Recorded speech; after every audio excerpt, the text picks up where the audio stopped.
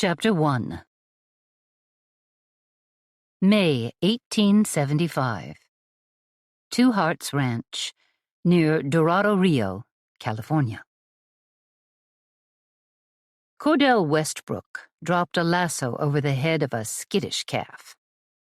It was springtime in California, and they were rushing to finish up with the branding at the ranch. And Cord was a cowboy. A genuine cowboy. At last. Grinning, he leapt off his horse, landing next to the balding calf. He flipped it onto its side, hog-tied it, and held the animal still while Josh Hart, his boss and friend, made quick work of branding the little heifer. The poor little heifer. But Josh was fast, and Cord had gotten mighty good at this. He untied the critter's feet, while Josh freed the lasso from around its neck and let the calf run off to an outraged mama, to be nuzzled and fed and comforted. "That's the last one," Josh said.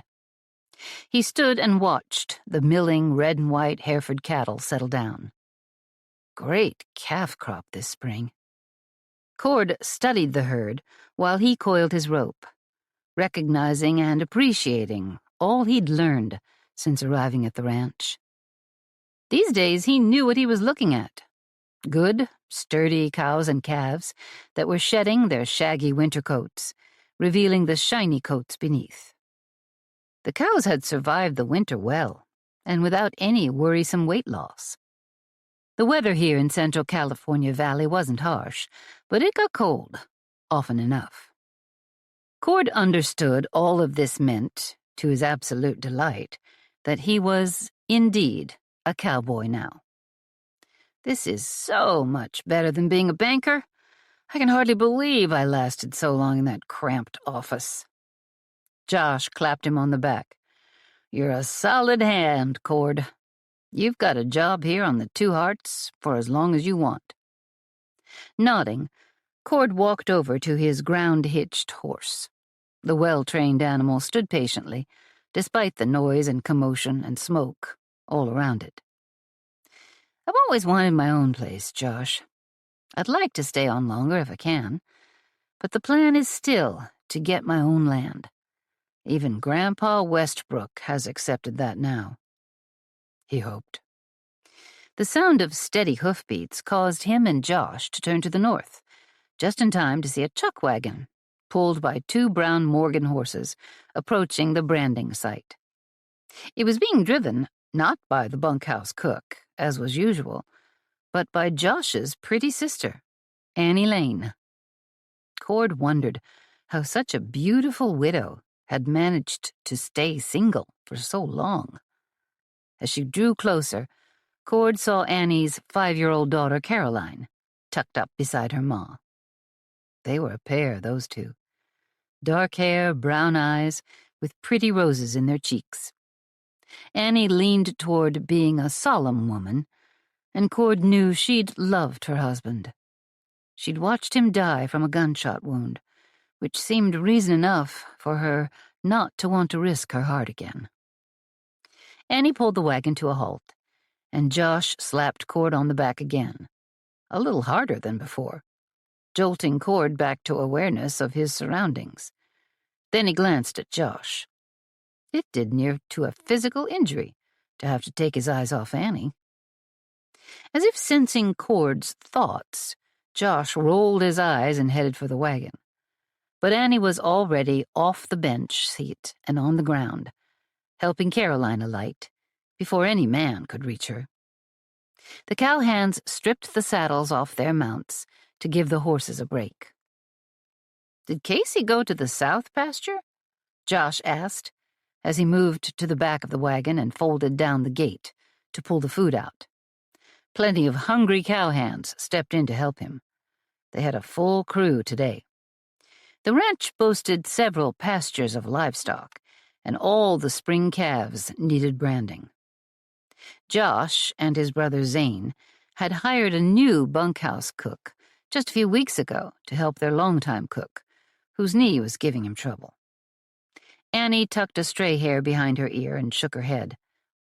Neb went south, so Casey got pulled into helping make lunch for the orphanage and school, and Tilda had an extra long morning class because whatever she hit on teaching today kept the whole class enthralled. Your wife has a rare gift for teaching. She does indeed. Josh smiled as he mentioned Tilda, his wife of less than a year. I like sitting in on her classes too, but I don't get much chance. He leaned down and kissed his sister on the cheek. Thanks for bringing our food. We just got done with this pasture, so you timed it perfectly. We're all starving. Suddenly, a strange rumble had all the men stepping away from the wagon, most with their food already in hand. It was an earthquake, normal enough in California, and nothing to worry about if it was a small one. And with no roof overhead to collapse on them, they just had to wait it out. Then the shaking turned rougher than any Cord had felt before. Yet the men kept eating, legs spread wide for better balance. It seemed nothing was to disturb lunchtime. I hope they got the children outside back at the ranch. Annie drew Caroline close. I'm sure they did, Josh reassured her. Zane stayed around today since Tilda's pa is coming out. I don't like it when there's no one to watch him. Though he's turned into a man Tilda and I trust. Mostly. Josh hadn't settled into having a father-in-law close at hand, especially a meddling father-in-law who Tilda, raised as an orphan, hadn't known existed until last fall. The shaking worsened, and Annie pulled Caroline tight against her body. The earth rolled in a way unlike anything Cord had seen before, and he'd grown up in California. Look at that! The ground's moving like waves. Everyone turned to stare at an incoming ripple. Then came a deeper rumble, and a crack appeared in the ground. Step back! Cord rushed to Annie's side to pull her away from the oncoming rupture, but he was too late. A crevasse appeared right between Annie's feet. Annie screamed and jumped toward Cord, losing her tight grip on Caroline. Fortunately, Josh was there and grabbed his niece, who shrieked in terror. The ground collapsed under Cord as he caught hold of Annie, a narrow slit that kept widening. Cord clawed at the edge of the crack with one hand and held onto Annie with the other, as she plunged downward. Mustering all his effort, Cord managed to push Annie up and out of the crack, even as he slid deeper. Someone grabbed hold of his hand, and then a whole crew had him. They dragged him out of the collapsing ground and well away from where he'd been falling. Yet still the shaking and rumbling went on, causing the men who had him to fall as they scrambled backward. With an awful creak, the chuck wagon sank into the widening crack. Cord took one look at the vanishing wagon and hollered. Josh sprang into action, passing Caroline to their foreman, Shad, then pulling a knife. He dashed over to the horses and slashed the reins, setting loose the Morgans before the ground could swallow them up. Cord rolled onto one elbow, got to his feet, and caught the terrified horses' reins. Quickly, Cord began to lead them away when the earthquake tossed him to the ground again. Somehow he held on to the horses as they dragged him along, Cord clinging to the reins more out of instinct than anything else. Finally, the pair halted. Everywhere, men were sprawled on the ground. The sound of thundering hoofbeats alerted Cord and the others to the cows and horses charging away from the crack that was swallowing the still smoldering fire, along with a couple of the Two Hearts branding irons. At last, the shaking stopped. Shad brought Caroline to Annie, who remained sitting on the ground. She hugged her terrified, sobbing daughter, soothing her with quiet, shushing sounds. "We've got to get back to the ranch. There'll be damage." Josh looked around, then began snapping orders, rattling off 4 names. "You 4 are lightest. Ride the Morgans, double, back to the ranch house, rounding up enough horses for the rest of us, wherever you can find them. One of you can bring them to us. The others should stay and help at the ranch. There may be injuries. In the meantime, we'll start walking home, as fast as we can." Cord thought of Brody Mackenzie, who'd gone back east to partner with a doctor he was indebted to. It'd sure be nice to have a doctor around the place right now. The doctor in the nearest town, Dorado Rio, would be needed there. That left them with Zane's wife, Michelle. While she was a knowing woman, she had a baby to tend. And, of course, she was no doctor. Cord could only hope and pray there were no serious injuries. The 4 cowhands rode off for home. Before they'd gone far, the ground trembled again, this time less violently. Even so, they all froze and swayed, looking in all directions for a dangerous new split in the earth. The powerful aftershock stopped soon enough, and they hoisted their saddles and slung them over their shoulders. They'd stripped the leather off most of the horses and left them grazing, and now they had saddles to carry. They grabbed up the remaining branding irons and bridles, all that was left after the earth had swallowed their things. They set off on foot toward home. They were miles from the ranch house, and Cord sure hoped they didn't have to walk the whole way. But, considering what they'd just endured, and the possible chaos they might find when they arrived at home, he felt grateful to be in one piece. Annie made Caroline walk, though her instincts told her to carry her daughter. But they had a long way to go, and Caroline was getting heavy. At least, she was finally calming down. Of the 8 of them left to walk, Caroline was probably the most tireless, judging by her little girl's constant motion all day, every day. Occasional aftershocks, small tremors in the ground, kept them all on edge. They hadn't gone far when Bo, one of their cowhands, came trotting back while leading 3 horses. "I'll bring more if I can find them. We saw a couple ahead of us still running and heading for the barn. Shad and I left our riders behind so that I could get back to you fast, and he had a chance of catching more horses." "Annie," Josh said, saddling the closest horse, as Bo rode off. "Those of us who can ride should go on ahead. There'll be work to do back there." Annie nodded. There would be work for her, too. But if buildings had collapsed, a lot of it would be heavy work, and the men needed to get on with it. Josh jabbed a finger at 5 of the men. "You're with me. We'll all ride double. Cord, that leaves you out here with Annie and Caroline. More horses will be coming soon." Josh galloped away, with all the men except Cord. They walked briskly along, Cord toting his saddle and bridle. "Do you think he picked me to stay behind because he knows I'm still the most useless of his cowhands?" Annie surprised herself by laughing. Not much made her laugh since Todd had died. "And he left me behind for the same reason." Cord turned to her and smiled. "I'd say you're doing a decent job," she said.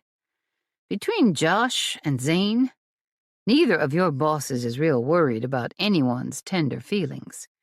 If you were bad at your job, you'd know it, by the way they tore the hide off you." "You know, you're right, because they've done it a few times, including with kids from the orphanage who want to do ranch work.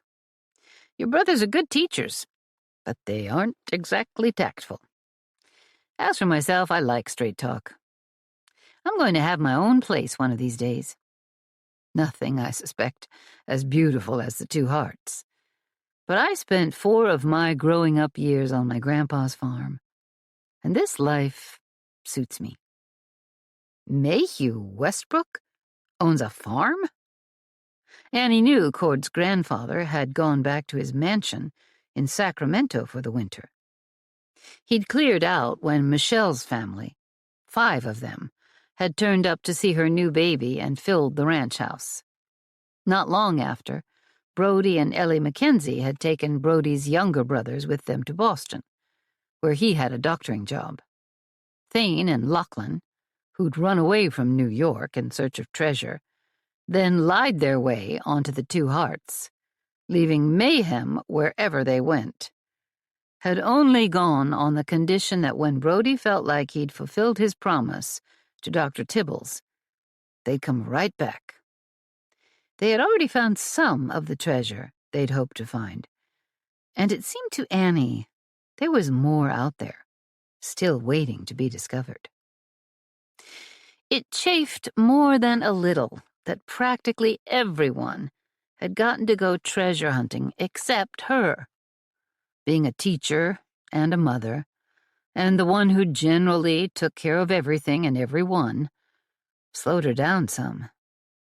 But a treasure hunt sounded like fun, and Annie wouldn't mind being a part of it. Grandpa Westbrook? Farming? Cord laughed and shook his head.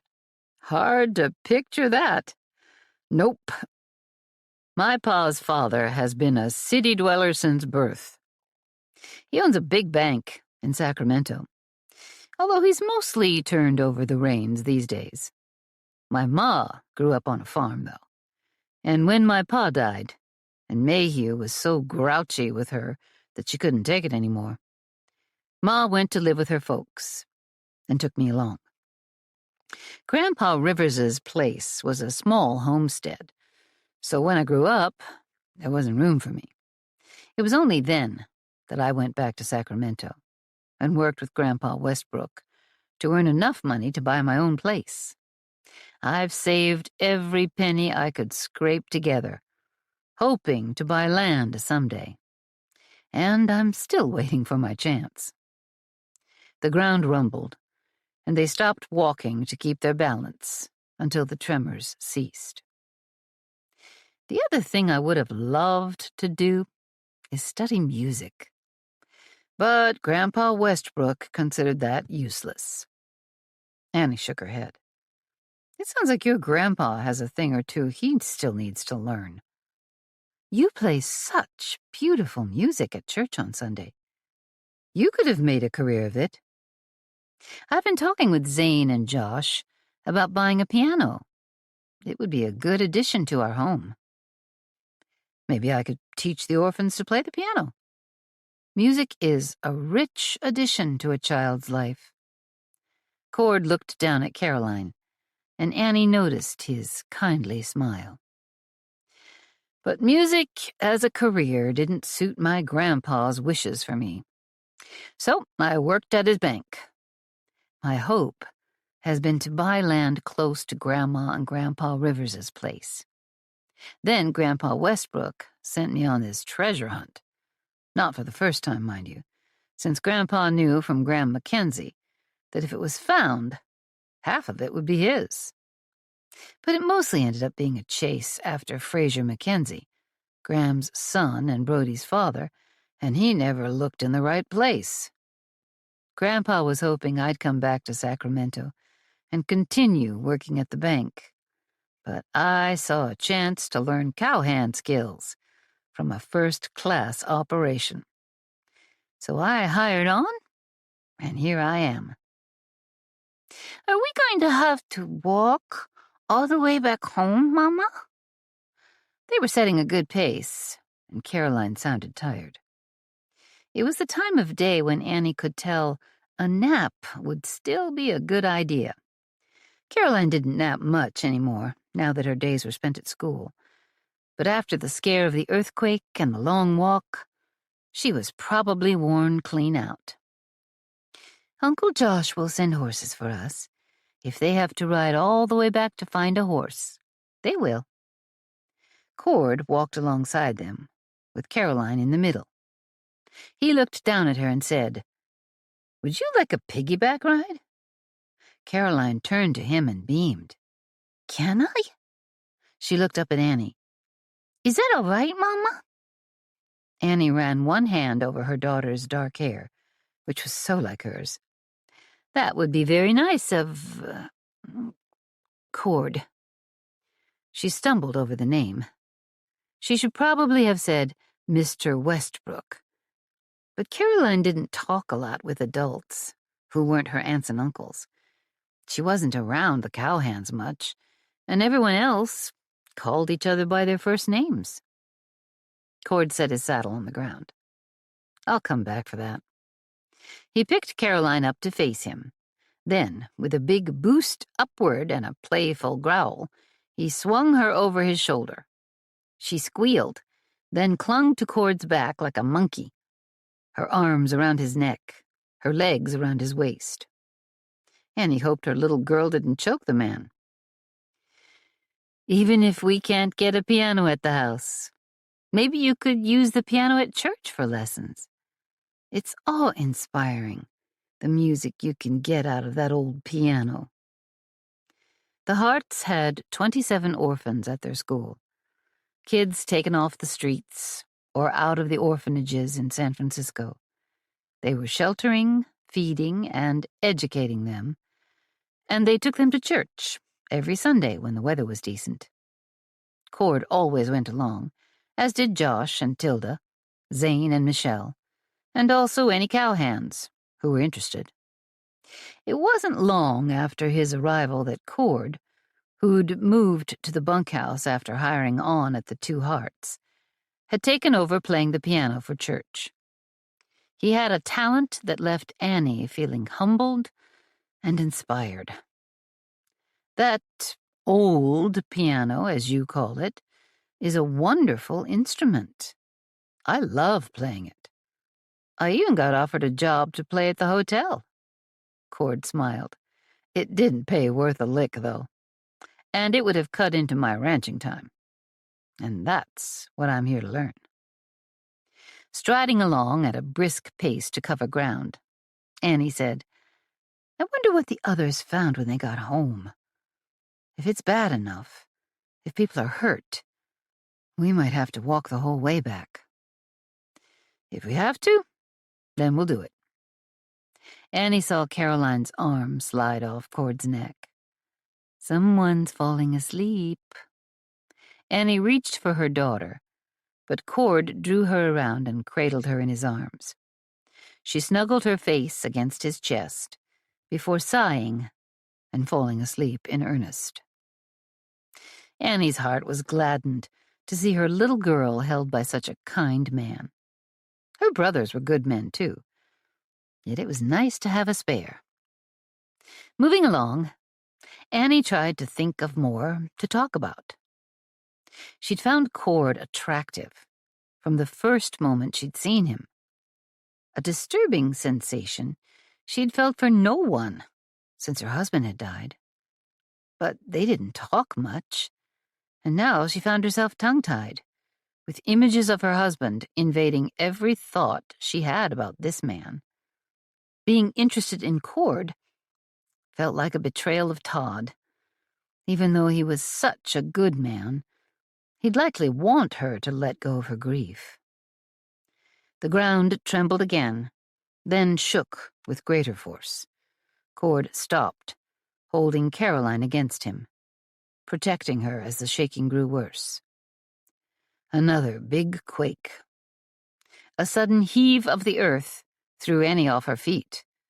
Cord dropped down beside her, as if to steady himself and keep from falling, when he carried precious cargo. "Be ready to move if the ground starts to give way." Cord didn't need to say that, because this time Annie was ready. But she liked knowing he was always thinking of what to do next. At last the earth stilled. The two of them sat side by side on the ground, and Annie turned to check on her little girl. "I can't believe she slept through that." When awake, she's always moving and talking, running and climbing whatever she can find to climb. But when she sleeps, she's out, and nothing much can bother that girl. Cord ran a hand over the straggles of hair that had escaped Caroline's braid. She's sure a pretty little thing. She looks like you. He raised his eyes and locked them on her. For a long moment, Annie enjoyed what he hadn't exactly said. A pretty little thing that looked like her meant that he thought she was pretty. Her brown eyes met his blue ones, and the gaze held, then held some more. It's been a long time since... She stopped. The words he'd implied had touched a place in her heart, a place she'd thought had died with her husband. She clenched her jaw to keep from saying something stupid, and right now, she could only think of stupid things. Then, with Caroline still in his arms, Cord leaned forward, slowly but steadily, almost as if he were going to... The drum of hoofbeats jerked them apart, and they'd been much too close. Annie scrambled to her feet. Cord stood only a bit more slowly than she, careful not to jostle Caroline, then wheeled to face the oncoming horse, which wasn't yet in sight, thank heavens. Quickly he started walking again, faster than ever. Josh rounded a jumble of rocks. He was leading 2 horses, one saddled. I left my saddle back a ways so I could carry Caroline. I'll get it. Josh rode on and was back fast. Annie swung up onto her horse. Josh took Caroline so that Cord could mount up, and they all rode for home. Josh, what? Annie started to speak and found her voice was a little hoarse. So she cleared her throat. Almost, but not quite, clearing her head, too. What did you find back home? Chapter 2. Brody, Ellie, Thane, and Locke Mackenzie dismounted after riding rented horses into the ranch yard. The ground started shaking before they could lead their horses into the barn. The plan was to get someone to return the horses to town without delay. If no one was available to do that, then they'd just unsaddle the critters and turn them out to pasture. Brody was in no mood to ride to Dorado Rio to take the horses back, not if that meant returning on foot. It had been a long, cold winter out east. He'd done the work he felt was fair, to repay Dr. Tibbles, and a new partner had been found to take Brody's place. Brody's work in Boston was done, and he had finally come home. For good. And now, he was experiencing his first big earthquake. Brody looked wide-eyed at his wife of less than a year, who seemed unfazed by the shaking. Brody and his brothers had gone through a few mild earthquakes in their brief time in California, but they hadn't gotten used to the whole world shaking. Ellie, however, had grown up with them. She merely widened her stance a bit for balance, to wait it out. Then the shaking grew more violent, and Ellie looked around, alarmed. Brody saw the doors of the orphanage fly open, and all the children come streaming out, heading for an open spot away from the building, next to Tilda, and a man Brody didn't know, a man wearing an apron. Brody caught one of Ellie's hands and held on, as the earthquake kept getting worse. Cowhands, including Zane, Ellie's older brother, hurried out of the barns and sheds, and Michelle exited the ranch house, carrying her baby. 7-month-old Leah Suzanne was sitting upright in her arms, looking around, perfect wisps of dark curls on her head. Gretel followed right after Michelle, a toddler in her arms, with another hanging onto her skirts. Brody noticed her very round belly, indicating a new life would be joining them soon. He thought of Ellie and corrected that. 2 new lives. Unlike him, everyone seemed very matter-of-fact. Most of these folks were lifelong Californians. They knew they needed to get outside during a rough earthquake, in case any buildings collapsed. Zane led several cowhands into the barn, and together they led the horses out into the corral. Then a scream switched Brody from watching into action, and a thunderous sound like that of a falling building set him to running. He took off in the direction of his doctor's office, barely aware he had his doctor's bag in hand. After a shout to Michelle, Ellie was coming fast at his side. At the end of a row of buildings, a house had collapsed. Harriet Sears lived there with her husband Beau, and a baby, not yet a year old. A baby Brody had delivered. "Did they get out?" Brody shouted at the small crowd already gathered near the collapsed house. "No," said Nora, "and I can hear the baby crying." The ground still shook as Nora, Harriet's sister, shoved the toddler she held into someone's arms and rushed for the house, its front door blocked by debris. "Wait!" Brody sprinted toward Nora and reached her, just as she began tearing at the jumble of fallen wood planks behind the door. He caught Nora around the waist and tugged her away. "Stay back. I'll go through the window around the back. We can't get inside this way." Nora, her eyes shining with tears, nodded and stepped back. Brody heard wailing coming from the collapsed house.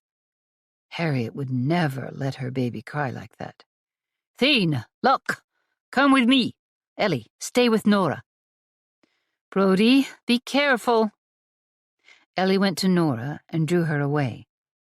He didn't trust the frantic woman to control herself, not when her sister was trapped in the damaged building. He sprinted around the house and found a window. Its shutters were tightly closed. Brody kicked at the window. The sturdy shutters rattled, but held. It took 2 more kicks before the latch gave way and the shutters cracked open. The earthquake took a sudden, violent turn, knocking Brody and his brothers, now at his side, off their feet. Brody lunged to his feet, then grabbed the window frame and hurled himself into the house. He charged toward the sound of crying and found Harriet pinned to the floor by a rafter, which had partly collapsed onto her chest and neck. She lay there unconscious and bleeding, though Brody couldn't yet tell from what wounds. He scooped up the baby in the nearby cradle and handed the infant to his younger brother, Locke, who was there with Thane. "Locke, get the baby outside, now." As Locke hurried away with the child, Thane began lifting the heavy rafter off of Harriet's chest. It was then Brody heard another timber snap. Brody wasted no time in sweeping Harriet into his arms. While he did so, debris fell from the ceiling, striking him on the back. He staggered under the blow, but it didn't knock him down. The whole roof was caving in. "Out! We've got to get out of here!" Somehow, he made it out of the room with Harriet, even as the shattered roof rained wooden shingles down on them. Thane led the way to the back window they'd come in through. After Thane clambered outside, he turned and plucked Harriet out of Brody's arms, while more debris came down around them. The earthquake continued, wreaking destruction. Once outside, Brody rushed around to the front of the house, close on Thane's heels, just as the back wall of the house fell outward. He emerged from the choking dust and wreckage to find Nora, crying out with relief, Harriet's baby already in her arms. Ellie rushed to Thane's side, who knelt and laid Harriet gently on the ground. Then the shaking finally stopped. "Do you have many earthquakes this bad?" Locke had the baby again. Nora's two had fussed enough that she had to attend to them. Nora tore her eyes from Harriet, who was still unconscious, and looked anxiously at Ellie. "I've been here just a bit longer than you, Locke. I've never felt one shake so hard." "I was born here," Ellie said. "Except for 6 months in Boston, I've always been here, and I've never known such a strong quake." Harriet started writhing and clawing at her throat. "She can't breathe," said Brody, noticing her badly swollen throat. "Hold her still, Ellie. Thane, toss me my doctor's bag." Thane had the bag beside Brody in an instant. He looked up from Harriet's bleeding shoulder and arm to the others gathered there. "Don't anyone go inside the buildings. We can't trust them not to collapse." "Especially as there will be aftershocks," Ellie added. As if to prove her point, the ground shook again. Everyone froze and rode out the much smaller earthquake. Brody pulled a gleaming scalpel out of his doctor's bag. "I've got to open an airway." He reached for her throat with the wickedly sharp instrument. "Dr. Mackenzie, no!" Nora strode toward him. "Stay back. Thane, hold her back if you have to." Brody shot a look at his brother. "I know what I'm doing, Nora. Please don't interfere." Working quickly, Brody wiped Harriet's throat clean, then dusted it with carbolic acid. "Ellie, I have some clean cloths in the bag. They'll be bleeding once I start cutting, and I can't see what I'm doing if the wound fills with blood. Keep it wiped away." With the claws in hand, Ellie bent closer.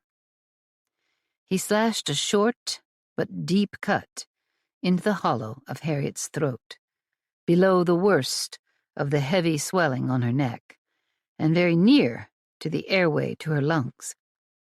Ellie dabbed at the flow of blood with the cloth.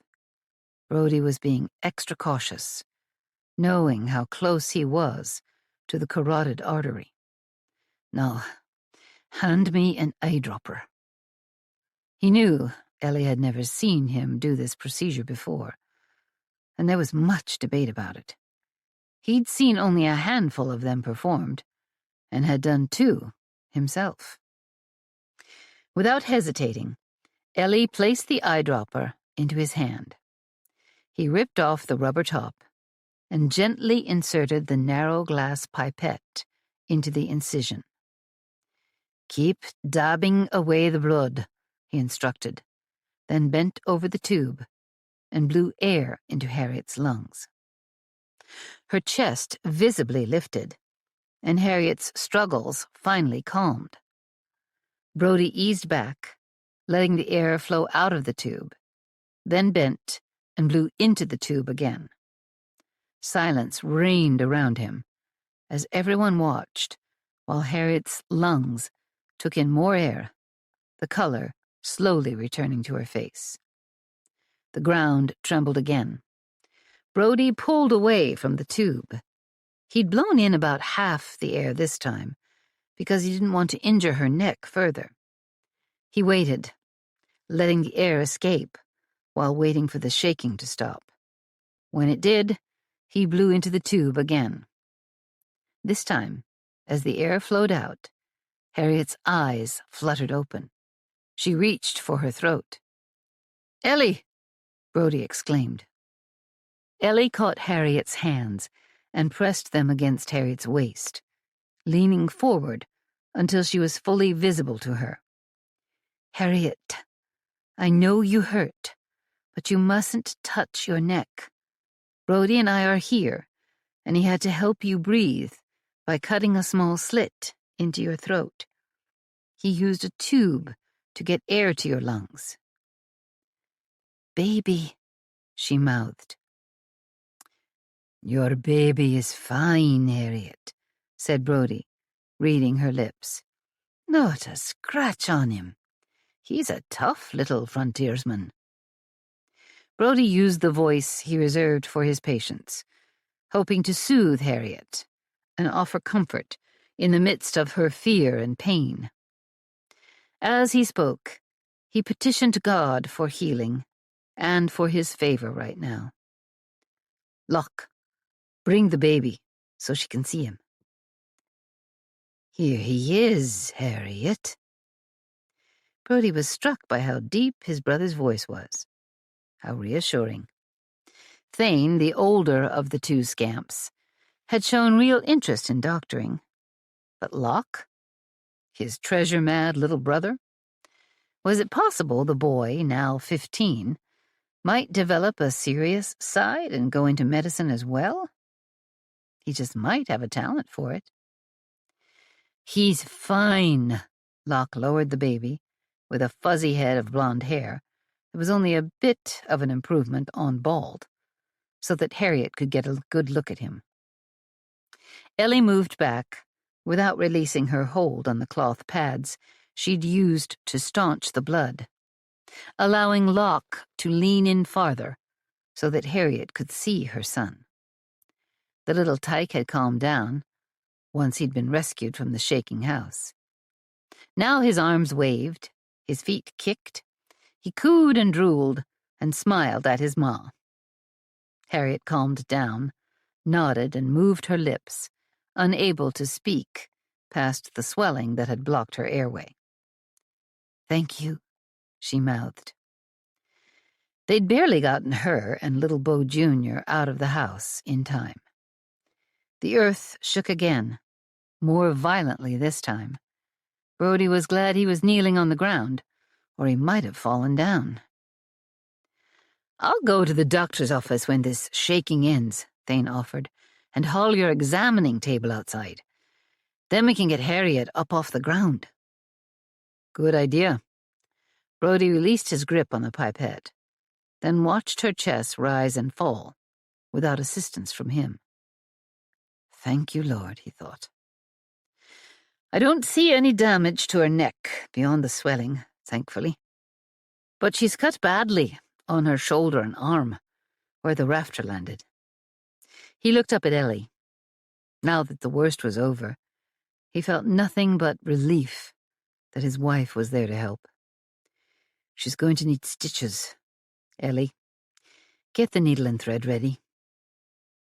Ellie went to work, preparing for the next step, as they waited for Thane to return from the doctor's office. Brodie smiled up at her with appreciation. She was the perfect partner for him. Thank you, he said. She gave him a firm nod and returned the smile. Let's get this done fast. Brodie lifted the cloth and saw that the bleeding from the surgery had slowed, but was still stubbornly oozing. Locke, could you hold the baby so she can see him? Harriet, please do your best to hold still while I stitch you up. Harriet gave him a weak smile, then focused on her baby, as Ellie presented the needle and thread to him. As Brodie reached for the cut, the ground trembled again, and everyone paused. It was then that Thane stepped out of the doctor's office, pulling the bed-like examining table toward them. One of the cowhands, an orphan who wanted to learn how to do ranch work, rushed over once the trembling stopped. What can I do to help? The children are scared, and we've all been watching over them, but Zane sent me over to help. Thane shouted, Grab the other end of this bed. The young cowhand ran over to Thane and helped move the bed over to Brodie and Harriet. Is anyone else hurt here? The cowhand asked. Dr. Mackenzie is stitching up my sister, Nora said. She's seriously injured, but so far no one else is hurt. Are the children all right? Yep. We got everyone outside, and fortunately, no more buildings have collapsed. We're not letting anyone else go inside until these aftershocks slow down, and we've had a chance to look everything over and make sure it's safe. Brody motioned for the cowhand to come and assist him. Help me lift Harriet onto the bed. Thane, you and Ellie get on the other side. We'll lift her and move her forward. Mind that tube in the throat. The cowhand glanced at Harriet's bleeding neck and flinched, then moved to stand by Harriet's legs. Once everyone was in place, Brody said, "Very smooth now, on the count of 3. I don't want to jostle the tube." The 4 of them tucked their hands under Harriet. 1, 2, 3, lift. They lifted her in one easy move and settled her gently onto the bed. Brody checked the tube. She needs more stitches on her shoulder and arm. Locke, stay close with Bo Jr. Thane, she may need to be held still. Harriet, her eyes alert now, looked hard at Brody and gave him a small wave of her uninjured hand. He could tell she was determined to stay still, regardless of what lay ahead. Brody turned to the cowhand. Go check again, to see if anyone else needs a doctor. He studied the nasty gashes on Harriet's arm and shoulder, cleaned the wounds thoroughly, then took the threaded needle from Ellie and went to work. He wished he'd have gotten to the stitches before she regained consciousness. This was going to hurt. Brody loved this kind lady. She'd been a teacher and had accepted spinsterhood until she'd come west with a mission group that included her sister Nora and Zane's wife, Michelle. Now, she was a married woman with her first child as she neared the age of 40. Even with an infant to care for, she helped at the school whenever she was needed. And she did it with a cheerful attitude. All right, Harriet. Let's get you patched up. Keep your eyes on Bo now. Brody steadily and neatly put 8 stitches in her upper arm, then 15 more across the top of her shoulder. He tested the area for fear of a fractured collarbone, but it was intact. Ellie, you can bandage the wounds now. Brody took an assessing look at Harriet. Though she'd had her teeth clenched the whole time, she never flinched once from the needle's piercing. Yes, doctor, Ellie said, reaching for the bandages. His wife was the best nurse he could imagine. Brody addressed the group around him. If any women with children to tend find they've got a hand to spare, have them watch over Harriet and her baby. I need to check around to see if there are others with injuries. Brody's eyes met Ellie's, and she gave him a look that warmed his heart. He repacked his medical bag, then turned to leave, just as riders came galloping into the yard. Josh and Cord and the others, returning from their work on the range. After Brody finished up here at the ranch, he would ride to Dorado Rio to see if they needed his doctoring skills in town. They had their own doctor, of course, but he might need more help. This earthquake had been an especially bad one. Brody rushed away, heading first for the orphanage. Chapter 3. Cord had his horse running flat out for home, his head swimming with worry for Sacramento and Grandpa Westbrook. His ma and her parents, Grandma and Grandpa Rivers, lived south of California's capital city.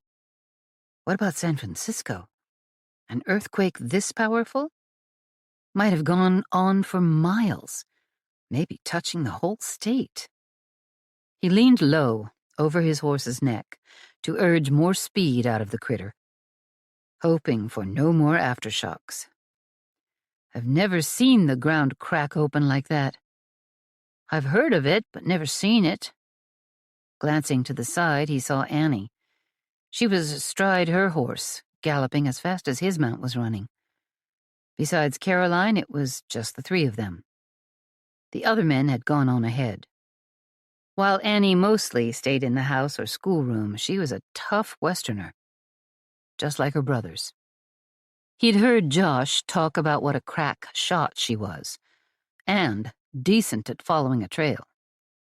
Then he remembered that he'd almost kissed her. All right, so she was unlike her brothers in some very significant ways. Slow down. Josh reined his horse to a walk, just as Cord realized the ground was shaking.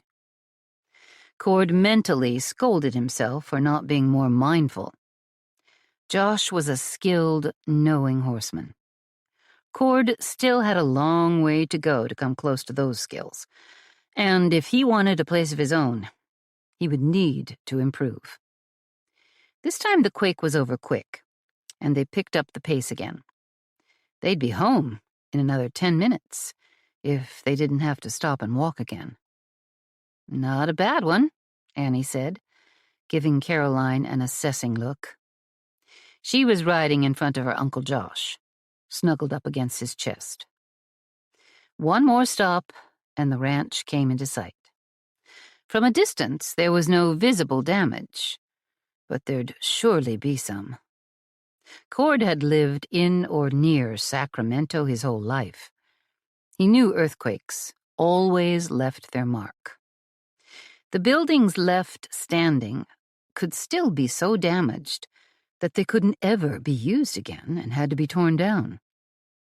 His time at Grandpa Westbrook's bank, working with the inspections people, had taught him a lot about earthquake damage. He'd be sure to go over all the buildings thoroughly. The horses were milling around in the corral. A Hereford cow calmly walked away from the buildings to the first patch of good grass and stopped to graze, her baby pressed up against her side. The little one looked skittish, and who could blame it? It settled in for a comforting nip of milk. Is that Brody? Annie pointed at the dark-haired man, carrying a doctor's bag, rushing toward the mob of children, being corralled in their own way. As expected, everyone was outside.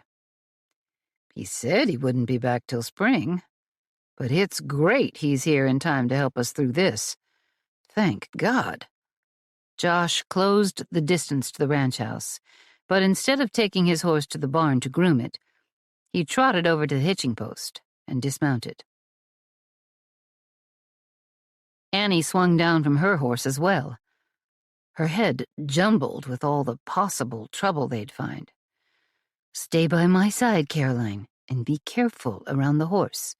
Get too close and it might step on your little toes. 5-year-old Caroline had lived on the ranch since birth. She knew about keeping her distance from the powerful hooves of horses and cattle. Her little girl was growing up fast. Josh and Cord made short work of stripping the leather from all 3 horses and shoeing them into the corral. Annie didn't wait for them. Good time for Brody to get here, though I hope no one needs doctoring. Caroline and I are going to see how the children are doing. She rushed toward the school building, holding Caroline's hand, while following in Brody's footsteps. The doctor quickly went from one child to the next to assess their condition. Meanwhile, Tilda told him which ones she suspected needed care, indicating a child here and there, though Brody no doubt wanted to check for himself. His expression said he was taking Tilda's words seriously. Annie reached them just as Ellie, her little sister, came running up. Ellie, you're home. A fine welcome we've arranged for you. Ellie had blood streaked down the front of her dress and on her hands. She'd noticed some blood on Brody, too. What happened? Harriet got hit by a falling rafter and had cuts to be sewn up. But she's awake and alert. She should be fine. Brody had to do some real doctoring. I'll tell you more later. Annie nodded. It looks like the children are going to be all right. Ellie took Annie's arm and gave it an affectionate squeeze. I'd better stick with Brody. She grinned. He gets to ordering people around when he's involved in doctoring. But I like helping him. Annie smiled back. Should I go help with Harriet? That's a good idea. She's outside, resting on the examination table, near what's left of her house. No one's going inside the buildings until we can be sure it's safe to do so. A lot of young children are there. Thane and Locke are out tending the herd of women and children, so you'd be a big help. Caroline can go with you. Annie and Ellie hadn't seen each other since Ellie had followed Brody to Boston last fall, but Annie knew from letters that there was a baby on the way. You look good, Ellie. I'm so glad you're here. They hugged, despite the blood. Then Ellie ran after her husband, while Annie and Caroline went to see Harriet. Seeing Ellie's devotion and respect for Brody had Annie remembering that for one moment she'd thought Cord was going to kiss her. What's more, she was going to let him. She hadn't kissed any man since her husband had died, nearly 3 years ago. Hadn't had such a thought, even. The grief and loss had left an ache in her heart that was so painful, she'd vowed she would never risk loving another man again. And it had never been difficult to stay true to that promise. They'd just gone through an earthquake. She was upset by it all. Cord had been so careful and sweet to carry her little girl when Annie didn't have the strength to do it. Strange things could happen to a woman when she was upset and grateful. Thank heavens Josh had shown up and put a stop to any nonsense that might have taken place, had he not come along. Annie rounded a building to see every cowhand's wife on the place, standing outside their row of homes, and looking rather bewildered. The women were gathered in front of Harriet's collapsed house. Many of them had a baby or two. Since Michelle had married Zane, they'd done some things differently on the Two Hearts, including offering any cowhand who wanted to marry and settle here his own cabin, with some space for a garden. They'd found that married men made for a steadier working crew, who tended not to wander off. As a rule, cowhands were known for having itchy feet. The noon meal was long past, and fussy babies whined in their mama's arms. Annie sighed, wondering what she could do to help. Then realized it was nap time, and no one could go inside. But it was a beautiful spring day, and there was a grassy stretch with young fruit trees just past the bunkhouse. A nice day to sit in the sun with a sleeping baby on your lap. She hated to see Harriet's house in ruins. Thankfully, though, it was the only house so badly damaged. Its roof caved in. Thane and Locke, the two boys, were hovering around Harriet, whose throat was all bandaged up. She was watching her baby, Beau Jr. Locke held the child up so that Harriet could see the little one was all right. The boys looked up at her. "What do you need, ma'am?" Thane asked.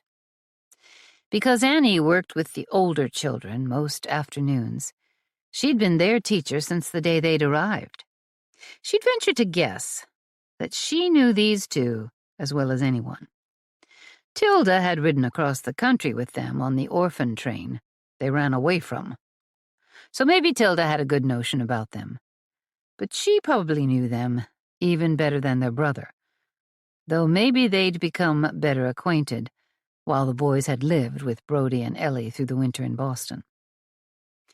Annie had been a witness to all their antics. She'd found all the gaping holes in their education and devoted herself to filling those gaps. While they were smart boys, they were utterly undisciplined. They had no qualms about lying to get themselves out of trouble, and they were obsessed with their grandfather's treasure map and the journal it was hidden in, sent from California to their mother and father back in New York City. But they seemed to be calm and helpful right now. "Can we move Harriet?" she asked them. "Brody said we can move her, if we're very careful of her throat." Thane explained about the surgery Brody had performed on Harriet, so that she could breathe freely. Annie shuddered to think of having to slit someone's throat to open their airway. "You both stay and watch Harriet, while I get the other women settled over by the orchard. Then I'll come back and hold the baby, while you carry her bed there to join the others." They nodded, serious looks on their faces. These two scallywags were long overdue for some sign of maturity. Right now, at least for this moment, they were behaving like fine, dependable young men. In really hard times, they could be counted on. She hoped. Cord staggered as he turned to the last building. They'd checked the rest, so he had an idea of what to look for. He was glad for the years working in Grandpa Westbrook's bank. He'd been among those sent out by the bank when someone wanted a loan to repair a damaged house. In some cases, a building was too damaged to save, or the repairs were too costly. He'd heard once that California averaged 500 earthquakes a year. He didn't experience that many himself, of course, but most of the ones he did were so small that they barely caught his attention before they were over. Not this one. In full darkness, he approached Michelle's laboratory, the final building. Since no one was going to sleep in it, he felt no urgency to inspect it tonight, especially with only the light of a lantern. He would have put off even stopping by the place, except the door was ajar. Michelle usually kept it locked. It must have been broken open by the quake.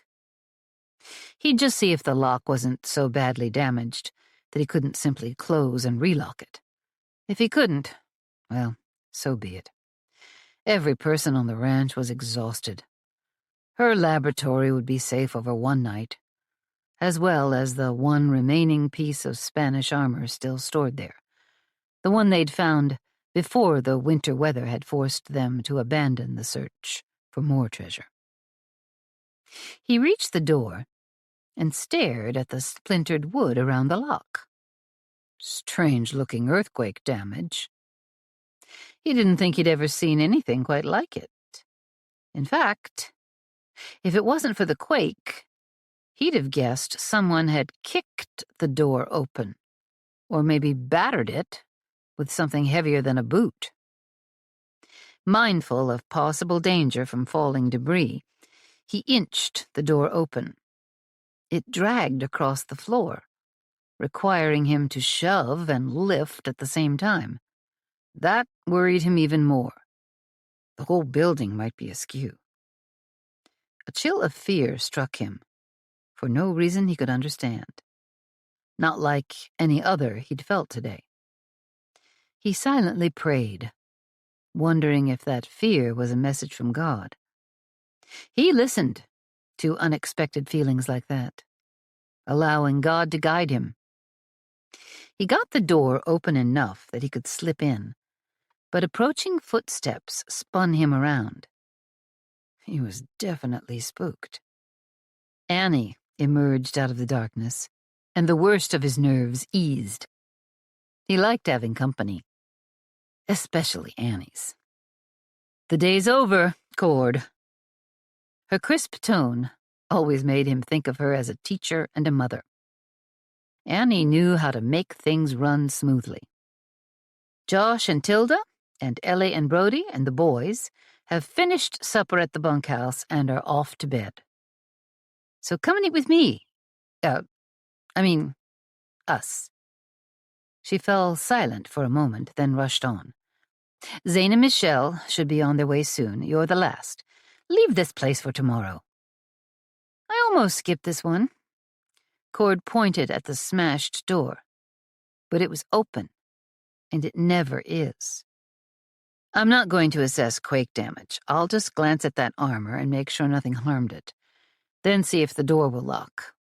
You should stay outside, though, just in case the building is on the verge of collapse. Budging the door farther open was tough. Make it quick. I'll wait out here. She crossed her arms as if annoyed at anyone who thought they knew better than she did.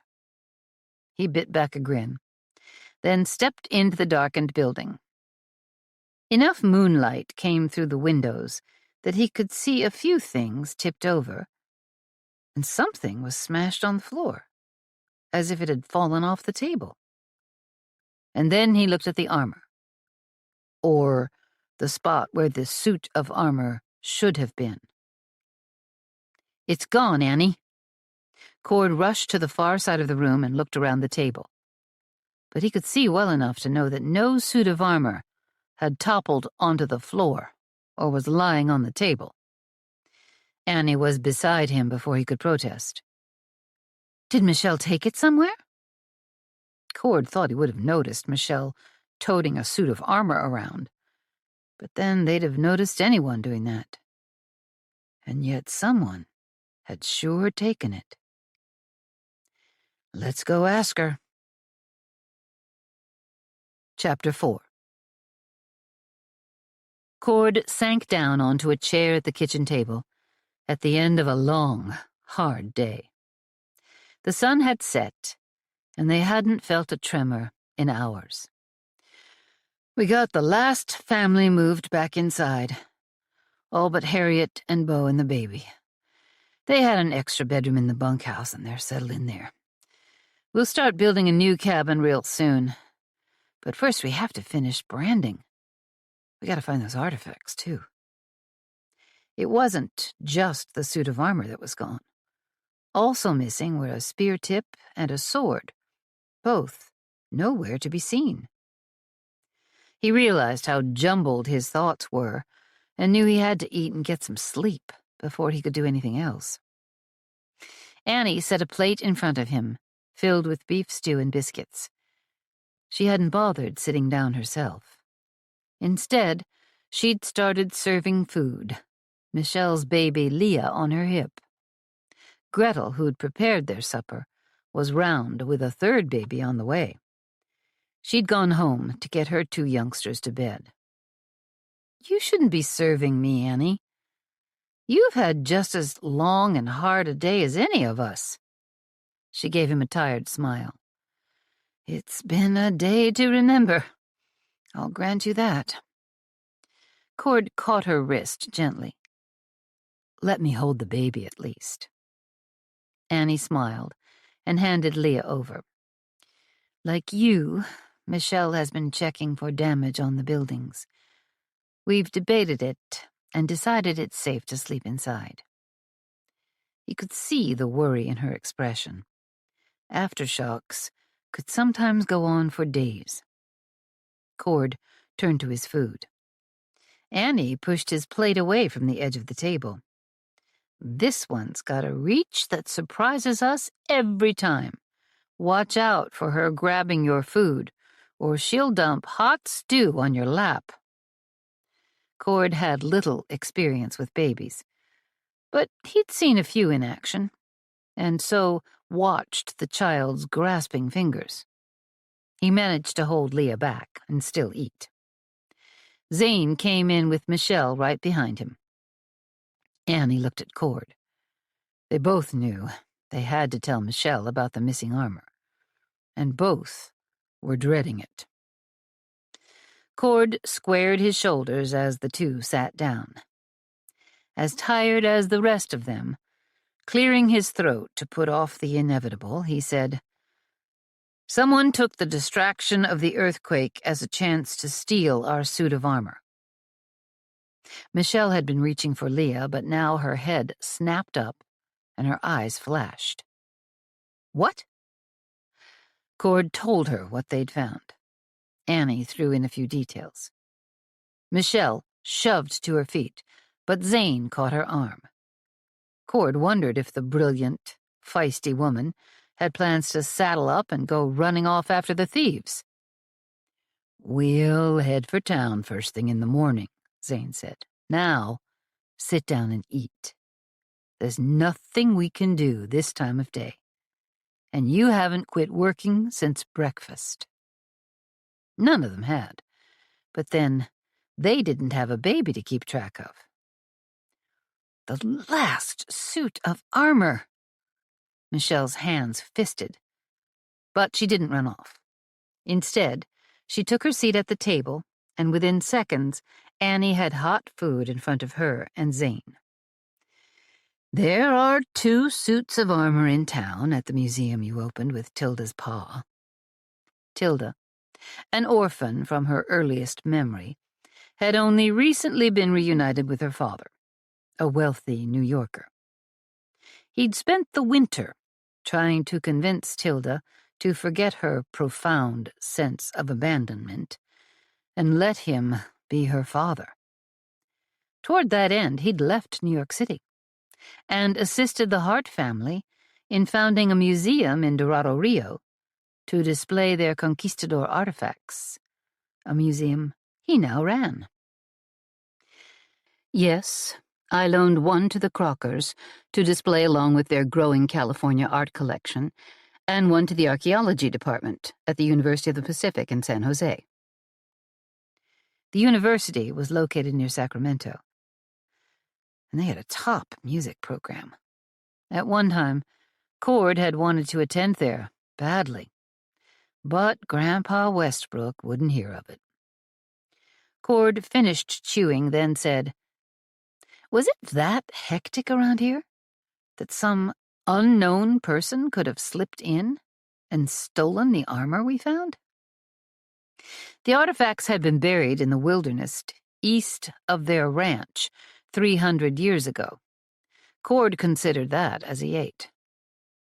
They'd found the 5 suits of armor by following Graham Mackenzie's map, one sent to Brody's pa 30 years ago, when he'd found treasure. Grandpa Mackenzie then died before he could move his family west. One of his cryptic notes was that he'd send a second map to Cord's Grandpa Westbrook. That second map would lead searchers on past the place they'd found the armor. Another note said Graham had gathered all the gold. That lack of gold, combined with the winter weather keeping them away from the area covered by the rest of the map, had calmed Thane and Locke down enough that they were willing to spend the winter in Boston with their big brother Brody. Now they were back in California. The winter had passed, and the treasure hunt was back on.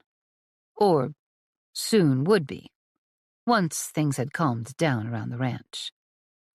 The absence, so far, of the gold hoard Thane and Locke had conjured in their treasure-feverish imaginations wasn't enough to dampen the boys' enthusiasm. And they had found the suits of armor. True treasure, if Tilda, Josh's historically wise wife, was to be believed. Tilda and Michelle had created the museum in Dorado, Rio. Michelle, who was well connected in the state, had approached some scholars of history at the University of the Pacific, where Ellie had gone to college, shortly after the university had opened its doors to women. Michelle had invited the scholars to come and research the armor, and other things they'd found. Those men had been in and out of the museum in town, and at the Two Hearts, all winter. But they were well-respected scholars, not thieves. Professor Hardy, the most enthused of those scholars, was expected back any time. He'd pushed hard to take all the armor back to the university, and he was a gruff man on his best day. He wasn't going to like this news. Yet the artifacts still belonged to Brody and his family. And since he'd married into the Hart family, the Harts had been included in that ownership. The family had been well paid for the loan. They'd kept the fifth and final suit of armor because Tilda, a history fanatic, and Michelle, who was curious about everything, said they wanted to study the suit themselves. Michelle chewed, swallowed, and said, "It was absolute chaos around here with the earthquake. But no one could have planned to take advantage of that. It was either a crime of opportunity, someone from our ranch realized in the middle of the turmoil that they could get away with the armor, or it was a pre-planned crime by an outsider, or one of our own, that was made infinitely easier because of the earthquake. And if it's a stranger," Annie said, "we should have noticed him. If it's one of our own, wouldn't they have taken the armor and run? In which case, someone should be missing. Or," Michelle said with narrowed eyes, "they stole the armor and hid it, with plans to get it later, when their absence wouldn't be so noticeable." Cord sighed. "That's a lot of possible scenarios. And we don't have any clear suspects. How are we going to find that armor?" He wished Brody and Tilda were there, but they had turned in for the night. He didn't think anyone would be more upset about what had happened than Thane and Locke. The thought that they might be harboring a thief right here at the ranch would have stopped Cord from eating altogether if he hadn't been outright starving. "Does Brody know?" Zane asked between bites of the savory stew. "No," Cord replied.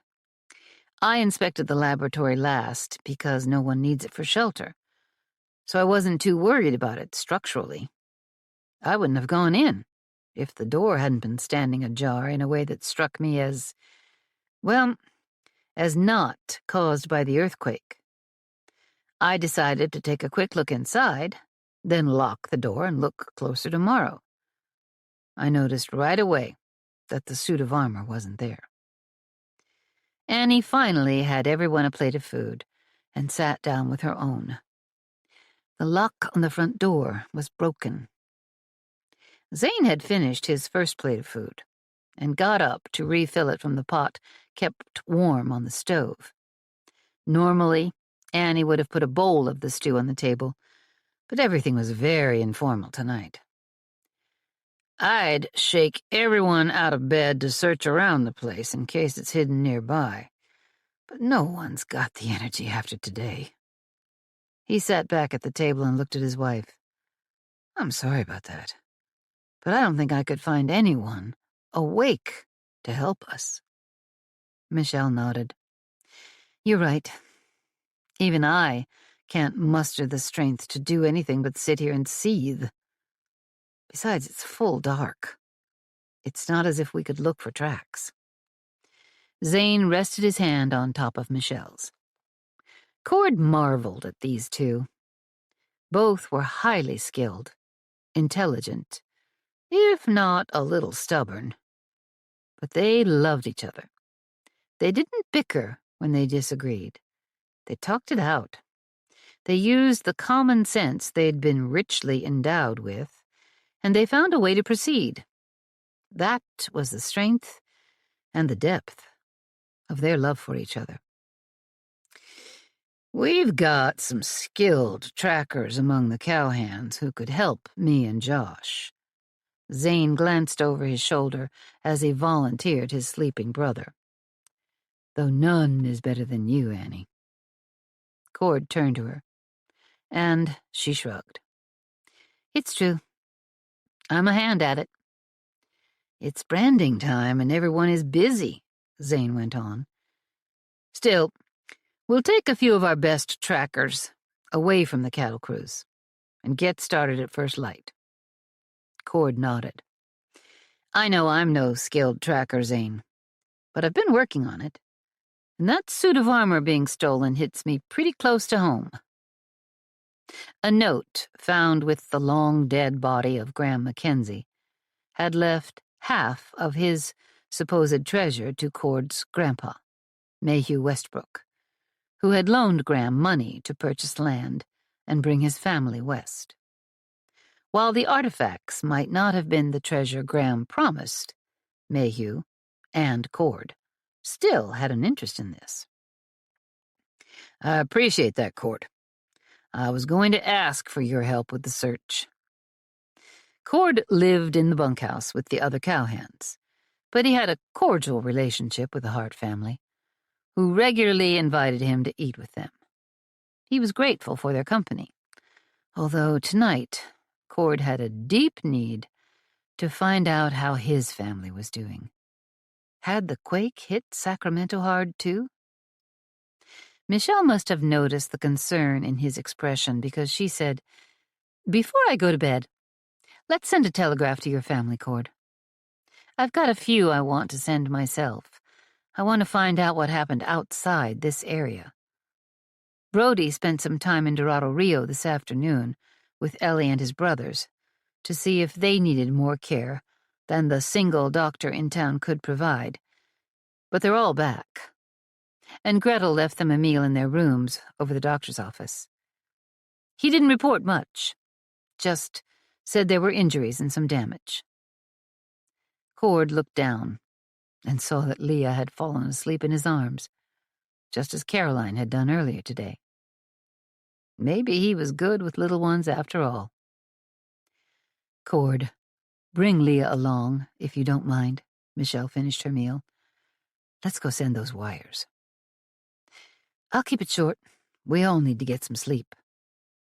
Cord ate the last of his supper. Then, cradling Leah in his arms, he followed Michelle to the study, where the family had a telegraph wire come right into the house. He saw Annie start to clean up the kitchen and sped up a bit to send his wire. If he hurried, he could help tidy up and not leave it all to her. And spend a few more minutes with her besides. Then he noticed Zane gathering up dirty plates and saw that Annie wasn't on her own. Regardless, Cord hurried anyway. Chapter 5. There are 2 sets of tracks. Josh jabbed a finger at the tracks they'd found, just a bit back into a small grove of trees. They hid their horses here and carried the armor out on foot. Cord was riding with him in the early light of dawn. They'd taken the time to eat something, not knowing how long they might be searching for whoever had stolen the armor. Zane had hung back to repair the lock on the door of Michelle's laboratory. "I didn't see that spear tip last night." Cord had noticed the artifact just this morning, shoved up against the wall in the laboratory. Now he studied the tracks, knowing a good tracker could tell more than just that a horse had stood here, then walked on. They could judge the weight of the rider, the size of the horse, lots of things. Josh was fond of saying that he could read a trail like the written word. He called it reading sign. Cord couldn't see things quite that clearly, but then he wasn't done learning yet, and he admitted he probably never would be. Josh paused to tug the kerchief off his neck and tied it around a branch, a signal to Zane that he wouldn't miss. Zane should pick up the trail too, but this might speed things up some. Josh set out then, and Cord fell in beside him. Michelle had taken a couple of cowhands and ridden to Dorado Rio to see if they'd had trouble at the museum in town. It seemed like it would be easier to snatch one of those suits of armor than to slink onto the 2 Harts. "Did the tracks tell you anything?" Cord asked. "My first reaction is that it's not one of our horses. We have a mark on the bottom of all our horseshoes." Josh pulled up and pointed behind him. Cord studied the track for a long while. Josh waited, not telling him what to look for. "It's your brand." The two hearts, lying on their side, touching at the point of the hearts like a sideways number 8. Yep. It's easy enough to mark the shoes, when we make 'em. Pa started it up long ago. He said the horses sometimes wandered back when he was still building, and he'd let them out to graze like we do the cattle. The horses were branded, but we had neighbors whose horses wandered, too, and you couldn't see the brand until you saw the horse. This way, you wouldn't spend time tracking your neighbor's horses. I like the idea. Is that a common practice? Josh shrugged. Around here, I think we're the only ones who do it. But the horses are better trained these days and know where home is, so they're not as likely to wander off. They rode along, the trail being easy enough to follow once Josh had found it. Cord continued to study the tracks, trying to glean information. Josh, his eyes fixed on the ground, said, "So, you like our Annie some, then?" Cord's head snapped up to look at Josh, who lifted his head and met Cord's eyes with his cold blue ones. Why? What did I do that brought on such a statement? Cord's mind rabbited around. Josh hadn't seen him and Annie together yesterday, sitting out an aftershock. Or had he? And anyway, nothing had happened. Even so, clearly, something had drawn Josh's notice. No man would be fool enough to be around such a fine woman as my sister and not like her. Cord narrowed his eyes.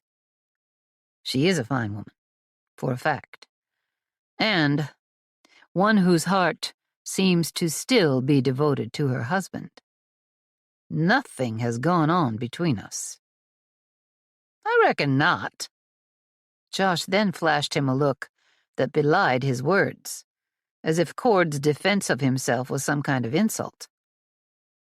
I believe in my sister's honor too completely to think it was otherwise. Still, you've got eyes, and sometimes they linger on her for a bit too long. It stung Cord a bit that Josh felt the need to warn him away from Annie. You're saying I need to stay away from her? He flat out asked. Is that what I'm saying? Josh gave a half smile, then went back to focusing on the tracks. A moment later, he urged his horse forward, ready to ride on. Cord quick reached out and grabbed Josh's arm. Josh twisted around in the saddle to face Cord, and the blazing blue glare was a reminder that Josh wasn't a man to be trifled with. He had the iron-hard muscles of a seasoned rancher who'd wrestled a living by breaking wild horses, roping ornery cattle, and working the land in all manner of weather. Cord swallowed hard, letting go of Josh's arm. Josh, you should know that I'll be leaving here soon. My plan is to stay until we've come to the end of my half of the treasure map. But I want to go and live closer to my family. My life isn't here, and Annie's is. Add to that, when I look at her, I see love for another man in her eyes. I see grief there still. She needs time to get past that before she could think of another man. And when that time comes, I'll be long gone. Josh nodded. Did she ever tell you that her husband Todd was murdered? Cord had heard as much, yet he knew few details of what had happened exactly. Who killed him? Someone burned their place to the ground. Todd, Annie, and Caroline took off on horseback, riding from their ranch for the Two Hearts, and while doing so, Todd was shot. By the time they arrived here, he'd taken 2 bullets in his gut. Caroline was on Annie's lap, and she had bullets in her leg and arm. Michelle got the bullets out of Todd's body, but he'd already lost a lot of blood. He died soon after, in Annie's arms. Cord let out a low whistle and shook his head slowly. Josh went on. So you're right. A wife needs time to get over something like that. I hadn't yet returned home from the sea when it happened, but I was here not long after. And my lively, bright-eyed big sister was replaced by someone quieter, bitterly hurt and saddened. I swear to you, Cord, I won't stand by and see her hurt again. And that's the danger, isn't it? Cord thought.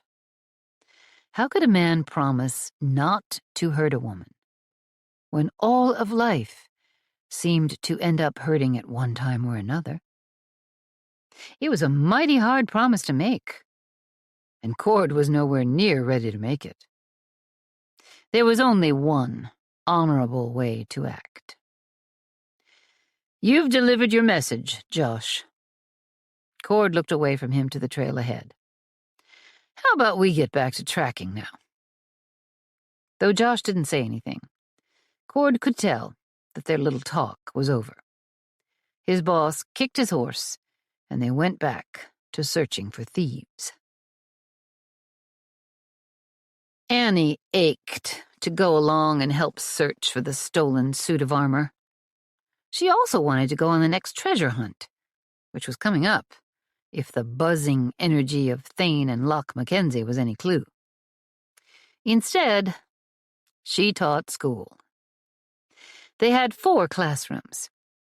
In the mornings, they divided the school into 4 groups: older girls, older boys, younger girls, younger boys, teaching the different groups general subjects like reading, writing, and arithmetic. In the afternoon, they focused on subjects beyond the basics. It had been Michelle's idea to bring out the strengths and interests of each child. Orphans who'd led hard lives. Michelle wanted to prepare them for a future full of promise. They offered several classes, including a history class taught by Tilda, who had a rare and fascinating way of talking about the past. Her classes were always crowded. Annie usually taught writing skills, hoping she'd inspire the children to want to further their education. Being a skilled writer could help with that. Michelle wanted their students to be prepared for the future and to find work that they'd enjoy, work that suited their intelligence and temperament. The Two Hearts School for Orphans was an idea that they'd begun 2 years ago. The younger children had time to improve, but the older ones, many of whom had spent a good portion of their childhood running the streets, had serious gaps in their education. The teachers had worked together to identify the gaps, then addressed those gaps by educating the students, hopefully preparing them for life on their own someday. They'd already had a few children leave school, bound for work and independent living. They'd trained 3 teachers, 2 of whom had married each other and remained at the Two Hearts School. The other had found a teaching job at Dorado Rio, but came out to the ranch regularly to visit with her friends. 2 of the young men had been eager to learn cowboy skills and had taken a job on the ranch. 2 others had been hired on at Stiles Lumber. One was a lumberjack, while the other got a job working at the sawmill.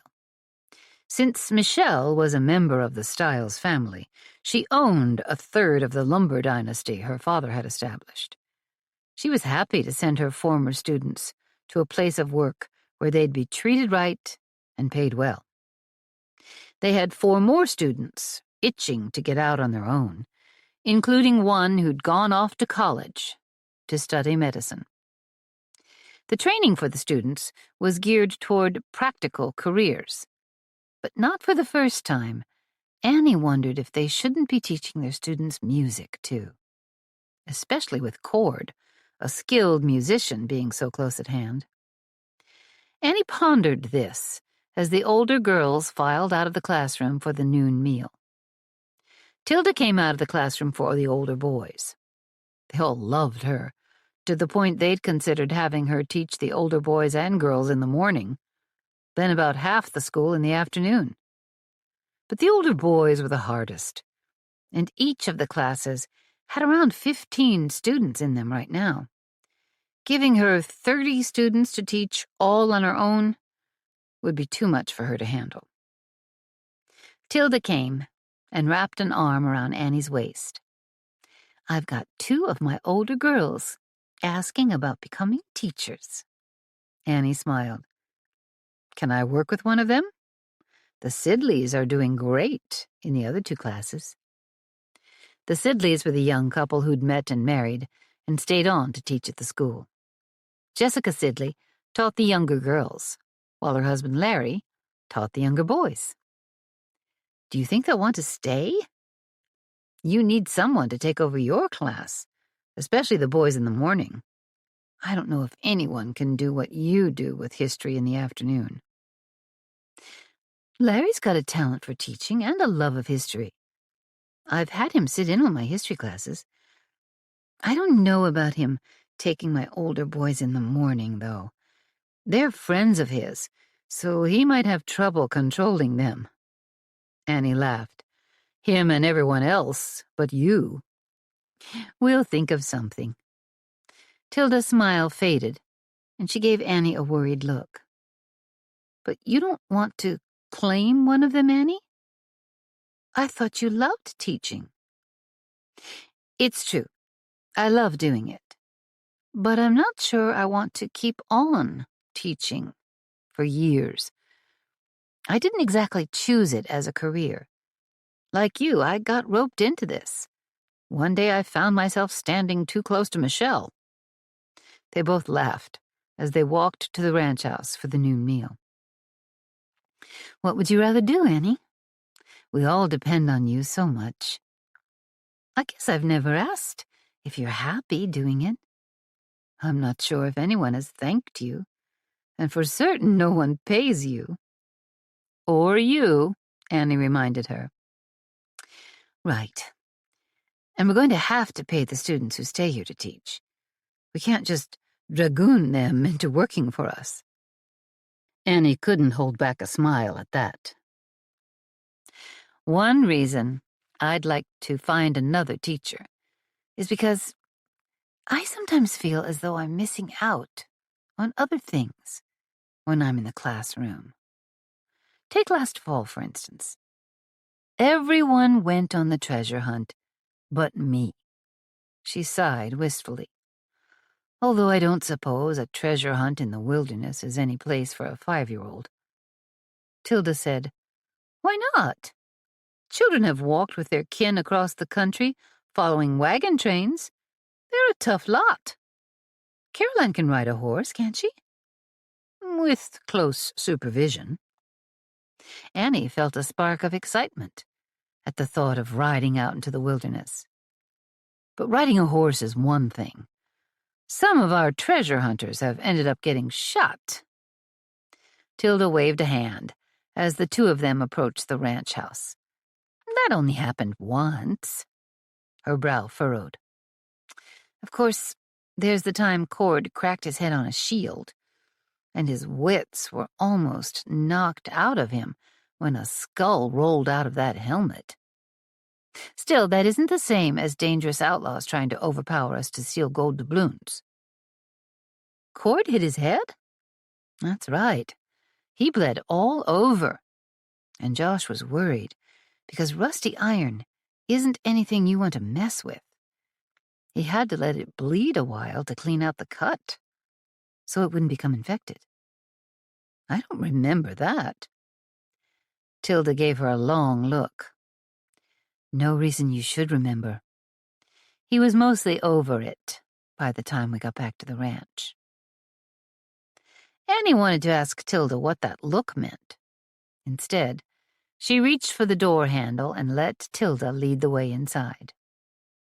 Michelle was busy setting the table with Leah on her hip.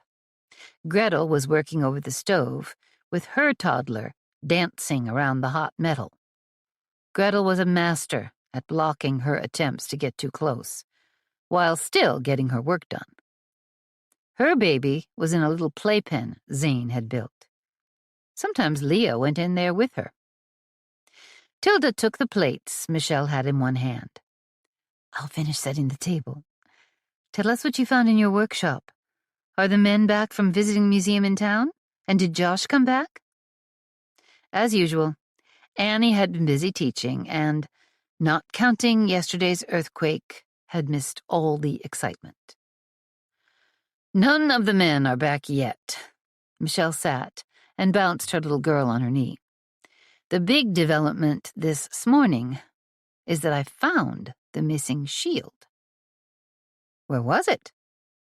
Annie slid biscuits out of the oven, off a baking sheet, and into a basket. "Was it hidden somewhere in the woods?" "No. It must have been overlooked. It was lying flat on the floor and shoved under the table where I mixed chemicals." Annie frowned as she helped Gretel get the meal on. "I didn't notice it there last night." "I didn't see it right away either. There wasn't a lot of light, and it was pushed way back in the shadows, under the table. I expect those no-good thieves just didn't notice it. I wonder if the earthquake knocked it off the table. Depending on how it landed, it could have rolled before it tipped over." "Did you look to see if there were more pieces still there?" Tilda loved that suit of armor. Of all of them, she'd been the most involved in researching the historic pieces and studying the conquistadors, and especially Captain Cabrillo, whose armada of Spanish ships had explored the California coast some 300 years ago. And anything she found, she wove into her history class. "I scoured the place, believe me," said Michelle. And Annie did believe her. Michelle wasn't a careless woman. "Do we have a list of all that was kept in there, so we know what exactly got stolen?" Annie thought between Tilda and Michelle they could remember, but there were many small pieces to the suit of armor, plus the weapons. "Yes, we have a thorough list. Besides the full suit of armor, we kept one of every type of weapon, a spear tip, a shield, a sword, a halberd, a dagger, plus the helmet." "What's a halberd?" Annie asked. Tilda answered. "It was the thing that looks like an axe with a spike at the top. It normally would have been on a wooden handle about 6 feet long. Nasty weapon. But the handle had rotted away. 300 years will do that to wood." "I remember it now. Did we have any one-of-a-kind weapons or pieces of armor? Or was everything like the other artifacts we've loaned out?" "None that I can think of," Michelle said. "Well, I doubt the Crockers or your pa, Tilda, would steal from us. But those men from the university might," Annie suggested. Michelle snorted as she bounced the baby on her knee. "Those men are highly respected scholars. They wouldn't do such a thing." "Someone sure did." Tilda came to the table with a bowl of chicken and noodles. "Gretel, you're welcome to stay and eat with us. Rick can eat with the cowhands. It's a big job for you to haul food and your children all the way home." "No, thank you. Rick will come and help me. He likes seeing me and the children, and joining us for meals." A knock on the back door told them he'd come, just like Gretel said. "That's Rick now," she laughed. Rick didn't wait to be invited in. Walking home with his family to eat together was routine. Soon Annie, Michelle, and Tilda were alone. As for Caroline, she preferred sharing the midday meal with her friends at school.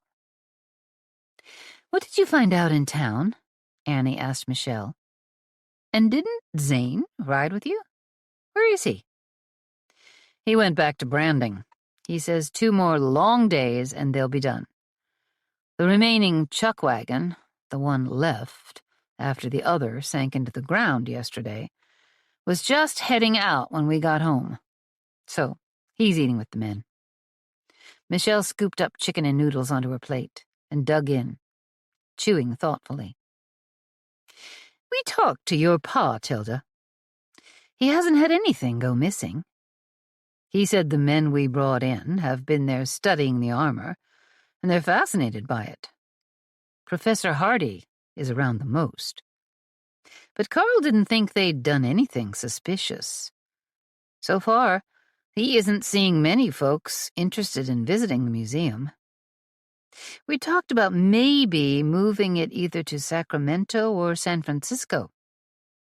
We liked the idea of keeping the museum here, luring tourists into town, but we haven't had much luck with it.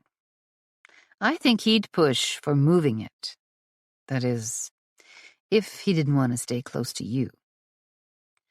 Carl Cabrill seemed to enjoy sitting in on his daughter's classes, and would sometimes add to the discussion in fascinating ways. Tilda was still adjusting to having a father after her years of living as an orphan. She'd also discovered that she had an older brother and a twin sister, Maddie, who had become a true sister to her. Josh told me he was riding out with Cord today in hopes of finding and following any tracks. Zane might throw in with them after he works a few hours. Josh promised to leave a trail.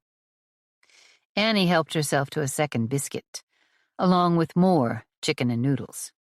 This was her favorite meal that Gretel made, and it seemed like she was still hungry after a sparse day of eating yesterday. We'll be to the end of the school term in a couple of weeks. We need to figure out how to give the children a fun summer. It's not like they can just go home. And the baby will be here before school resumes, so I'll need to quit teaching. Tilda and Josh's baby was expected to arrive by the end of summer. Michelle nodded. Even with a baby, you can keep teaching the history class. You realize you have a rare talent for it. The small tip of Tilda's head, almost like a little shrug, was, in Annie's opinion, a long way from agreement. Annie wondered if her father or Maddie might step in to teach Tilda's classes. They were always on the lookout for teachers at the Two Hearts. Some of the archaeologists who'd come to study the armor were professors.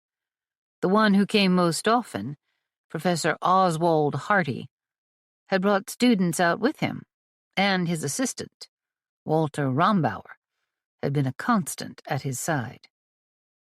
And he was not at all pleased about how they'd brought in the armor. He'd insisted they should have contacted him. They should have allowed him to dig up that graveyard in a correct manner. In fact, he thought they should have given him and the university all the artifacts they'd found. Hardy was big on issuing orders and pointing out mistakes. That might work with his students. But no one at the Two Hearts Ranch was overly impressed with his bossy behavior. Nor were they interested in earning a good grade from the man. Maybe Professor Hardy would volunteer to teach a class, Tilda said. He could share with our students what he does for a living. It might pique their curiosity. Of course, the professor seems to think teaching young children is beneath him. Tilda's frustration was evident in her tone. Annie pushed herself to her feet, feeling the burden of responsibility for those young lives who'd started out in such a harsh way. She wished to help them find a path that would give them a good life. That conflicted with her often hard-to-control wish that it might well be someone else's job to see that task through. Chapter 6. Josh! Over there! Cord wasn't sure what he was seeing, but he thought maybe it was. "That's part of the armor," Josh said, then pulled back on the reins and dismounted. Cord, only a few seconds behind him, headed into the brush that edged the trail. They'd been searching for hours, although Cord had given up long ago and stopped pretending that he could spot any tracks on the sometimes grassy, sometimes rocky trail. Instead, he just kept an eye out as he followed Josh, who seemed to be following something with determination. His distraction might have saved the day. And since Josh had ridden past the dull gray object, Cord happened to be closer. He pushed the scrub juniper aside and stared down at a helmet. Who did this? Josh crouched down and picked up the helmet. Look behind it. This could be everything that's missing. Shaking his head in disgust, Cord said, "It's all just been tossed here. It doesn't look as though someone hid these things to collect later, either. No, it looks like they just threw them into the underbrush and rode off." Josh pivoted on the toes of his boots. "We can figure out why later. For now, we've got the artifacts back in our hands." "Wait, you don't think—" Josh's hesitation worried Cord. "What don't I think?" Dragging in a ragged breath, Josh said, "To me, this looks like some kind of prank.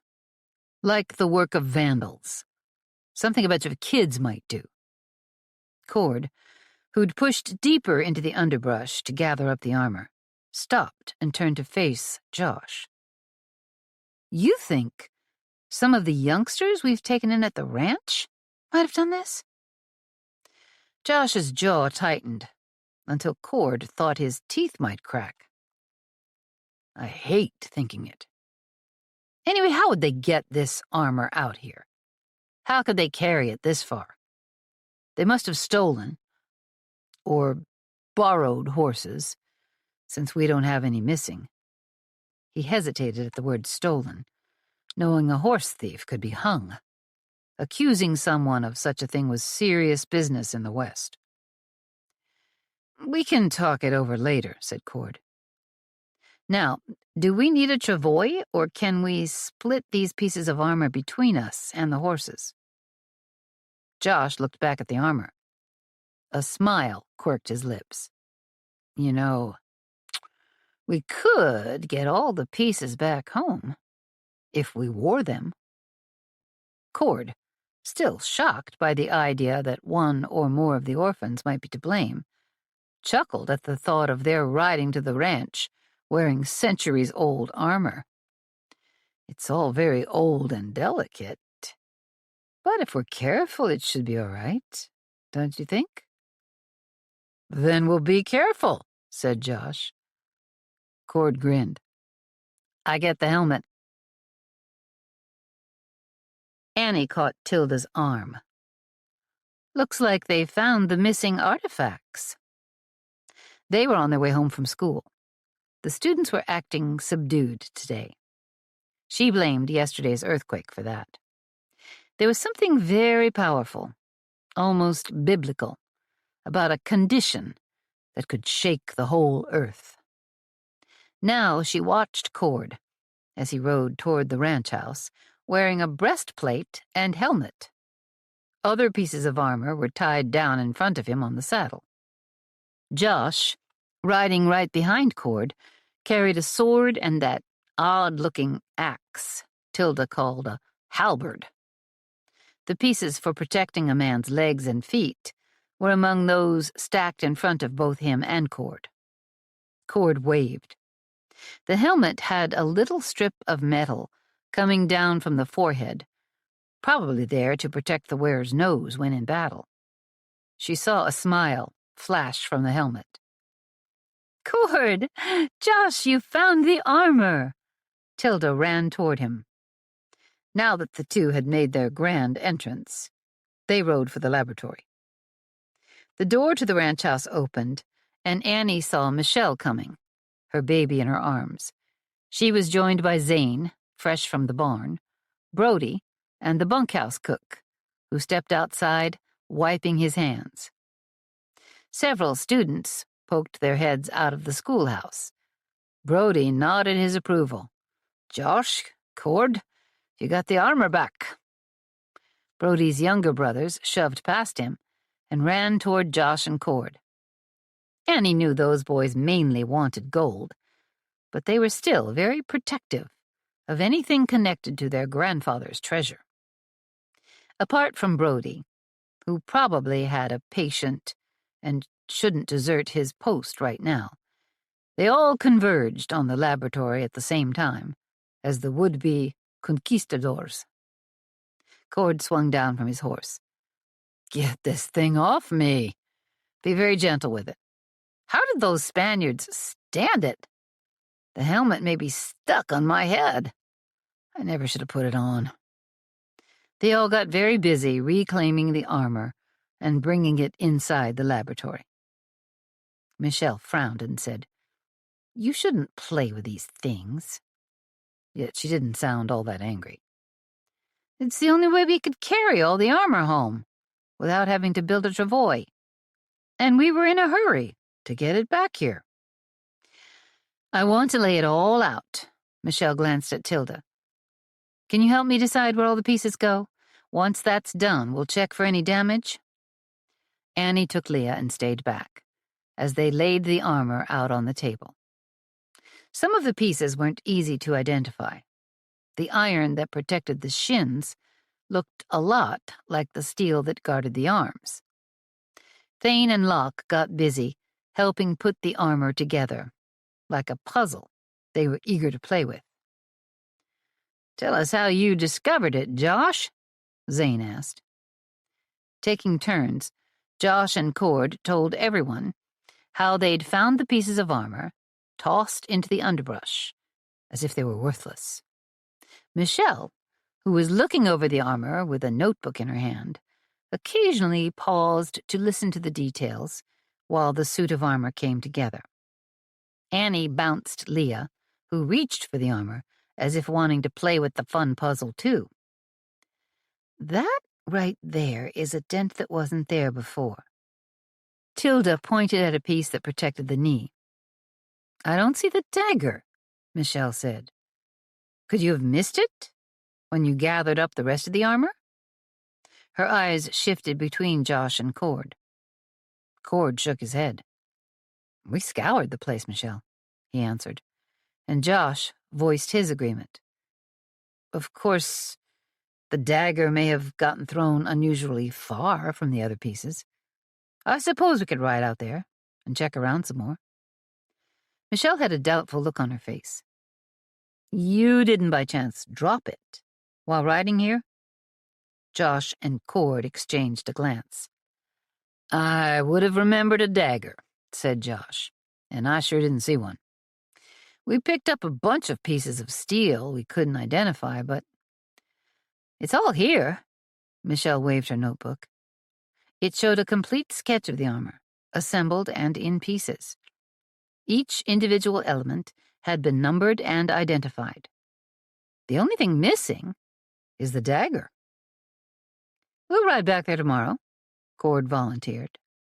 "Maybe whoever took the dagger was up to mischief and thought it was interesting enough they decided to keep it."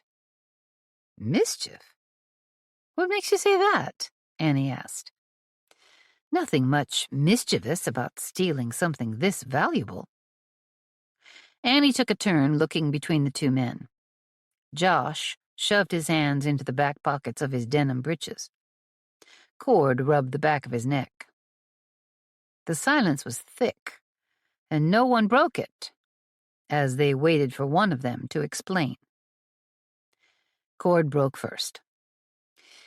"It seemed to us that there was no good reason for someone to take the armor, then ride off and just toss it.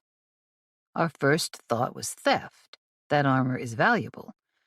But why go to the trouble of breaking into a building, gathering up all those pieces of armor, only to ride a few hours away and toss it into the underbrush somewhere.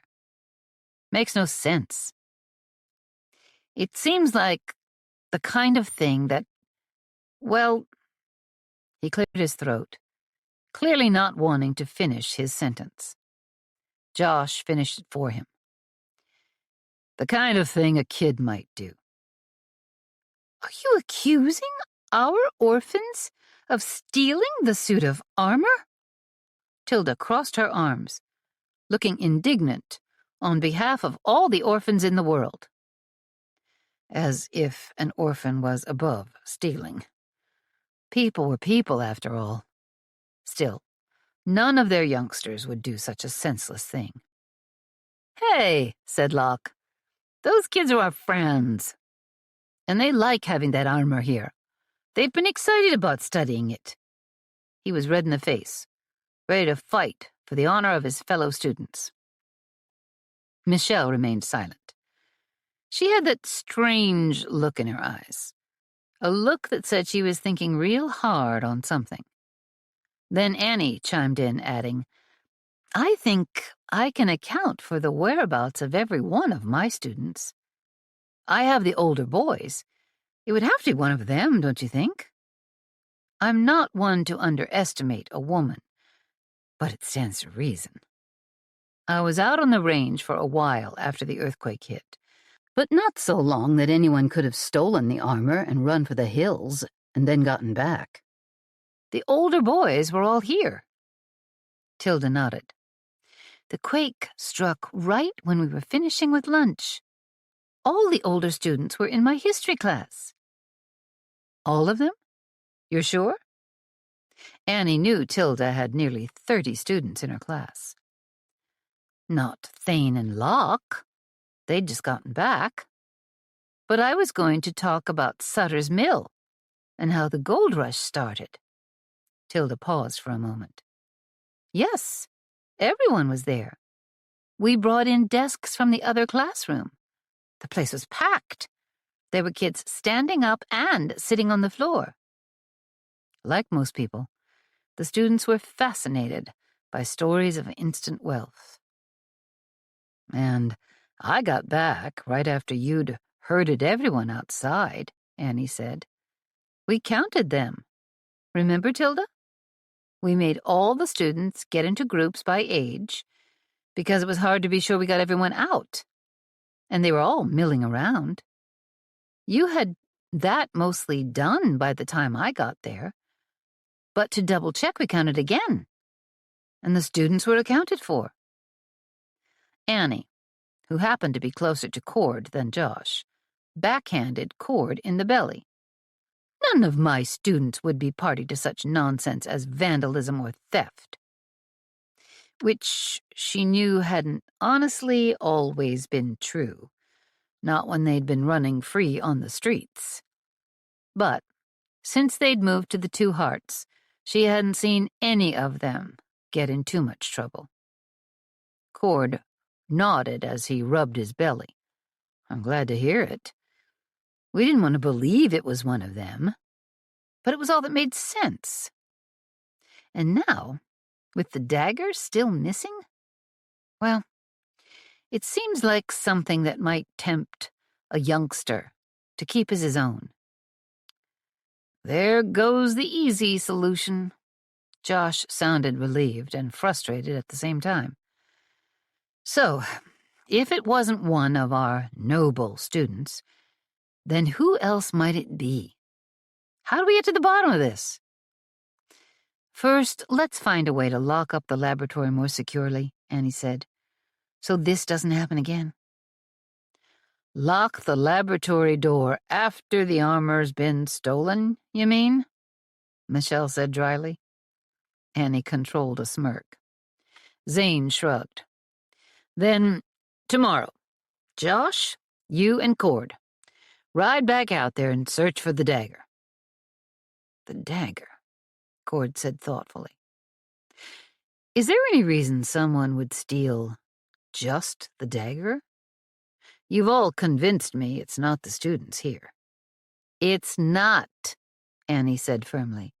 "I say that Not because I don't want to believe ill of them or have an idealistic belief in their honesty. They simply couldn't have done it. They have me and Tilda and Brody and Ellie as witnesses to their presence here all day.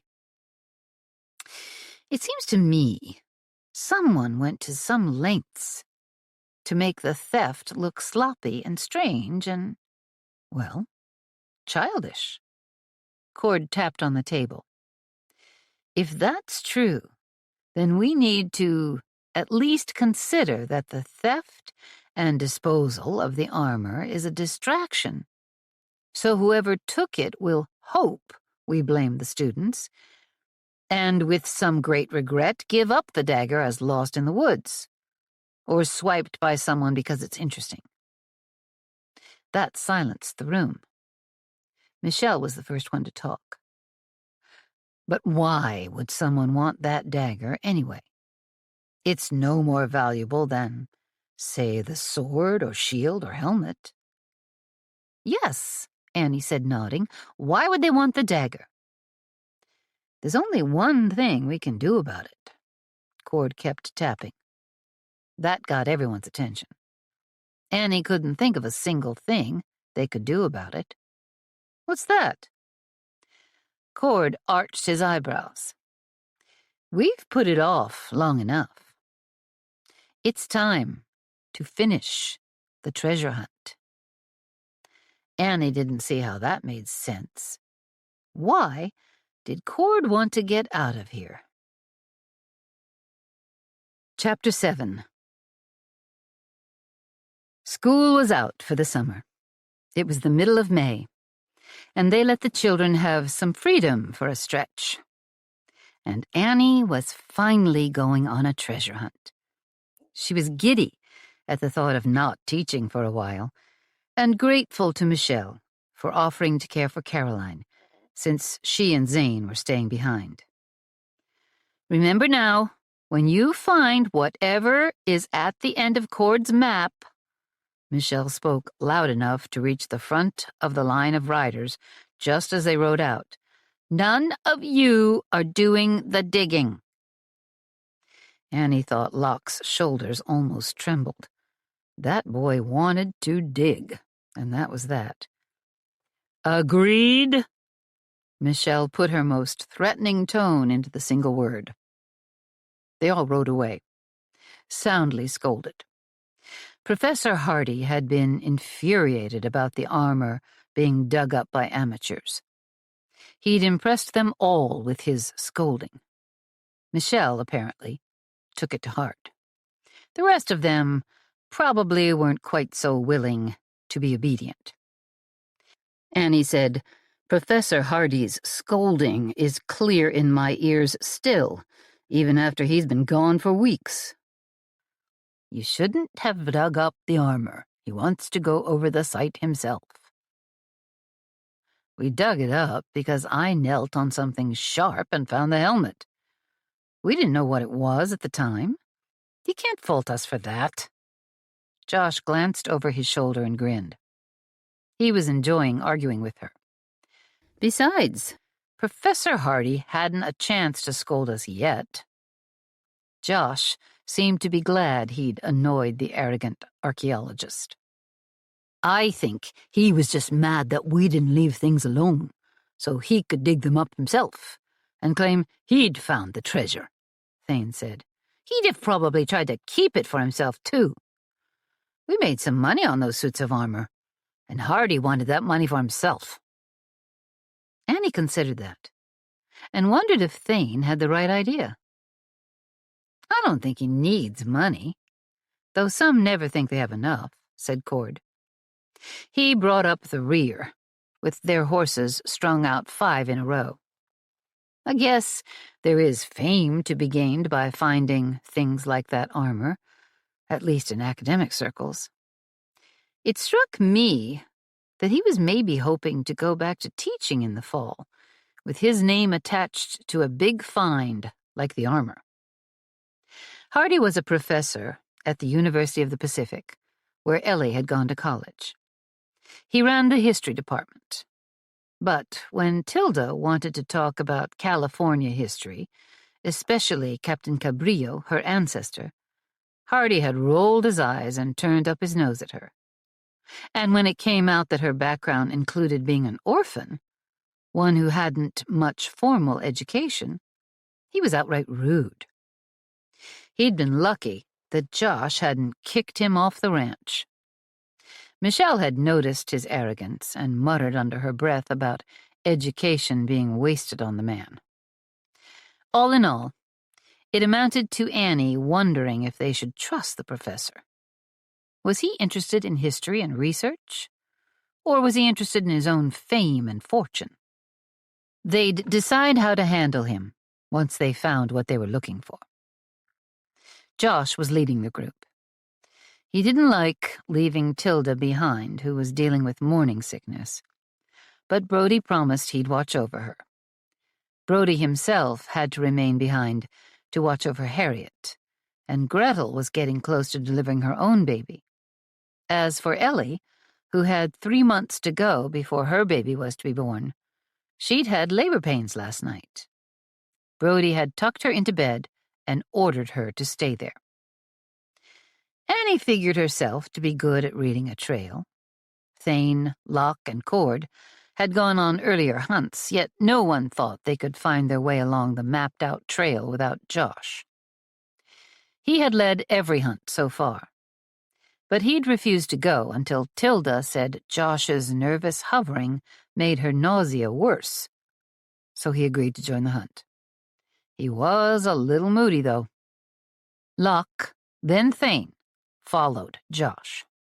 Nothing could have stopped them from being as near to the front of the line as they were. Annie and then Cord came next. Annie figured she was better in the wilderness than he was, but she worried it'd pinch his manly pride to insist on being last. And no danger was obvious. Of course, it hadn't been obvious on previous excursions, but she hoped it was safe enough. She still wasn't sure why Cord had decided it was time to go on this hunt. Except maybe it just was. She looked over her shoulder at him. "What made you say it was time for the treasure hunt?" "Whoever stole the armor and discarded it in the brush, but kept the dagger? Well, it struck me that too many people are aware of our treasure hunt. We need to get this over with. It's spring now, which is what we were waiting for. I'm hoping this one last trip will uncover everything. We'll get it all situated in the museum or on loan to private collections, and then there'll be no more danger. No more gold fever.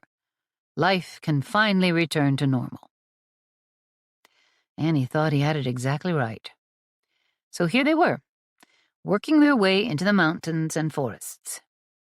She was fascinated by the green pool they'd come across on the first leg of the search. They'd paused and talked in solemn tones about Graham Mackenzie, lying there dead in a cave. As for taking his body back to the Two Hearts to bury him, the timing never seemed to be right. Before long, they rode through a beautiful stone arch and reached the burial place where they'd found the armor, the location where Cord's map started. By then, it was time to camp for the night. "I hope tomorrow we can ride straight for the end of that map." Josh had a fire going and coffee boiling, while Annie cut up jerky and potatoes and onions to make stew. "So, there are just the 5 graves here?" Annie looked around. The last group searching the area had placed a good-sized stone over each grave. "That's right," Thane said. "Grandpa's map led us here." But what were 5 men doing out here? And what does it mean that Grandpa drew a map, too? "We left the bones behind and just took the armor," Locke said. Annie thought the boy showed a serious lack of sensitivity. "I wonder what Professor Hardy thinks he could have found here that you didn't." She meant that sincerely, but the men nodded, without seeming to give it much thought. then quickly turned their attention back to the map Thane and Locke had been studying. "We know exactly where Grandpa Graham made a mining claim," Locke said. "And Josh studied up on those lines of, well, whatever they are." Thane turned the map he held sideways, then upside down. "Latitude and longitude. It's something we use in sailing. But they help to find your way on land, too, if you know how to use them." "Can you teach us how to figure those things, Uncle Josh?" Locke poked sticks into the fire, beneath Annie's stew pot. "Sure I can," he replied. "Maybe the other youngsters in school would like to learn about latitude and longitude as well. It's a mighty useful skill to have. We grown-ups should probably think more about what knowledge we can pass on to those coming up behind us," Annie said. "Michelle told me today she's ordered a piano. It's to be shipped here by train in the next few weeks. She thinks I should teach piano lessons." Cord shrugged. "I can play the piano all right, though I've never tried teaching it to someone else." "You also worked at a bank, Cord." Annie began scooping stew onto plates and handing them around. "You could teach our students about keeping account books and balancing totals. And maybe, if you find a child sufficiently interested, you could help them get a job someday at your grandpa's bank. Michelle's going to teach them Morse code." She hesitated, then added more quietly, "I myself am going to quit teaching." But everyone heard her just fine, and they jerked their heads around to stare at her. "You are?" Locke's dismay was sweet. "But I've got a few years left still, Aunt Annie. Can't you keep teaching a little longer?" Thane said, "I'm done with school, I think. Brody found a doctor college near San Jose. I can start going there in the fall. Look what that did for Ellie when she went to school there for a while." Locke sounded as if he was hunting for a reason for his brother to stay with him. "She quit to get married. And then her fiancé broke her heart and tried to kill all of us." "If he was that upset about losing her, he shouldn't have broken her heart." Thane shook his head. They all knew loyal Kelton, locked up now in San Quentin prison. Only the gold coins in Brody's pocket had shielded his heart from what would have been a fatal gunshot. "I wanted to go to the music conservatory there," Cord said thoughtfully. "The University of the Pacific was close to Sacramento. But Grandpa said no." "I'm not sure what college could have done for you, Cord." Josh moved back just a bit from the warmth of the fire. "You're the best piano player I've ever heard. Not that I've heard many, but you're really good. It's hard to imagine you getting much better at it." "Are you sure you're ready for college, Thane? You didn't go to school all that much when you were growing up." Annie had done her best to fill in the gaps of his spotty education. She reminded herself that he'd gone to school in Boston through the winter, so maybe he was caught up now. Still, he was 17 years old, a little young to start college. "You may want to quit being a teacher, Annie," Cord said, "but you're a natural at it. Anyone here can tell that you're worried about Thane and Locke's education." He then smiled at her in a way that confused and warmed her heart at the same time. Annie sighed. "That may be true, Cord, but I'd like to spend more time running the house. Gretel, though she never complains, is severely overworked. Ellie's busy assisting Brody and will have her baby soon. And while Michelle is besotted with Leah, if she had a little help, I think she'd enjoy a little time with her inventions." Josh looked up at the lowering sun. "We rode a long way today. When we first started hunting treasure, it took us 3 different searches to get this far. The first time to the Green Pond." That's when I fell over the cliff. Locke rubbed his ribs as if recalling the pain of his fall. And the second time, Thane said, was when Brody got shot. Locke shook his head at the memory. The third time I joined you, and we found the armor, Cord said. Maybe this time we'll finally get to the end of that map. Have you all got a copy of Cord's map? Annie asked. She kept hers close at hand and pored over it almost every night. Do you all know where to go from here? The menfolk looked between each other, nodding, but they didn't seem all that confident to Annie.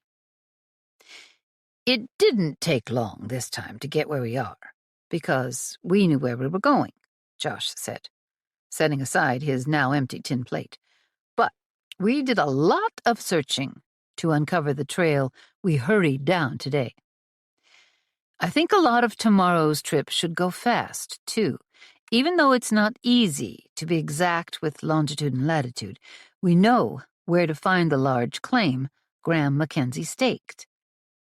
And I've figured out how to find the dried-up riverbed that runs through this area. That'll get us close. From there, the strange drawings on the map should point us to the last leg of the trail. I hope. Annie looked around the circle of men, sitting around the crackling fire, sharing a meal together. She breathed in the smell of wood smoke, the savory aroma of the stew, all of it flavored with talk of treasure and the adventure lying ahead. When we set out before, said Cord, we told your family we wouldn't be back until we reached the end of the trail. And then we found the armor, and it was all we could do to haul it home. We didn't even start on my half of the map. I make no such bold claim this time, yet I surely do hope we find whatever is hidden out there. So do I, Locke said. He sounded so fervent that Annie worried about him. But then, she'd always worried about the Mackenzie boys, who leaned toward recklessness, especially Locke. They had such a headlong desire to find their treasure that for all their intelligence, they had a dearth of common sense. Is your grandfather Westbrook coming to the Two Hearts? Annie asked Cord. You know he's welcome to stay with us. I sent him a long letter, and Josh included his own letter, telling him he was welcome. I hope he does. I'd like to see him get far away from that bank of his. It seems he has trouble leaving his managers on their own. Doesn't fully trust 'em. Josh put on a pair of cowhide gloves and grabbed the pot of hot water from the campfire. He filled a basin and shaved soap into it, then removed the gloves and started in with washing the dishes. Annie dried while the boys put away the plates, cups, and utensils. I'm going to build up the fire. Cord set to work. It still gets cool at night, up in these hills. They all worked together to ready the camp for the night. That done, Annie settled under her blankets, already missing Caroline. It was strange to be away from her, and away from the ranch.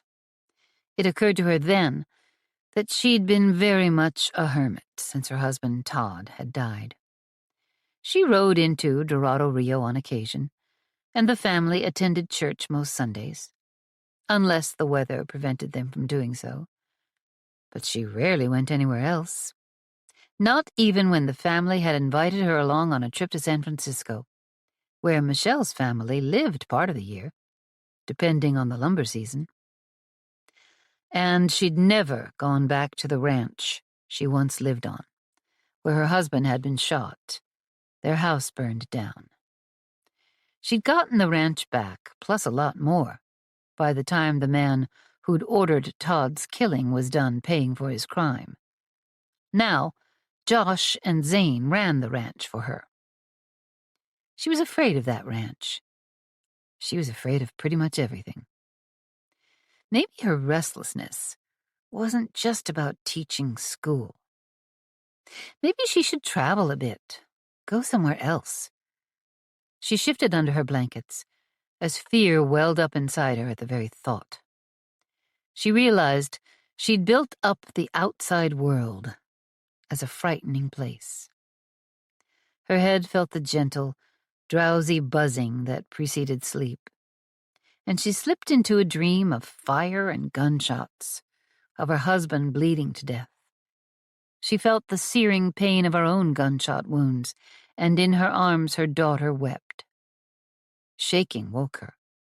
Another earthquake? Her eyes fluttered open to see Cord hovering over her, his hand rocking her shoulder. He was silent, and since everyone else in the camp was sleeping, that was wise.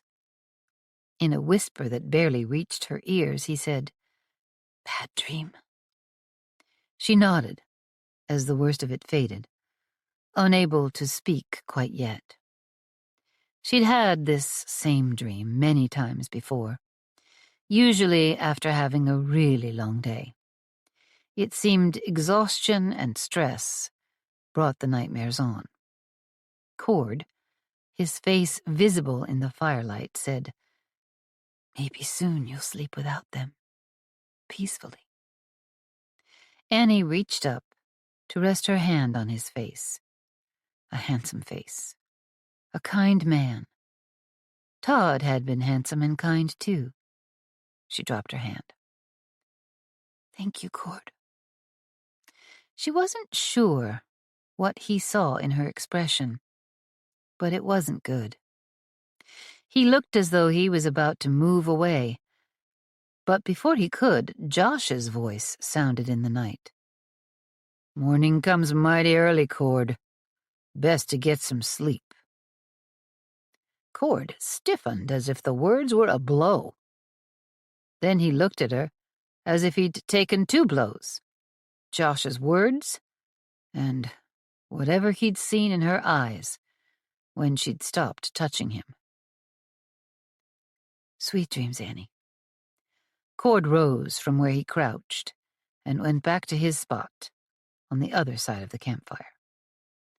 Moments later, Annie drifted off to sleep again, and this time, the dream stayed away.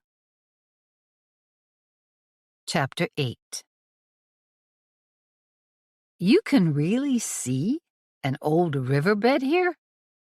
Cord had to admit, using every speck of his imagination, he just couldn't quite make a river take shape, particularly one that had dried up 300 years ago. Then he had a thought. That letter from your grandpa, didn't he use the words, "A donde el río está muerto"? Sure, but Grandpa didn't speak Spanish, so he must have copied those words from something else. Locke looked half asleep in the saddle. Maybe Annie wasn't the only one who'd had a rough night. Cord thought of his waking Annie from a bad dream last night, then seeing her look at him like she didn't want him touching her. He'd rather not remember that moment. We did a poor job of translation and came up with River of Death, which sounds like a terrible danger. But Michelle said it means to where the river is dead. But what if, Cord said, it's talking about the bed of a dead river, like the one we're supposedly riding along right now? Locke perked up. Better than River of Death, Thane shuddered. Josh twisted in the saddle, looking interested, which was a nice change from him glaring at Cord, since they woke up this morning. We're worried about whether we can find what we're looking for using only latitude and longitude on the 80 acres of Graham Mackenzie's claim. 80 acres is a large parcel of land, and Graham's claim isn't a typical mining claim. It's more the size of a homestead claim, though he secured it before the Homestead Act. But following this riverbed could help us pinpoint the right spot, If we're right about a boat coming inland and possibly running aground in a storm. The folks on board might have explored the area by way of what used to be a river. Maybe because they were curious, or maybe because they couldn't get back to the ocean. If that's the case, it stands to reason we'd find their boat on the land that was once a riverbed. We studied earthquakes a bit in school. Annie's eyes sparked with interest. An earthquake can change the course of a river, or even make it run underground. What if those sailors followed the river inland, but then an earthquake struck? The river could have vanished. And there they were, stranded in the wilderness, with nobody knowing where they'd gone to, likely believing they'd all perished, whether in a storm or in the quake. Reckon that could be the truth of what happened back then, Josh said. Hard to believe this was ever a river, what with these trees growing here for hundreds of years now. There's no sign that water once ran through this area. At this point, it's more about the lay of the land, with this spot being the lowest point. Keeping that in mind, I'm pretty sure it was indeed a river. At one time, long ago. I say we keep following its path. I agree with Josh, said Cord, and the others nodded. We should keep searching along this old riverbed, and hopefully that'll lead us to the Mackenzie claim. The day had grown long, the way forward slow-going. Annie was scratched up by pine branches, itchy from brambles, hungry and tired, and bored. And she missed her little girl. Treasure hunting had lost its shine. They weren't following a trail anymore. Instead, they were picking their way through unsettled land, following the dried-up riverbed, or rather, they were attempting to follow it. Annie couldn't see much of anything. She didn't think Josh could either. He just knew where Graham Mackenzie's claim was and kept riding toward it. The old river was mostly something he was imagining. Josh was in the lead still, and as usual, they were riding single file. Locke, Thane, Annie, with Cord at the back of the group. Annie had grown up with Zane, Josh, and Ellie among the hills and forests surrounding the Two Hearts Ranch. She'd learned to track wild animals. She was a good shot and knew how to bring in supper with a rifle. In short, she was annoyed that she wasn't bringing up the rear. She deserved acknowledgement at least that she was the better hand at watching their back, at keeping an eye out for potential threats.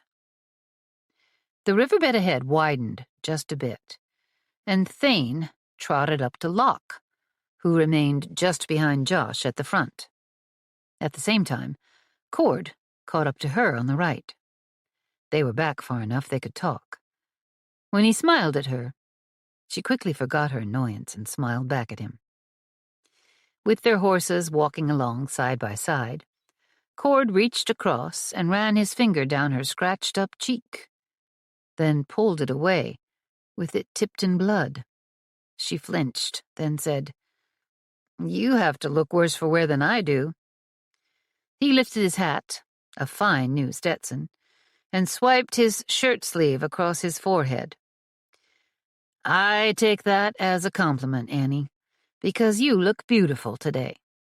I can look a lot worse than you and still be a fine figure of a man." Annie chuckled. She glanced ahead and noticed Josh looking over his shoulder at them. His eyes narrowed. "You can't blame the man," Cord said. "You mean so much to him. He told me about your husband dying in your arms, and you getting shot as well. He doesn't want you to ever grieve like that again, or be hurt by some lummox cowpoke. And based on the way you looked at me last night, I'd say you agree with Josh." I don't think there's a thing wrong with you, Cord. But I'm afraid. I barely survived losing Todd. I fear my heart has hardened a bit. When I look at you and feel something, it's a pain I can't bear. Please don't let that hurt you. It's my own broken heart that won't let anyone else in. He nodded. Your life hasn't been easy. I see that, Annie. Yet your devotion to Caroline and to your family is admirable. And you've done so much to help the students with their learning. Now you're talking of quitting teaching. I'm not sure I understand. We're asking too much of Gretel.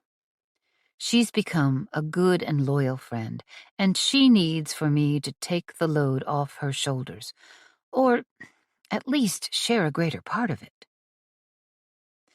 Cord eyed her intently as she spoke, and it made her think of the times Michelle had brought her microscope to the classroom. How you could see tiny new details of something you thought you knew everything about. What was Cord looking for in her? What details could he see? Annie, would you consider spending time with me? Just the two of us? I'd like to get to know you better. As you've probably guessed, I have feelings for you. And I believe, I hope, you have feelings for me. But it's not easy to explore those feelings when we're never alone together. Let me take you out for dinner? Give us a chance to find out if what we feel is enough for you to take a risk. Annie hadn't courted a man since Todd, and she'd barely done so with him before they decided to marry. He was running his ranch with his father. She and Todd had been childhood friends who'd just always known they were meant for each other. They'd gone for a walk around the Two Hearts when his parents came to share Sunday dinner. His family would visit her ranch most Sundays. They'd all worship together, then share a meal and spend the afternoon enjoying each other's company. She and Todd were 17 when he proposed. She'd said yes without a moment's hesitation. He'd kissed her then, for the very first time, and then they ran into the house to tell their families the happy news. Caroline was born less than a year later, and Annie was all set for a bigger family and a life of love when Todd had been shot and killed, their ranch destroyed. With their home in ruins, her life was forever altered as she moved back to the Two Hearts. Zane now kept a bunkhouse full of men at Lane Valley, her former ranch. Since losing Todd, Annie had never gone back there. So Zane took over the management of Lane Valley. He paid the cowhands and covered all expenses out of the earnings made from raising high-quality livestock. Then her ranch expanded, when Zane had demanded through the courts a disbursement of money from the man who'd arranged for Todd to be killed. After the dust settled, Annie became probably one of the richest women in California. And she'd barely spent a penny of it. She really ought to make the trip to go see her ranch again. Having her house reduced to ashes had made it easy to stay away. She weighed whether it was maybe time for her to move back home. Yet deep in her heart, she knew she probably never would. All of this ran through her mind in the seconds since Cord had suggested he take her out for dinner. She was tempted by his offer.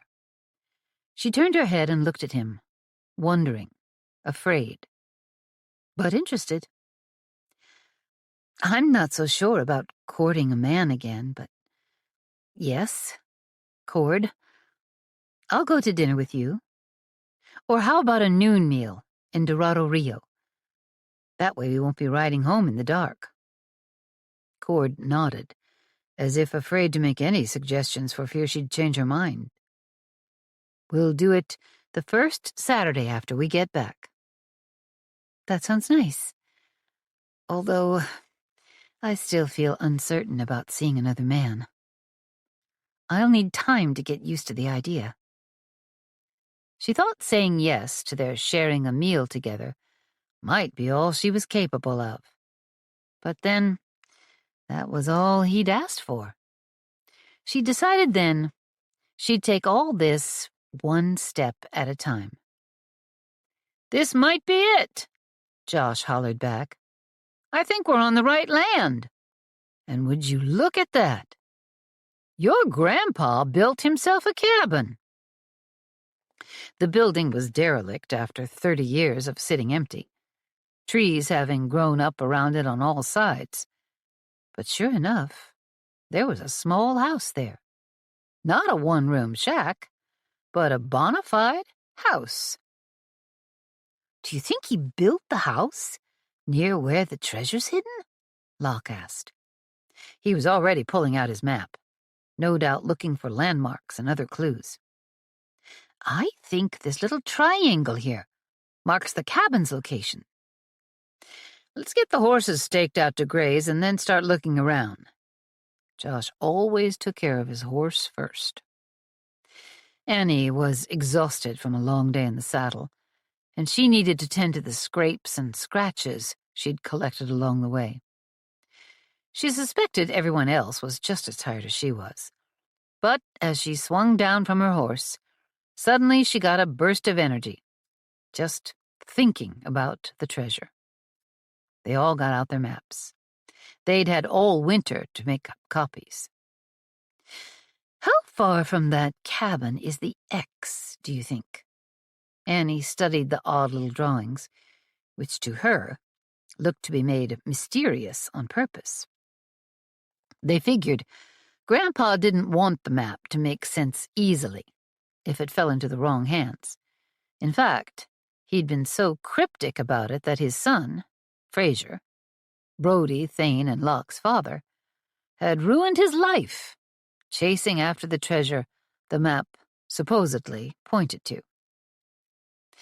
"The X is off to the west." Josh turned to face the land beyond the cabin. "It feels as if we're still on the dry riverbed. I'd say your grandpa built the cabin where he did because the land is more level here. He probably didn't even know this area was once a riverbed." The cabin had no windows or doors, just gaping open spaces. The roof seemed to be mostly intact, which was surprising. Annie went and glanced inside. Years and years of debris had blown inside the cabin. Leaves, broken branches, evidence of animals burrowing in the dirt floor. Inside, it was clear that one of the main walls had been badly damaged, caused by a fallen tree. Hearing rustling behind her, Annie turned to see Cord poking his head into the cabin. "We found where Graham died. Now we see where he lived. There are extra rooms, which means he built this place with his family in mind. Seems Graham Mackenzie did everything with his family in mind." Annie smiled at him. "Let's go treasure hunting." Cord rested a hand on her back and nodded. Josh, Thane, and Locke had already gone in search of the treasure. Looking around a derelict house didn't interest them one bit. Well, it didn't interest Annie for long either. She and Cord rounded the cabin to see Josh walking slowly down a path he must believe was that river of death written about in the journal. But Grandpa Graham had been here before them. Even 30 years later, there was no mistaking the spot. He hung a shield from a tree. Josh pointed to a rusted piece of steel about 50 feet west of the cabin. "Just like he did where we found the armor." They all walked through the underbrush, weaving around trees, to where the rusted-out shield hung. I thought you said this shield was hung by the conquistadors, Thane said, as he made his way across the rugged terrain. We thought that at first, but the archaeologists who study the armor said it couldn't have been hanging there for that long a time. I wonder what in the world brought Grandpa this far into the wilderness, Thane said. And I wonder what he saw that stopped him here, in this spot. He wrote that the mountains around here called to him like the Scottish Highlands. But I wish he'd have written his reasons down. Annie glanced to the west and said, The sun's getting low in the sky. We don't have much daylight left for hunting treasure. And we've had nothing to eat all day but beef jerky and bread. I think it's about time we set up camp. We all could use some sleep. The men turned toward her, by turns looking horrified, dismayed, and annoyed, all such expressions directed right at her. She fought down a smile, then walked over to the hanging shield. For now, though, let's search for treasure while we have the light. Chapter 9. Last time, that treasure was found right under the shield, wasn't it? Annie stared at the ground, near where the shield hung. Thane was already on his hands and knees, studying every grain of dirt in the patch of earth surrounding the shield. Josh, meanwhile, had grabbed one of the shovels they'd brought along and was busy digging random holes, something that cranky Professor Hardy would surely not approve of. Cord paced back and forth. He'd been looking a bit farther afield. I don't get it. It should be right here. He sounded puzzled. Why would Graham mark the treasure to be in a spot that's different from before? Cord pulled the map from his pocket. He'd taken his map out 5 times in as many minutes. Maybe we're missing something because we're making too many assumptions. Well, I'm going to start a fire and get a meal on, Annie said. She was clearly spent, ready to call it a day. For her, the treasure hunt would have to wait till morning. The horses were tied close by, grazing, their saddles removed. Annie went to one of the saddlebags and fished out a tin of matches. Using a shovel, she began clearing a spot in which to build a campfire. Cord nodded, tucked the map away, and began gathering firewood. Josh helped him. The boys weren't quite so practical, as they continued with the searching. Before long, all but Thane and Locke were seated around a crackling fire, drinking coffee, while Annie's beef jerky stew started to bubble. Dragging his map out yet again, Cord said, I wonder, did we copy the map in Grandpa Westbrook's journal correctly? After taking a sip of coffee, Annie answered, We can compare our maps to see if there are any notable differences. But I helped with the copying, and we were painfully careful. The 3 of them sat and drank coffee, as Thane and Locke searched on. Then Annie asked, Do you think he found the gold coins buried with each man? Or didn't the conquistadors do such a thing? You know, like the Egyptian pharaohs did, who wanted certain items buried with them. Not knowing much about Egyptians or pharaohs, or conquistadors, Cord didn't respond.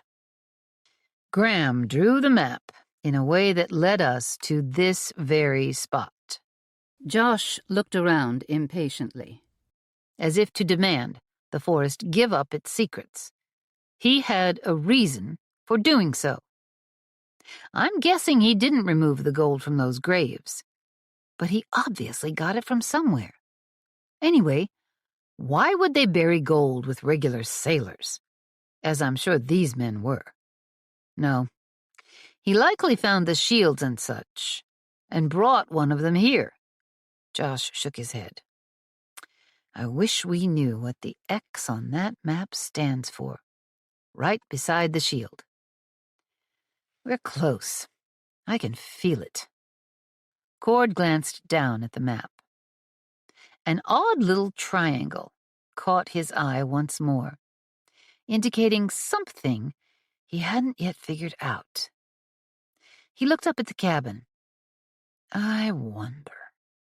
He stood and headed for the ramshackle building, Josh right behind him.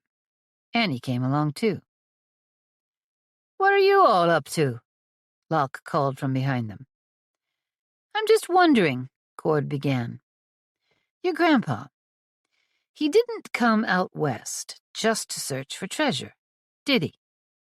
He came out here for the land. He bought farmland, along with a mining claim. What if he built this cabin?" Cord paused, as his eyes landed on a heap of stones with trees growing around it. "And then he dug himself a well." "Everything he did was to get this place ready for his family to come here and join him," Annie said. "One day he was digging and found the treasure." Cord charged straight for the jumble of stones. Annie was only a few paces behind him, along with the Mackenzies and Josh. Only Josh had a shovel with him. "We're going to need every one of those shovels we brought," he said. Annie shook her head. "No, Josh, you can't just tear up the ground and haul whatever you find home like last time." "But we're hunting treasure," said Locke, jumping in. "And we can't do that without digging." He looked visibly upset. "Let's not forget how red-faced Professor Hardy got when he learned you'd dug up the armor." Cord flinched. Hard to forget a lecture that about peeled the skin off my ears. "Let's just see what we can uncover," Locke said, acting eager as a child on Christmas morning. "We'll be extra careful with the shovels. Besides, we can't stop to bring those archaeological folks out into the wilderness. What if there's nothing to find here?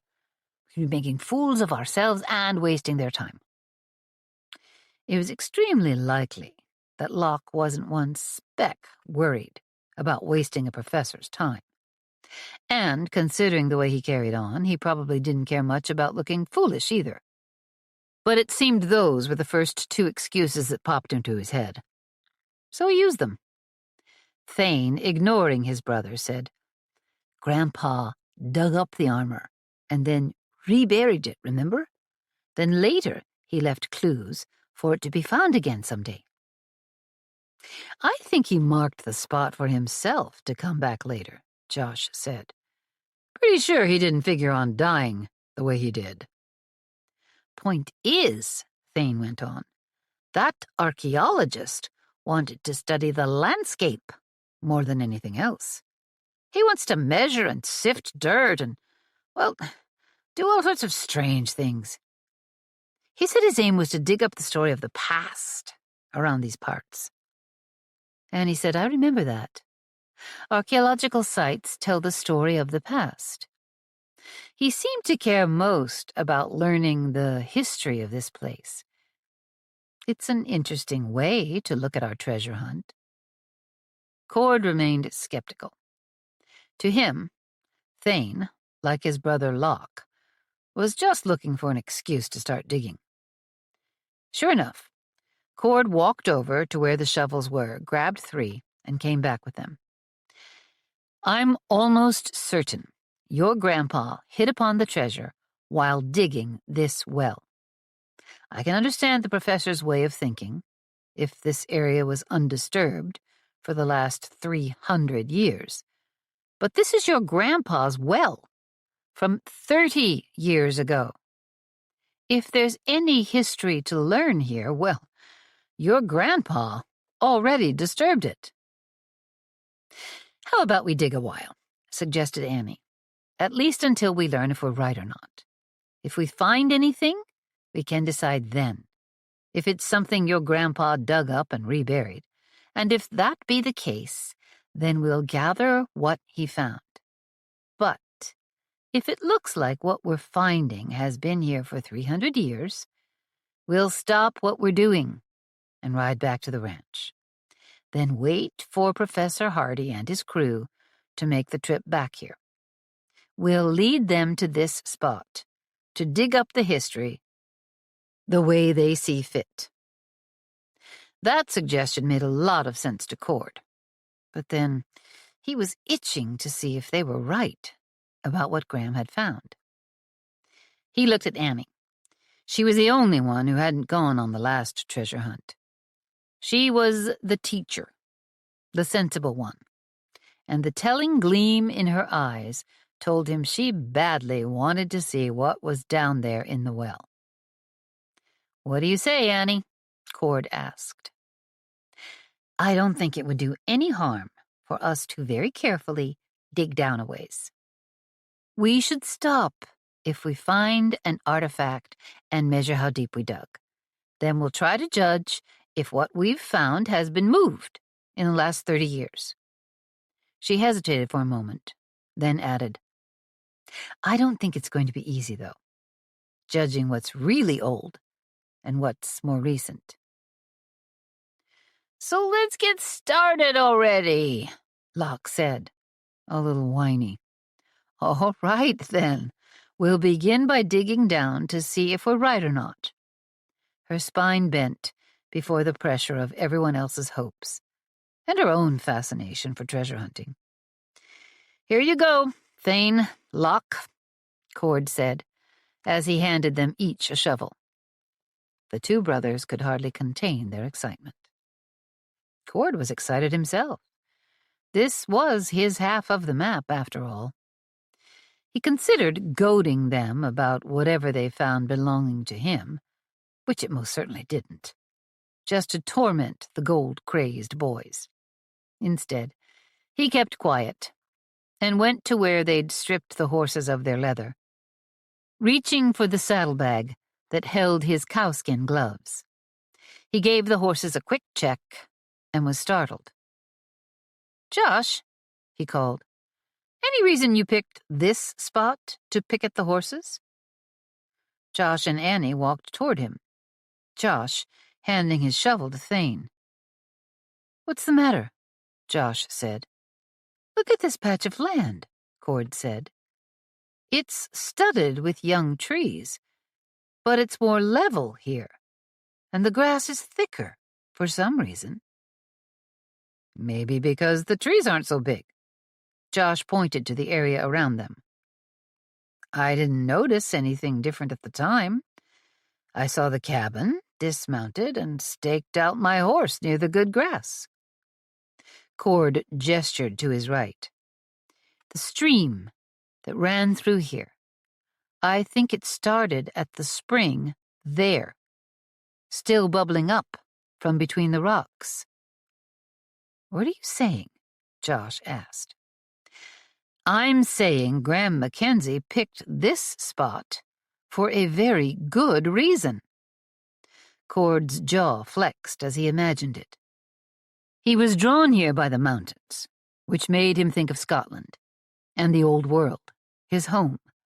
Then, exploring the area for the pleasure of it, and because gold hunting was proving to be more of a nuisance than he'd expected, he saw good land all around him, both for farming and for grazing.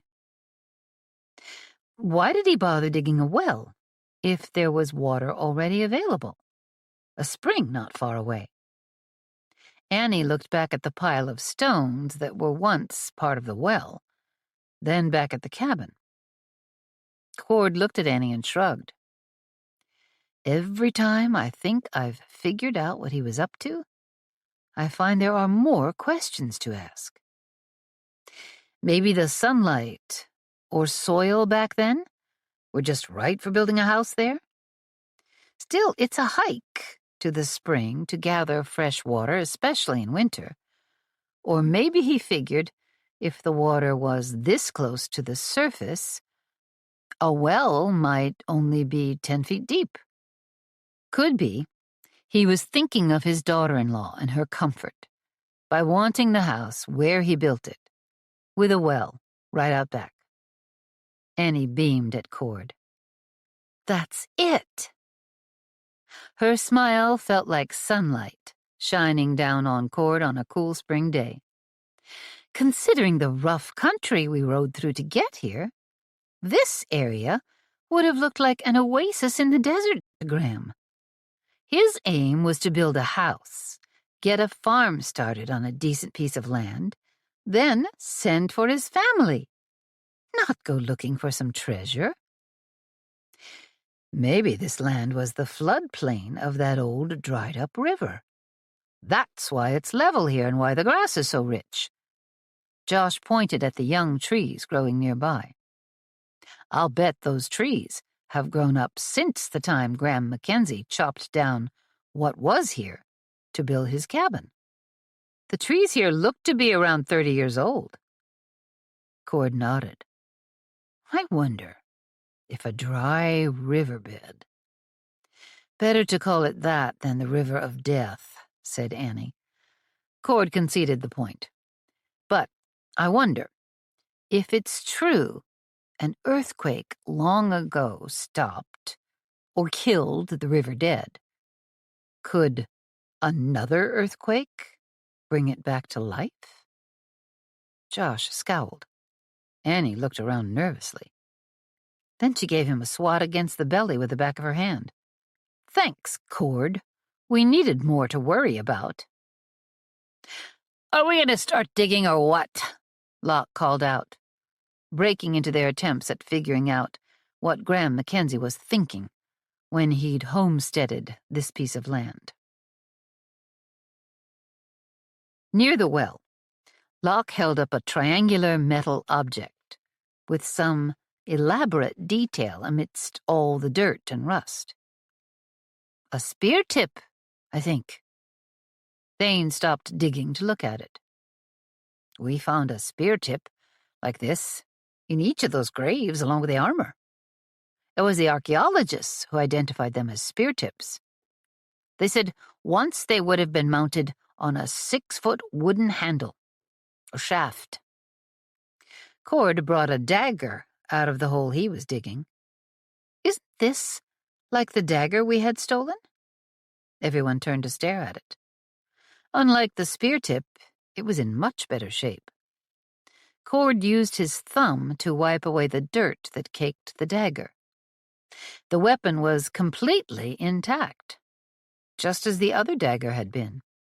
Steel all over, with no wood there to decay. Cord said, I'm glad we found one to replace the one that was stolen. I liked the feel of that dagger in my hand.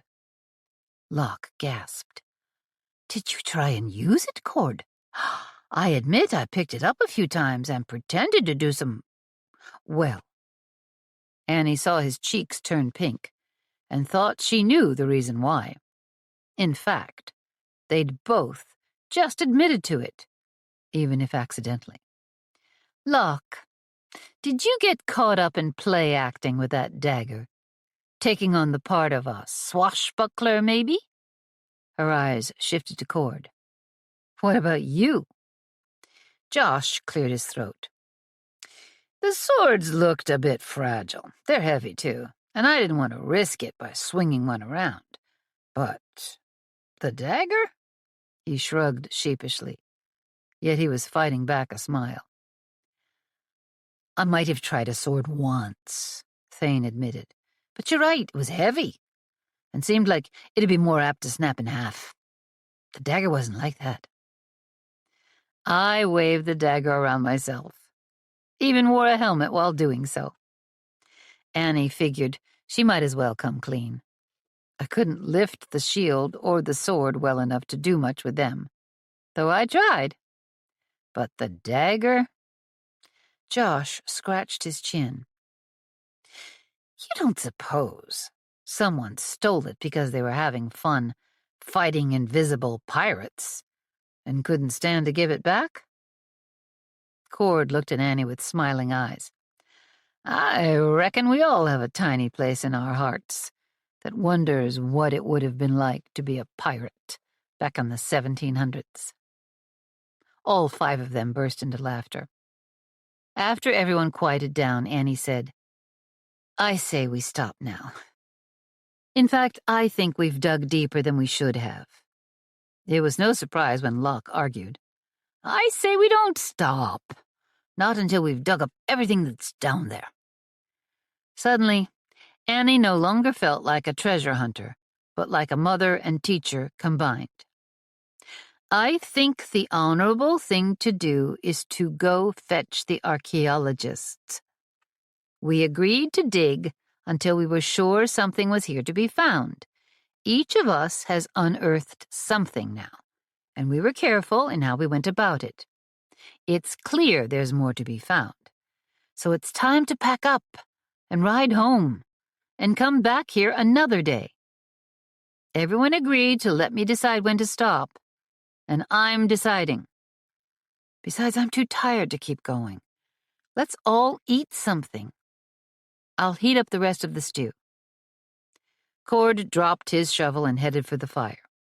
He began building it up from embers. "Locke, help me gather up some firewood." Josh turned to Thane, "And I could use help leading the horses to water." And he was glad to see them all set aside their shovels and pitch in to get dinner ready. They all needed a hot meal and a good night's rest.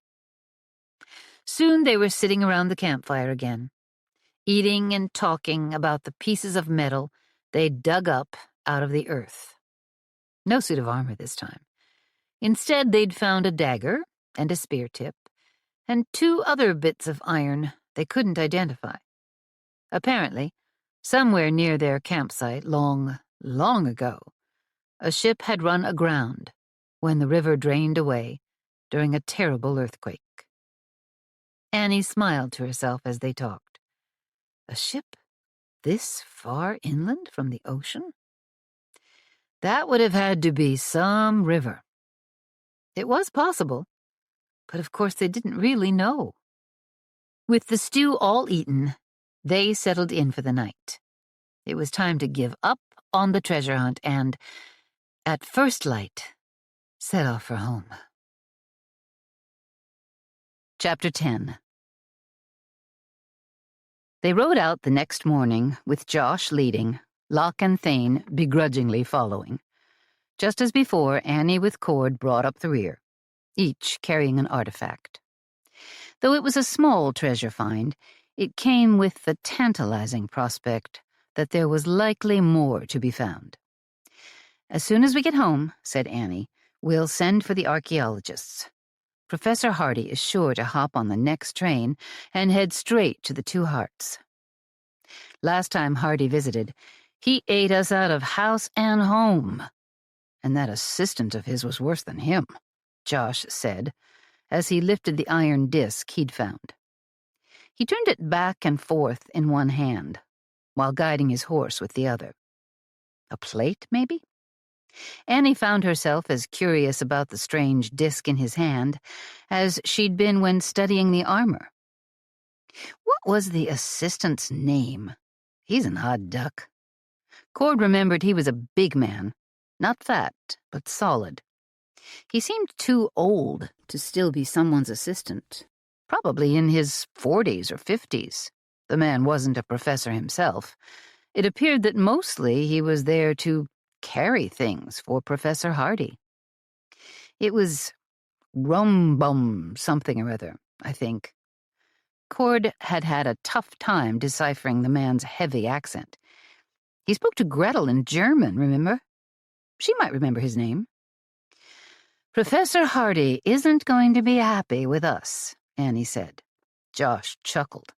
"I'm not looking forward to being scolded again, especially by a man I wouldn't trust to watch my cows." He held up an oddly shaped bit of steel, the artifact he'd dug up, staring at the thing as if trying to make sense of it. "Josh, are you leading us down a different trail than the one we rode in on?" Cord asked, much as he disliked admitting it. He felt as though they'd somehow gotten turned around in the woods. "Yep, we're riding straight to Cornerstone," where Ellie, Brody, and your Grandpa Mayhew found the paperwork for Graham's land claim. It took a little time finding this trail from the direction we came, but once I found it, I realized we were closer to town this way. We'll get home fast now that we're on a better trail.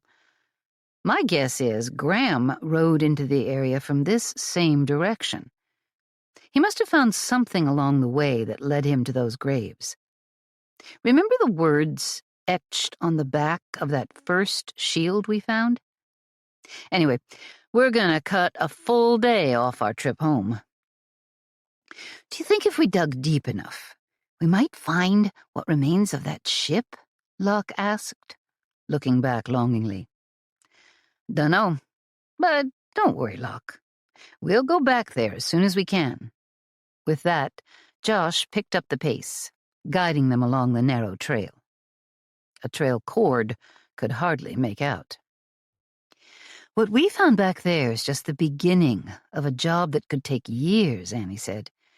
If there is a ship down there, we'll have to dig for a long time to reach it.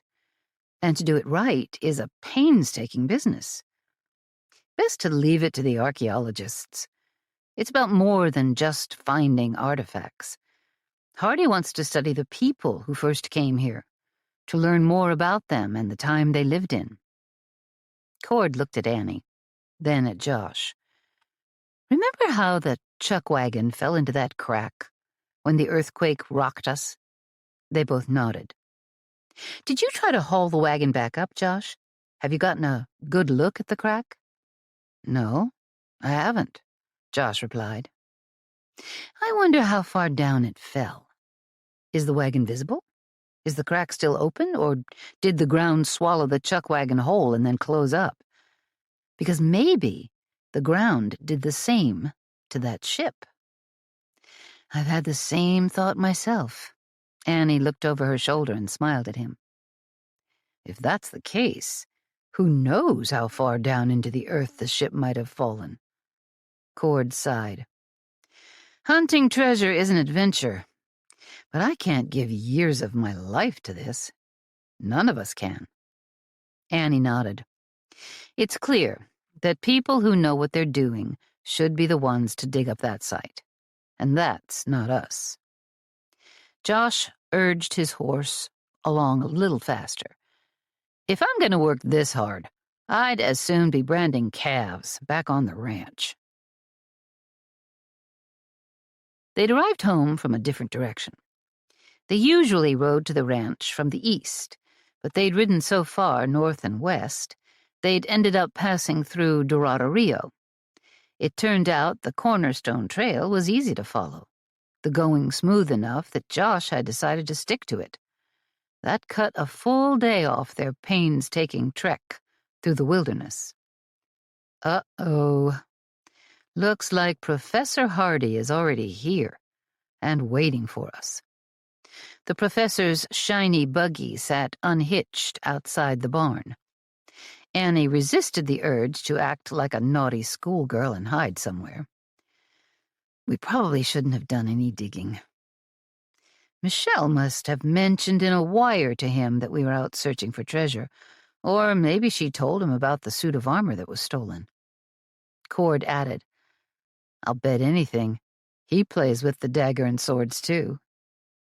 Annie narrowed her eyes at the cranky old coot. He'd die before he'd admit it, though. They rode into the ranch yard just as the sun dipped toward the horizon. She doubted they'd planned on having extra mouths to feed, but they'd come up with something. Aunt Annie? Locke tended to use kinship words, like aunt and uncle, when he was trying to get his way, or dodge trouble.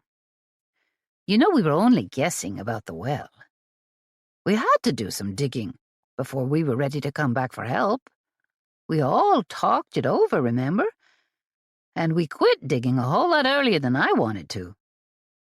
It was a good guess, wasn't it? Annie straightened her spine. Yes, they'd needed to be sure. True enough, they discussed it, and she agreed to what they'd decided together. and now she'd stand up and face whatever scolding came her way. She wasn't in the mood for this. It had been a long day, one spent on horseback. She was exhausted, with little patience left. She might just scold back this time. "Why is he here?" Locke sounded annoyed, as if he might just do some scolding of his own. "He's been around the ranch plenty lately." Josh led the way toward the barn. "I'm hiding the dagger inside my shirt." Locke looked around. "We lost the other one. We need to be careful about flashing this one around." "Good idea," Josh said. "We've got a few other objects we found to show Professor Hardy. He doesn't need to see everything." They all dismounted and saw to their own horses. Annie noted that Thane and Locke did their fair share. Those two were growing up. Josh clapped Locke on the back. "Come to the house for supper. Brody and Ellie are probably asleep by now. No sense waking them." As they headed for the house, Josh muttered, "Hardy is going to want to turn right around and head back to the site of the treasure, which means I'll have to lead another treasure hunt. None of you could find that spot." "I could." Annie locked eyes with Josh. "I'm sure now that I could ride straight to it." He nodded, then said, "I wonder how Tilda is feeling." He hadn't liked leaving her before. Now, he seemed to be considering letting Annie be the trail guide. She was a little bit sorry she'd offered. It flickered through Annie's mind that Josh was tougher than anyone else in their group. She didn't like the idea of riding into the wilderness without him. "I hope she's resting. I shouldn't have left her for so long." Josh strode toward Professor Hardy, who was pacing outside the back door. The man had rather thick white hair. He wasn't a big man, but he looked like he was in decent shape. He had on a white shirt, with its sleeves rolled up to his elbows. He wore round glasses with gold rims, and he had his arms crossed. Suddenly the professor stopped his pacing to focus on what they all carried.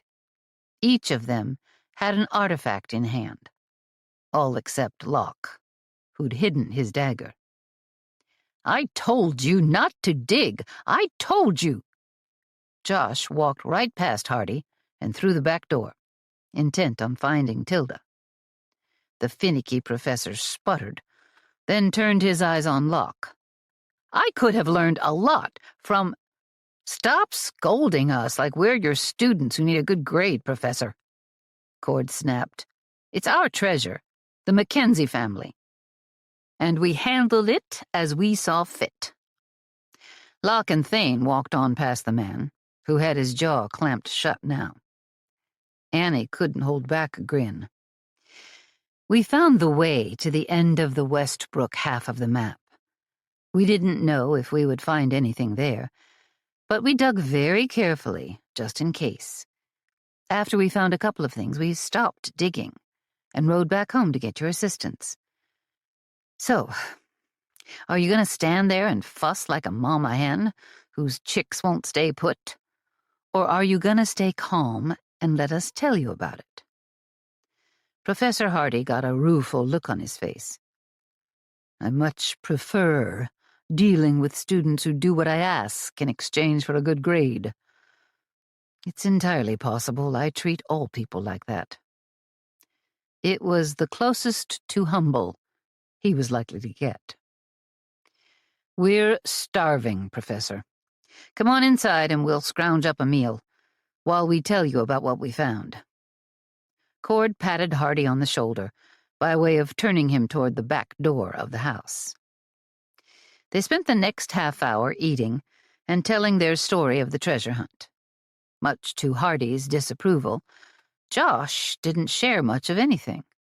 Instead, he'd scarfed down his food, and then he and Tilda got up and went to their room in the house. "I want to head back out to the dig site early tomorrow morning." The professor fidgeted at the table, tapping his fingers, his knee bouncing, There's more to be unearthed in that spot, I'm sure of it. Cord shook his head. Tomorrow's out of the question. He stood from the table. We need to wait a day or two. We're all exhausted, and we're behind on the ranch work. Give us time to rest up a bit and prepare. No, Professor Hardy shot back. I insist. The back door, closing behind Cord, shut Hardy right up. He quickly shifted his attention to Annie. She and the boys were the only ones left at the table. I'm ready to hunt for treasure again, said Locke. Tomorrow suits me fine. Thane said, Look, we'd better talk to Brody first. We haven't even told him we're back yet. Good night, Aunt Annie, Professor. With that, he and Locke got up and disappeared out the back, the door shutting solidly behind them. Annie sat at her usual spot at the table, Professor Hardy sitting to her right. The professor gave a sigh and said, Are you going to walk out on me too, Mrs. Lane? She stared at him, one teacher to another. The arrogant man most likely didn't consider a woman teaching youngsters an equal in any way. Still, she had a talent for taking charge of a situation. I assume you're staying here in the ranch house? It occurred to her then that the next thing they needed to add to the ranch was a guest house. One room with a dozen bunk beds. She wasn't interested in making unwelcome guests too comfortable. Yes, I've been shown to a room upstairs along with my assistant, Otto Rombauer. Rombauer, that was it. Yet she was so tired. She figured by morning she'd forget the man's name all over again. She didn't like having two strange men sleeping upstairs near her and Caroline, despite the presence of Zane and Michelle up there, and Josh and Tilda downstairs. They definitely needed a guest house, and soon. I've been gone for days, sir. I haven't seen my daughter in all that time, and now she's tucked up in bed before I could even speak with her. I am not leaving the ranch tomorrow. But enough, Annie said, one hand raised to silence him. He stopped talking so completely, she was impressed with herself. She lowered her hand. Spend the next few days studying the artifacts we just handed you, while we rest up and prepare for the next trip. It was a hard journey through rugged terrain, and we had a large area to cover. But on the way home, Josh found us a better trail that'll save us time. We can get out there in a single day's ride now. Professor Hardy gave her a look that bordered on approval, and might even have held a little bit of respect. Go on up to bed, Professor. I'll tidy the kitchen, and then I need to get some sleep. He gave her a firm nod, stood, and left the room. After cleaning up, Annie headed upstairs. This floor of the large ranch house had a lot of space. Michelle and Zane stayed in the room he'd slept in all his life. They kept their little one, Leah, right there with them. Professor Hardy and Mr. Rombauer each had their own rooms. Annie slept in the fourth room with Caroline. She moved to open her door and felt the dull thud of it hitting something, then heard the low moan of someone stirring. It was Zane, who slowly got to his feet and swung the door open fully. While remaining dressed, he'd been sleeping on the floor in front of the door. Annie peeked into the room and saw Caroline, asleep in the small cot they'd squeezed into the room next to Annie's bed. Zane whispered, I didn't like her being here alone with strangers in the house. Michelle stayed with Caroline until she fell asleep, and I took over while Michelle tucked Leah in. I decided to stay up here until you came. We need to build a guest house. Zane nodded his agreement. We're already rebuilding Harriet and Beau's house. We can put up another while we're at it. Annie leaned close. "Don't bother making it overly comfortable." Grinning, he said, "I get your meaning." "Good night, Zane. One more thing. Because we've had so many guests lately, I've put locks on all the bedroom doors. But I didn't want to lock Caroline in alone." He pulled a key from his pants pocket, handed it to Annie, then said goodnight and left the room. She saw Zane unlock his own bedroom door before she closed and locked hers. Their two guests had been no trouble, so Annie didn't think there was anything to fear. Even so, they were strangers. She wasn't completely comfortable with their spending the night in the house and being so near. She hadn't felt this way when Cord's grandfather stayed with them. To her own shame, she hadn't felt this way when Tilda's brother stayed either. Someone who'd ended up being untrustworthy. She'd certainly never felt this way when Cord stayed in the house for a while, before moving to the bunkhouse. Annie felt her cheeks flush as she thought of Cord. She'd agreed to go to dinner with him. He was the first man who'd been in her thoughts in any personal way since Todd. But with the arrogant Professor Hardy and the rather hulking Mr. Rombauer, she wasn't comfortable. Zane clearly wasn't comfortable with the situation either. Nor was Michelle, since no one needed to get Caroline ready for bed, or sit with her until she fell asleep. Caroline was a very capable child who went to sleep quickly with no bedtime dramatics. Guest house, for a fact. She checked the door lock one more time before moving to the bed. "Grandpa, I'm glad to see you. I didn't know you were coming."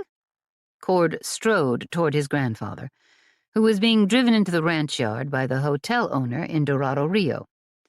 The proprietor also ran a wagon-for-hire business in town. His grandfather smiled. Cord noticed an ease in the man's demeanor. He hoped that meant Grandpa wasn't working as much these days. Cord had nagged him to quit, or cut back for years. He had cut back some, but he'd never stepped away completely. Or maybe his arthritis was feeling better, since Brody had been doctoring him. Or maybe he was just glad to see his only grandson. Cord thought all those reasons were good ones. Grandpa stepped down from the wagon with surprising agility. Cord hurried to the back of the wagon and pulled out the trunk Grandpa always traveled with. He mentally ran through the occupants of the house. There was one available bedroom upstairs. Grandpa would be happy there. "Cordell, good to see you." Grandpa was the only one who called him that. "Your wanting to be a cowhand is nonsensical. But I have to admit, you look good. It appears you're making a fine job of it." Cord almost dropped the trunk. When he thought of how fiercely his grandpa had fought with him over even a visit to his other grandparents, together with his grandpa's disregard for life in the country, he was amazed by the change of heart. Cord had to wonder if the old man was up to something. Or maybe he was feeling better, which had left him with an improved attitude. "Zane and Michelle have bought a piano. It should be arriving soon. I can play it for you in the evening," Cord offered. "Excellent. I doubt it'll be as magnificent an instrument as my Steinway, but I'm sure you'll get wonderful music out of it anyway." That was just the simple truth. There was no better-sounding piano in the world than Grandpa's Steinway. Professor Hardy picked this moment to emerge from the house. He grunted what might well have been a good morning to Cord and his grandfather, then headed for the laboratory where the artifacts were stored, not counting Locke's dagger. Grandpa hadn't met the cranky professor before today.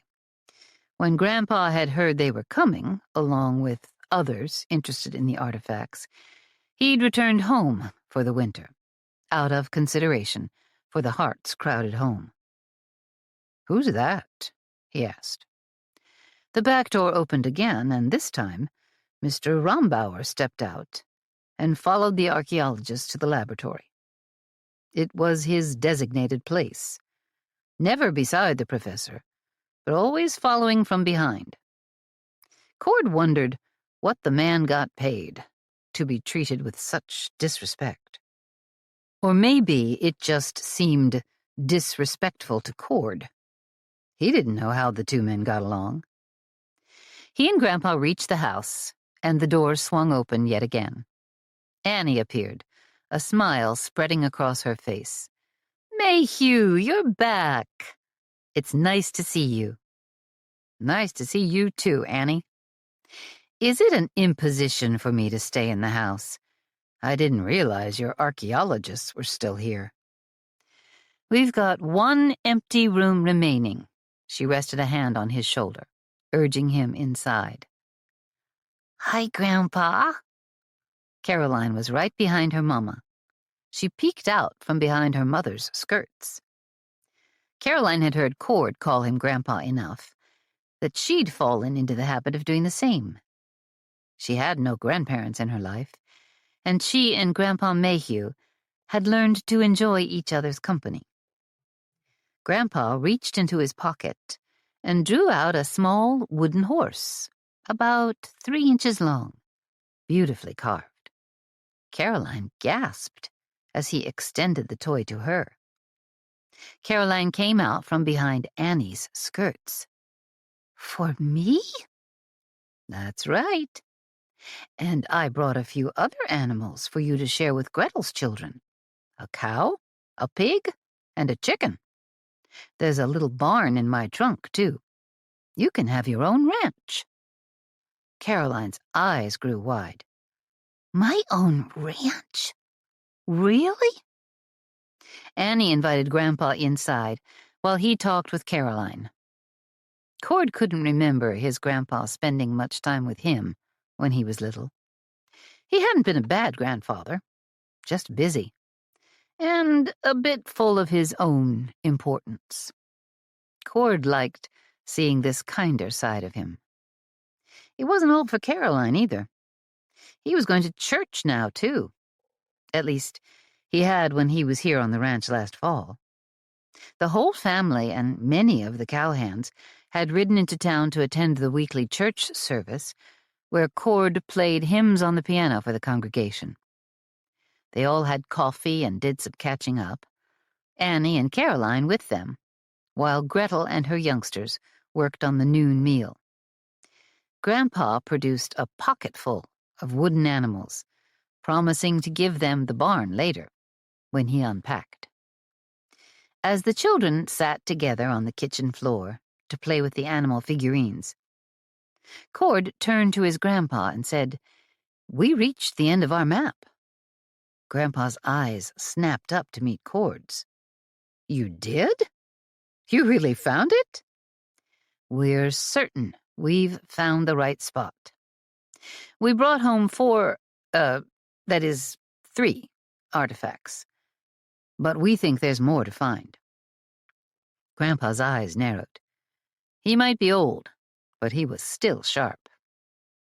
Cord leaned close and touched a finger to his lips. He didn't want Gretel or the children to overhear him. They might accidentally slip up and say something in front of the professor or his assistant.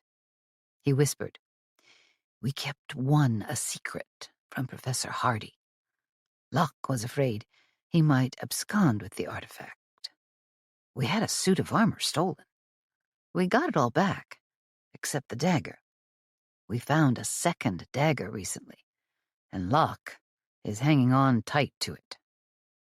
Grandpa nodded and asked about the theft and finding the armor, as well as about their trek out to Graham's claim.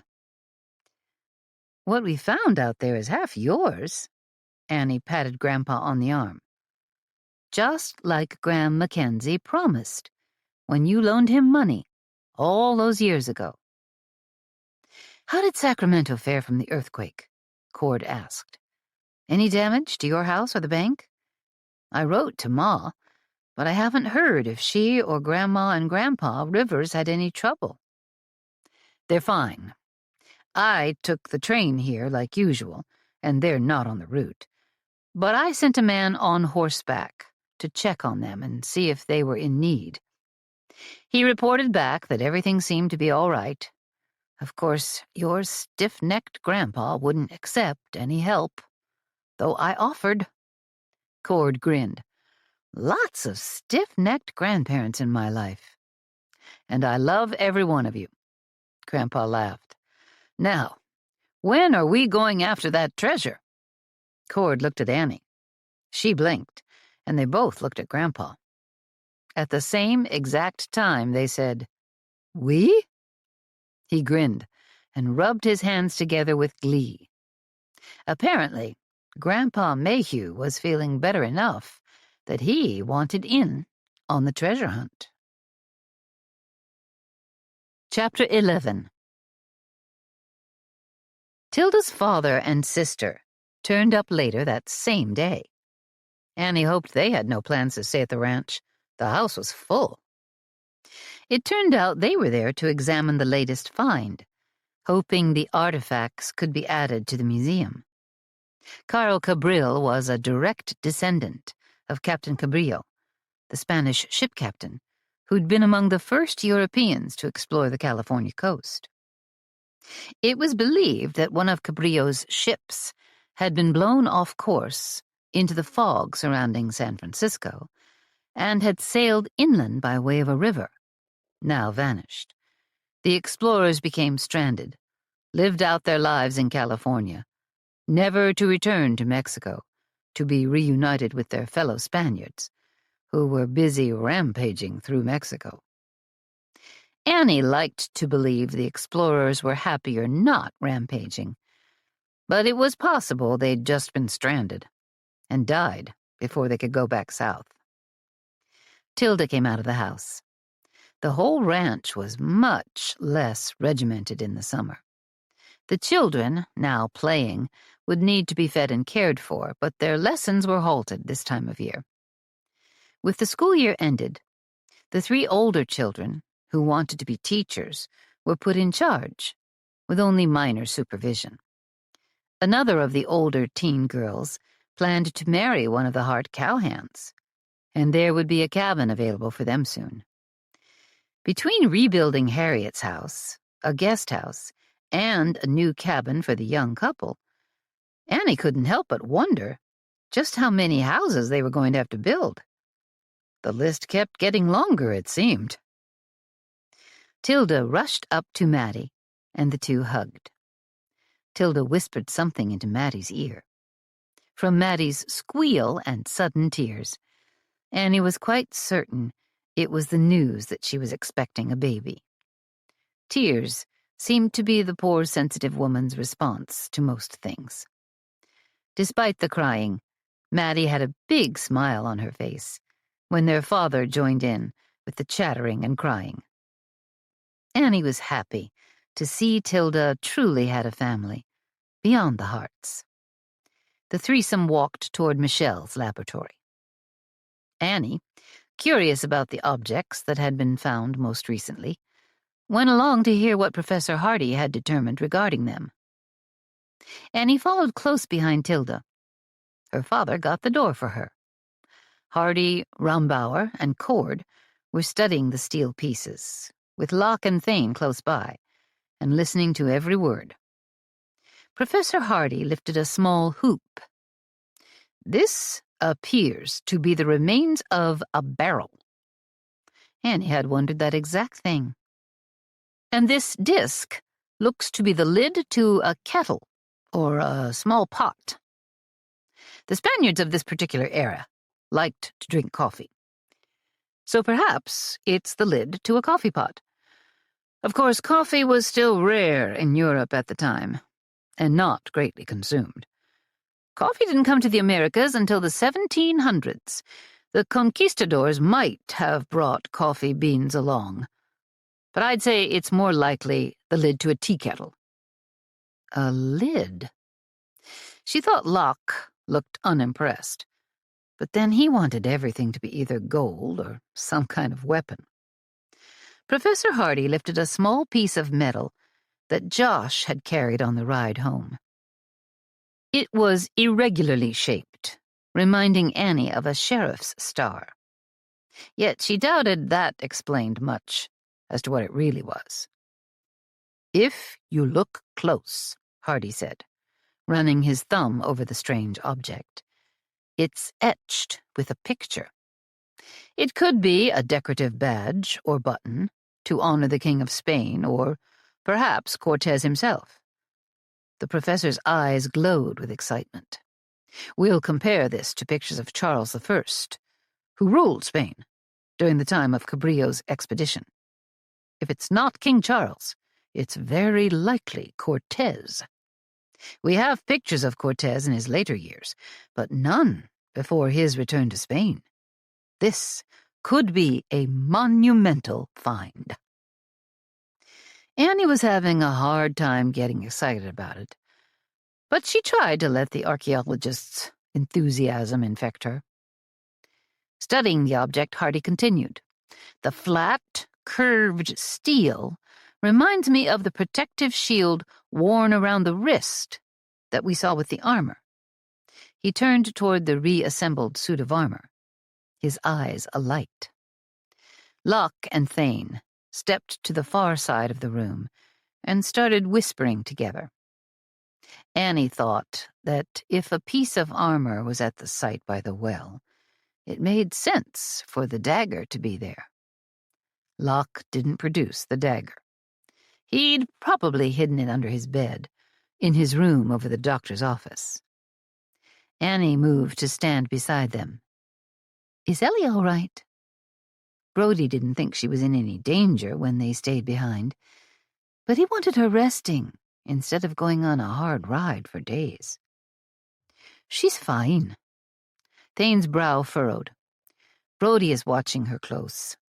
He's not here right now because he has a cowpoke with a nasty cut on his arm that needs stitching up." Professor Hardy took the curved steel to the laid-out suit of armor. He held it beside the wrist guard and compared the two pieces. Annie could see from where she was that they were the same. "When can we go out there again, Aunt Annie?" Locke asked. "We're ready to ride." "I was away from Caroline for 3 whole days, so I'm not ready to leave the ranch just yet." "Is she upset?" Thane gave her a very mature, concerned look. "She seemed fine this morning.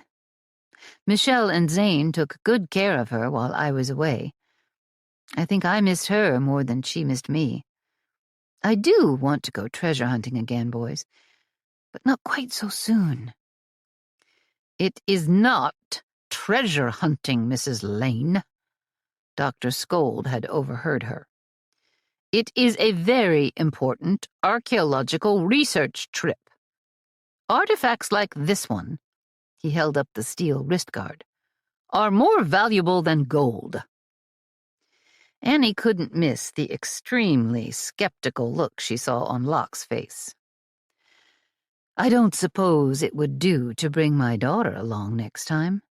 Caroline would enjoy digging in the dirt." Dead silence filled the room. Even Professor Hardy looked up from the artifacts to stare at her. With a shaky voice, Thane said, "Honestly, Annie, if it hadn't been for Locke falling off a cliff on our first treasure hunt, and Brody getting shot on the one after that, it'd probably be all right," Cord said, cutting Thane off. "We're at the end of my map now, so we won't be riding through unknown wilderness with no trail, getting clawed at by brambles and scraggly pines. We found a much better route there. And as far as we know," Locke added, "no one's trying to kill us. and steal the treasure anymore. No one is trying, Thane said, except someone did steal that armor only a few days ago. Whoever did that may still be around. Caroline is absolutely not allowed to go. Sweet-natured Tilda seemed to have no trouble finding her voice. The wilderness is no place for a child. Annie narrowed her eyes at her sister-in-law. Tilda had certainly gotten spunky since she'd married Josh. Or maybe she was simply right. I'll be staying right here on the ranch, Annie. Tilda cast a derisive look at the little hunks of steel they'd dug up on their last trip. I'll watch her. The only thing is... Annie braced herself. What? Tilda gave a little shrug. I don't think Josh wants to go again. Not for another week, at the very least. He didn't like leaving me alone when I was feeling poorly. Can you all wait a week or two? No, we cannot. The professor plunked his hands on his hips. We're not waiting that long, Locke said firmly. We've got to finish this. Thane's posture looked as immovable as a boulder. Cord looked around the room until his eyes landed on Annie. Do you think you can get us there? I need a few more days to prepare, but, well... Annie cleared her throat to force the words out. They were no more than the truth, but were they wise words? Yes, she finally said. I can get us there. Then her eyes landed on Hardy and his assistant Rombauer. Could she trust them? Were they honorable men? That remained to be seen. Once they got to the site and started digging, bringing up more artifacts, how could she be sure that Hardy and Rombauer wouldn't just try to take the objects for themselves? Surely he couldn't make a reputation for himself, showing off 300-year-old artifacts without talking about where they'd come from. And if he stole them and displayed them and talked about where they'd come from, that was as good as a confession, wasn't it? Still, something about all of this didn't sit right with Annie. Which probably wasn't a good enough reason not to go. We'll leave next Monday morning, she stated. First light. That's half a week away, Hardy growled. It's too long to wait. You teach at the University of the Pacific. Is that right, Professor Hardy? His thick white brows lowered to the level of his gold-rimmed glasses. You know I do. Go back there, said Annie. You and Mr. Rombauer are no longer welcome to stay on this ranch. I'm not listening to your complaints for one more minute. I don't want to see you and your assistant again until Monday morning. Understood? That shut him up good. He glowered at her, the color rising in his cheeks, but he didn't argue. You can travel to town with us, Professor Hardy, Carl Cabrill said with a welcoming tone. Cabrill had been a successful businessman back in New York City. It was clear he knew how to handle difficult situations. Carl went on. Stay in the hotel and spend time in the museum. My daughter and I have been writing about what's been found so far. We've been living in the hotel while our new house is being built. We've written about the history of Cortez and Cabrillo, my ancestor, and these Spanish artifacts discovered in the wilderness of California. You would be a big help to us if you'd read what we've written and add your knowledge to ours. Professor Hardy nodded at Carl, clearly appreciating someone who gave him such respect, even if everyone but Hardy knew Carl was just trying to get the man off the ranch. before he was kicked off. "Thank you, Mr. Cabrill. I'd be interested in your opinion on this badge or button. I'd like to take these few pieces into town with me." Hardy now spoke exclusively to Cabrill, maybe because his pride was being stroked. "Are you planning to add them to the museum collection? But first things first, this decorative badge needs to be researched." Annie spoke up quickly. "No decision has been made yet as to the artifact's permanent home. They were found on land owned by the Mackenzies, land legally purchased by their grandfather and left to their father, and now passed down to them. So these artifacts are the Mackenzies' property, and the decision about what happens to them will be theirs." She turned to Thane and Locke. "What do you want to do?" Locke looked a bit confused, as if the idea that he owned the objects had never occurred to him. But then his focus was mainly on gold, of which there seemed to be none, since the doubloons they'd found early on. Thane spoke up. "We'll need to talk to Brody first, so he can see what all we have. He's been busy all morning. If he approves, I suppose you can take the pieces to the museum. For now, anyway." Annie nodded, then added, "I'd also like for Michelle to take a look at them before they leave the ranch." "Maybe she'd ride along to town with us," Maddie suggested. "Tilda, would you want to come too?" Tilda gave her sister a one-armed hug. "I'd better not. My stomach isn't that steady. But I'll go find Michelle and tell her if she wants to see those objects, it'd better be now." Tilda left the laboratory, with Maddie tagging along.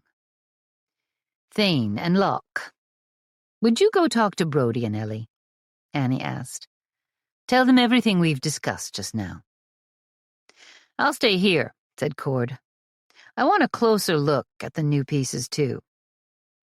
He gave Annie a strange look that seemed to imply he didn't want to leave Hardy and Rombauer alone with the artifacts.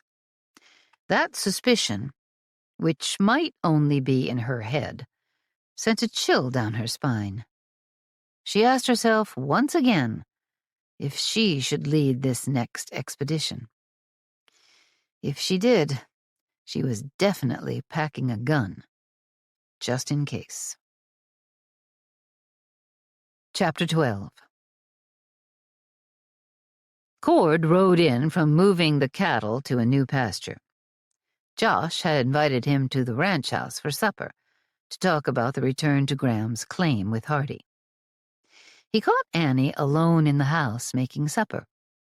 Cord was surrounded by the fine smell of the chicken and the freshly baked biscuits she'd piled into a basket.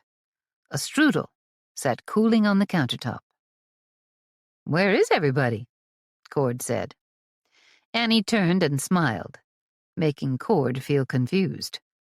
Or maybe when it came to Annie, Cord was permanently confused, no matter what her expression was. "Michelle's in her lab and Tilda's resting. Her stomach is still unsteady. Gretel went home.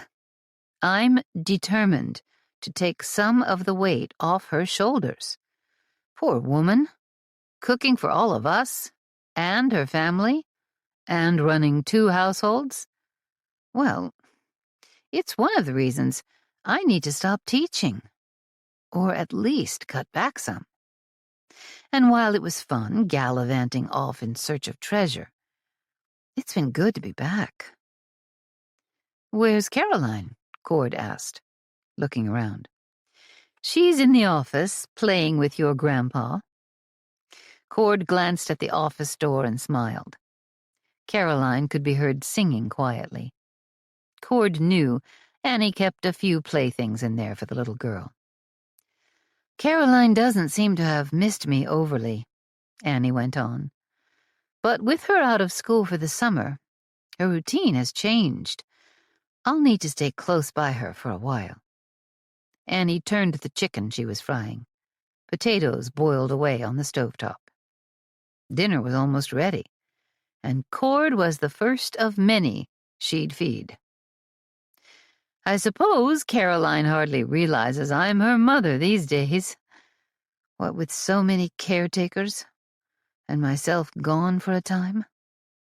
She'd started out saying that with some amusement, but as she talked, her tone turned more serious. Cord wondered if she thought it was true. She knows who her ma is, Cord reassured her. She loves you. Whenever there's a commotion and she becomes frightened, she runs straight to you. Annie locked eyes with him. Commotion like an earthquake? Cord came to her side and rested his hand on her back. I was thinking more about when company comes. We've had people invading the ranch regularly since we found that treasure, including me. I guess I'm an invader too.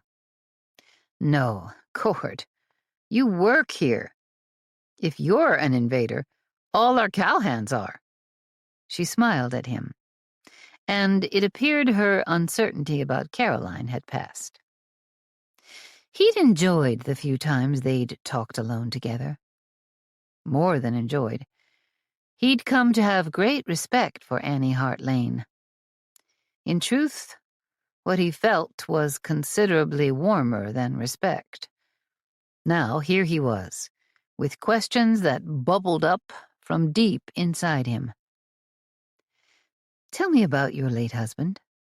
Was he kind to you? Was he a skilled cattleman? Annie's smile remained, though it was a sadder version now. I told you how we ended up married. You said you'd known him all your life and were good friends. It was the most natural thing in the world to get married. Unlike Cord, she'd met him only last year, and he'd spent most of the winter in the bunkhouse, or out on the range.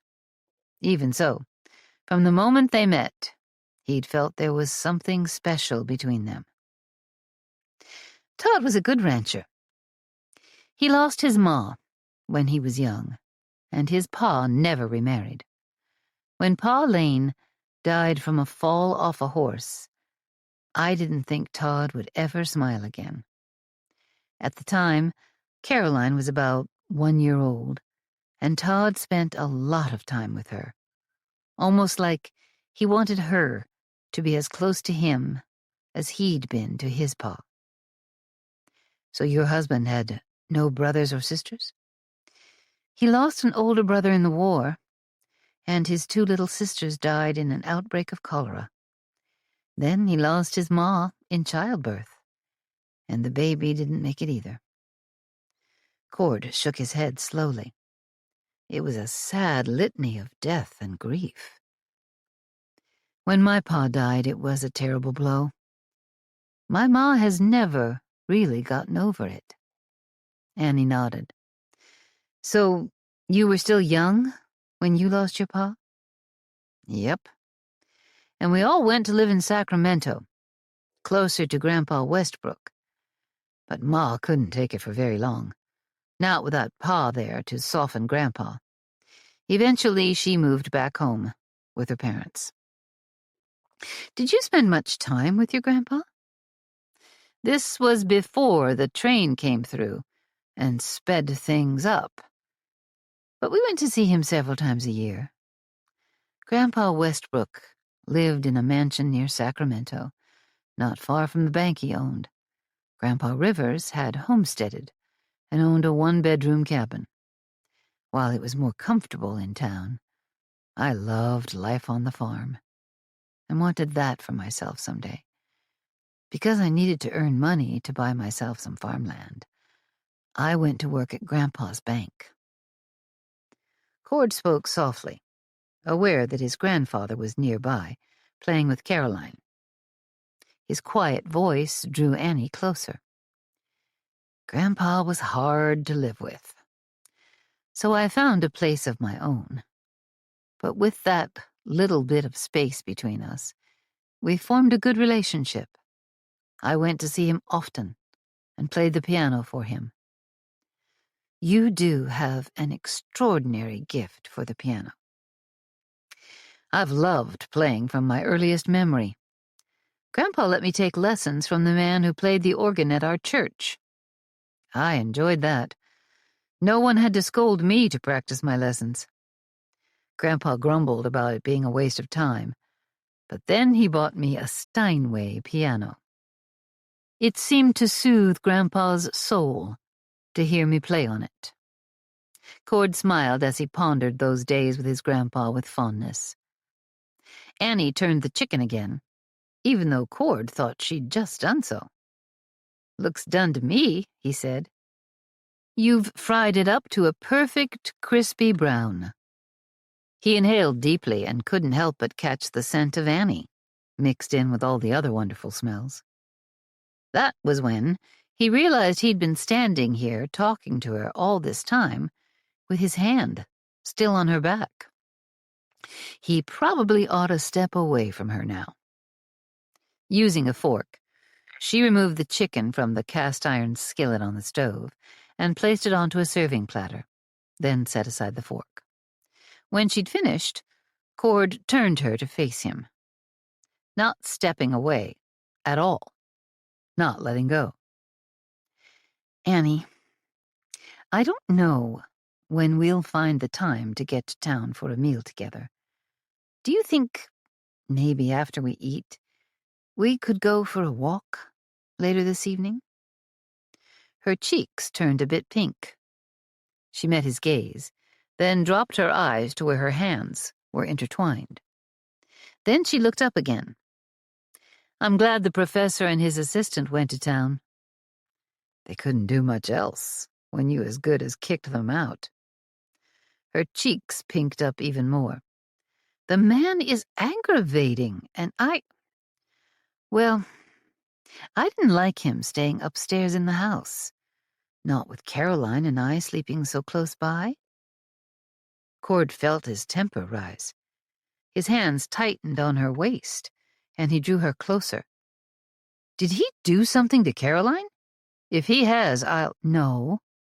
Annie touched her fingertips to his lips. "It's nothing like that. It's just awkward. Although I never felt that way when your grandpa was staying in the house, nor when you were."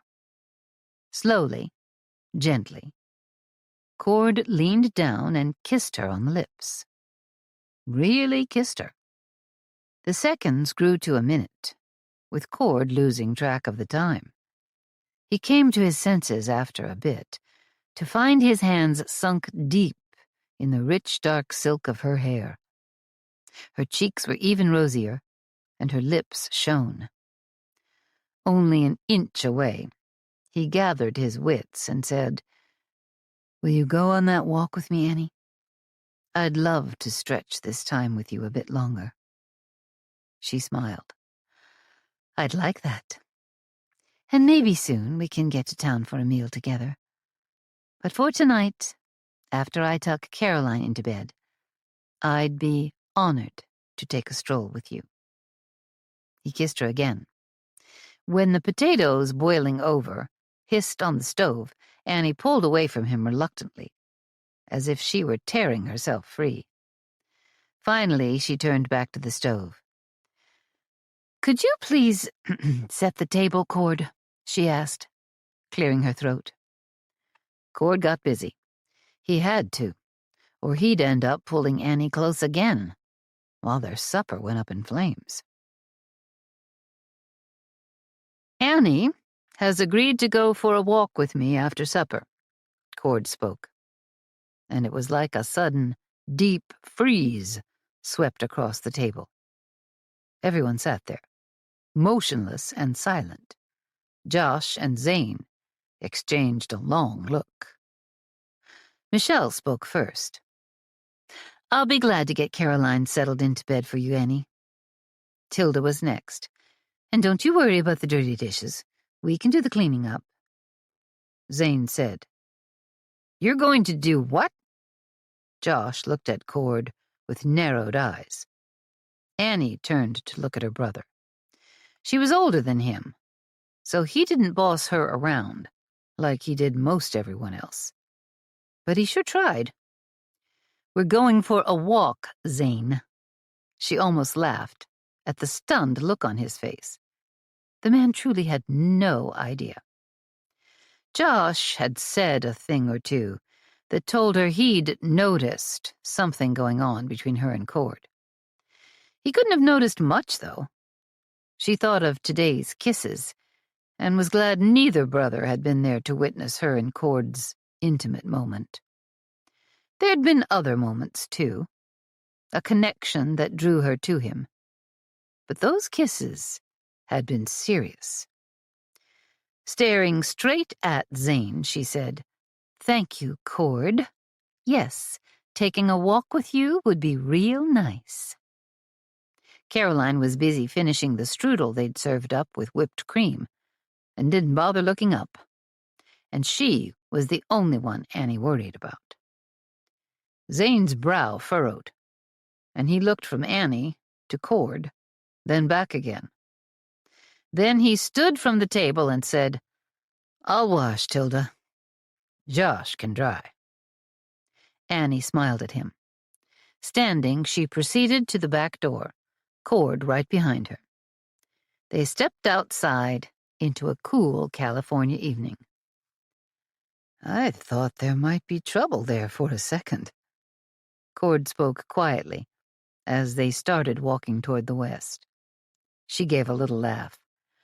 Zane looked surprised, but he adjusted soon enough. Cord took her hand and hooked it through his elbow, and they strolled in silence for a while. She realized then that the last time she'd gone on a walk with a man, she'd ended up marrying him. Annie didn't say that out loud, yet it all felt so strange to her. It was late spring, the days growing longer now, and the sun was setting as they followed the trail that led to Dorado Rio. They had no destination in mind, but just enjoyed being alone together. "I want us to spend time getting to know each other, but I can't think of a word to say, or a question to ask." Cord patted her hand, where it rested on his elbow. She chuckled quietly. "Maybe that means we already know each other." "I do know you, Annie. Not all the details, of course, but I know you're an intelligent, hard-working, honorable woman. I know you're a fine mother and a talented teacher. All that brought us here are details we can learn with time." She squeezed his arm, nodding in agreement. "Sometime soon," Cord rushed on, "I'd like to ride with you to where the ground cracked during the earthquake. I want to see what it looks like now. That chuck wagon might not have fallen far into the crack. Maybe we can haul the wagon to level ground and repair it to be used again." "Maybe so," she said. "I'll never forget the sight of the earth cracking like that, and the wagon falling into it. It reminds me of what may have happened to that ship long ago. How shocking would it be for a river to suddenly dry up, its water source cut off? Could the ship have fallen into a crack like the chuck wagon? I wonder how many of the crew there were besides the 5 graves we found in the wilderness. Did they die when the ship disappeared into the cracked earth, as the river it floated on was forced underground? The ship could have run aground when the river was diverted. 5 of the crew, at least, were able to walk away. Probably a 6th as well, as someone had to be there to bury the 5. After 300 years, armor and weapons, gold, and bones would be all that was left.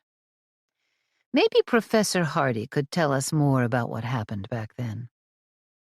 Would an archaeologist know about earthquakes? Or is that a different kind of professor? She smiled up at him. He wasn't an overly tall man. 6 feet, maybe a little less. Being a woman of decent height, she only had to look up a bit. He drew her to a stop, turned, and kissed her. The kiss drew out. It baffled her, honestly. He'd kissed her in the kitchen, and her heart had lurched and come back to life, filled with a sensation unlike anything she'd felt when Todd had kissed her, but something completely new. She'd never felt like this before. She reveled in the kiss, setting aside so much old grief to realize she could feel again. She pulled back and met his blue eyes. No words passed between them, and yet so much passed between their eyes. Her confusion and amazement, his passion and longing. Annie, I don't think we need as much time to get to know each other as I thought. A smile spread slowly across her face. Yes, I believe you're right. I have such a deep regard for you. It started the first time I saw you.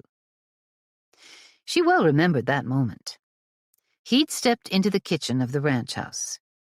She'd looked him in the eyes and couldn't look away. He'd seemed just as enthralled as she was. That was last autumn. Moments ticked by as they became lost, each in the other's gaze. She'd forgotten where she was, who she was. She forgot all her fears, because she was much too busy looking at a man who'd awakened a sleeping part of herself. Now, months later, here they stood, enthralled by each other. Annie, that is, my intentions toward you are completely honorable. I want you to know that. I want us to continue. She kissed him this time, just to shut him up. They were out of sight of the house, but they heard the back door open and close. Cord pulled away, drew her hand back through his elbow, and started walking again. Afraid that's one of my brothers? I'd like to have your brother's permission to court you, Annie. They both like you, Cord. They do, but the way to earn their blessing is to ask you to marry me. I... Don't say no, please. If you can't say yes right now, then say you'll think about it, that you need more time. But don't say no. Annie was silent again as they walked on, because, indeed, she'd opened her mouth to decline his offer, at least at this moment in time. But then he'd cut in, pleading with her not to refuse him. Still, she could imagine a time in the future when she'd be ready to say yes. She fumbled for the right words. I won't say no then, Cord.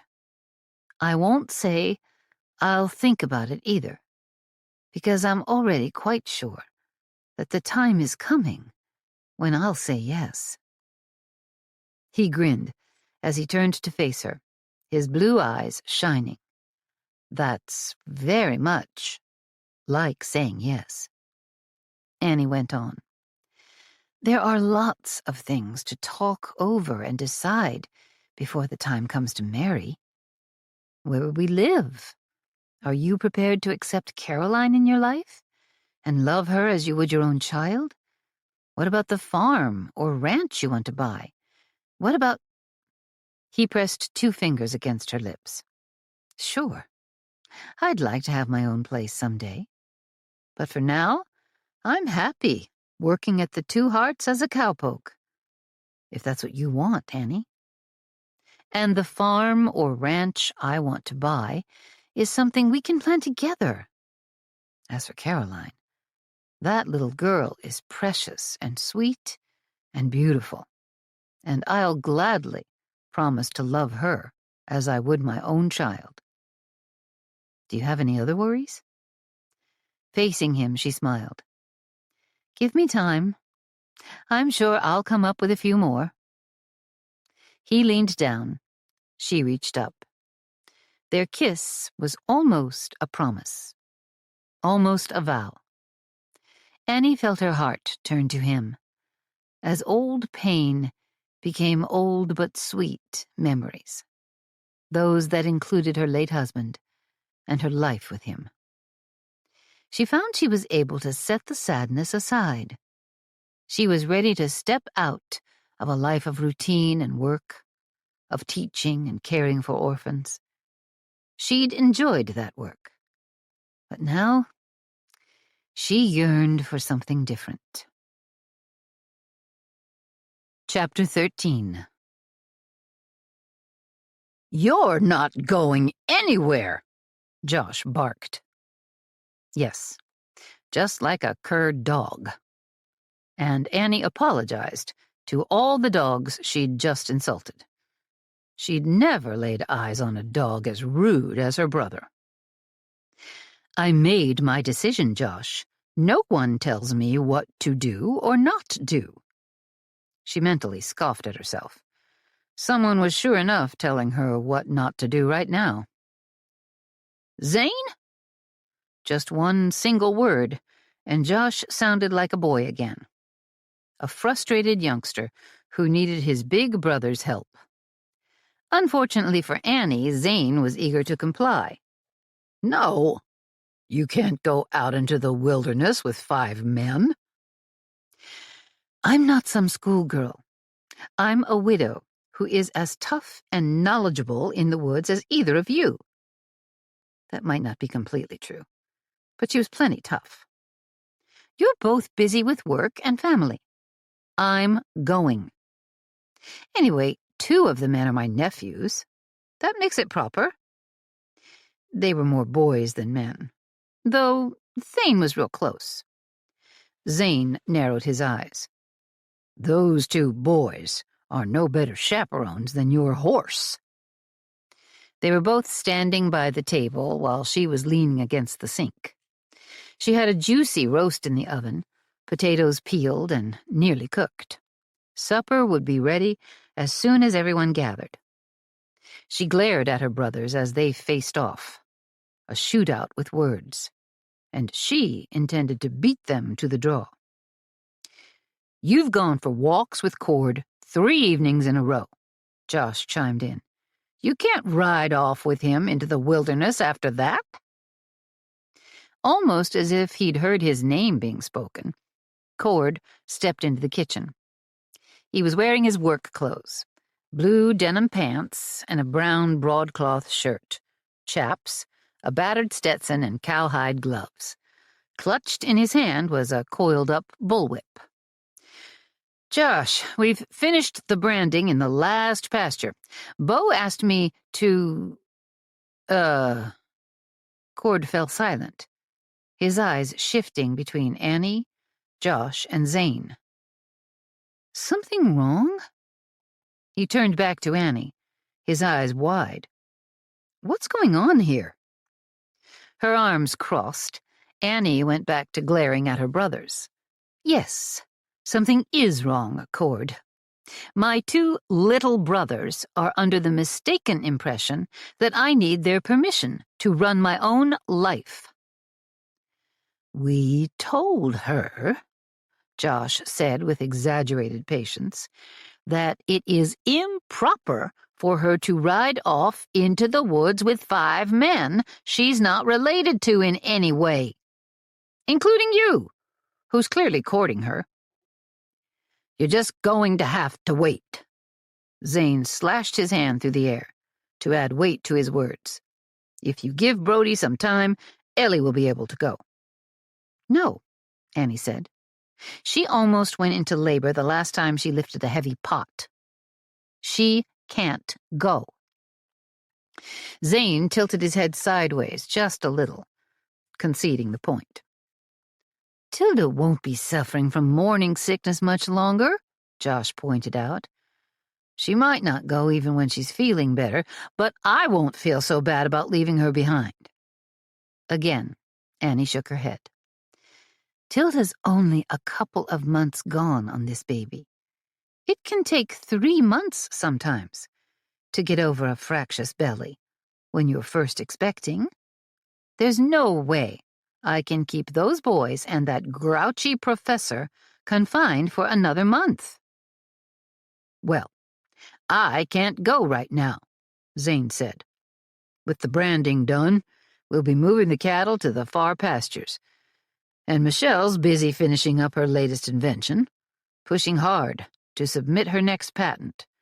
The earthquake threw her off schedule. I promised I'd help with Leah more. Hopefully, Tilda will be feeling better before Michelle is ready." He looked uncertain, which was odd for him. "Would it be all right to take a baby on the treasure hunt?" "No!" Annie, Josh, and Cord all shouted at once. Zane jumped a little. "Then you just have to wait. And so do your companions." I have a suggestion," Cord said. He walked over and hung the bullwhip on a wall hook next to the back door, then turned to face everyone. "You're not a good enough chaperone, Cord." Josh jabbed a finger at him. Zane crossed his arms to match Annie's posture. "We know you're an honorable man, Cord, but this is bigger than that. It's about how it'd look. People talk. They gossip. Our sister's reputation must be protected, which means she can't go." "I'm going," Annie countered. "Neither of you can tell me what to do. I'd think you'd have figured that out by now." Cord removed the Stetson and dropped his gloves onto a kitchen chair. "What if—" "Whatever it is, Cord, we're not changing our minds." Josh's face turned an alarming shade of red. "That's right, we're not," echoed Zane, with a jerk of his chin. "But what if—" "Go on now, Cord." Josh nodded toward the back door. "This is a family matter. We appreciate the news about the branding, but don't you tell him what to do." Annie dropped her arms and clenched her fists. "You're not in charge of him any more than you are of me." Josh scratched the back of his neck. "Honestly, Annie, I'm his boss." "That's true," Cord conceded. "But what if, in that case, since I'm a 1/4 owner of this ranch, I'm his boss too? And I say he stays right where he is. Cord, say something. You know I've been planning to go after the treasure. You've not objected to it." "Well, I guess I didn't think about whether it was proper or not for you to go. If we can just—" Josh swatted Cord's arm. "Are you saying Annie's not proper? Don't you have any respect for my sister?" Annie turned on Cord. "What? You don't respect me now? All right, you two get out of the kitchen. I want to talk with Annie alone." Cord's face flushed, and his eyes sparked with anger at her two brothers. Josh flinched. Zane did that little head tilt of his again. Annie really needed to finish preparing the meal, but Cord had a determined look on his face. She waited to hear what he had to say to her, as the two brothers shuffled to the door and slipped outside, grumbling the whole way. With them gone, Annie looked at Cord and crossed her arms again. If Cord thought he could make her stay behind when her brothers had failed, he had another think coming. He stepped closer to her. While they hadn't made it to dinner in town just yet, they'd gone out walking every evening since that first time, and they were due for another walk tonight. And tomorrow was Sunday, which left them one more walk before the group rode out on the treasure hunt early Monday morning. Annie said, "How could my half-wit brothers not realize I was going on the treasure hunt? We've been talking about it all week.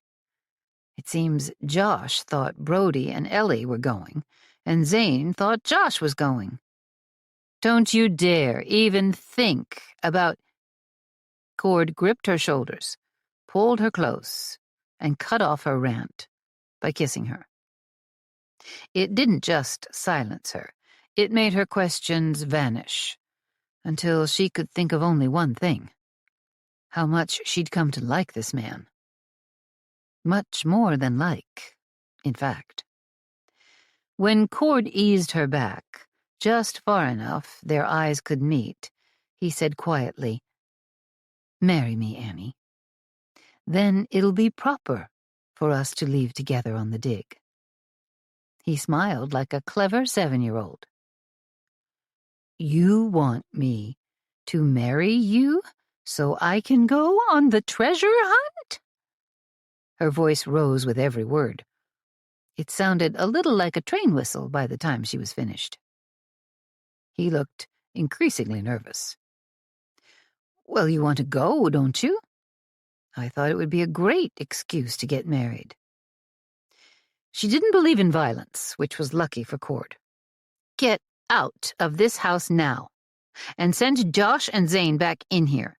One of them is going to have to go along with me." He had the nerve to look like his feelings had been hurt. "Don't you want to marry me, Annie?" "It's too soon, Cord. We just started thinking about each other in that way." "No, we didn't." Cord took her hands in his. "We didn't?" He shook his head. "I was in the kitchen, newly arrived from Dorado Rio, and you walked in with Caroline. Remember? I couldn't think of a thing to say to you, but I couldn't look away.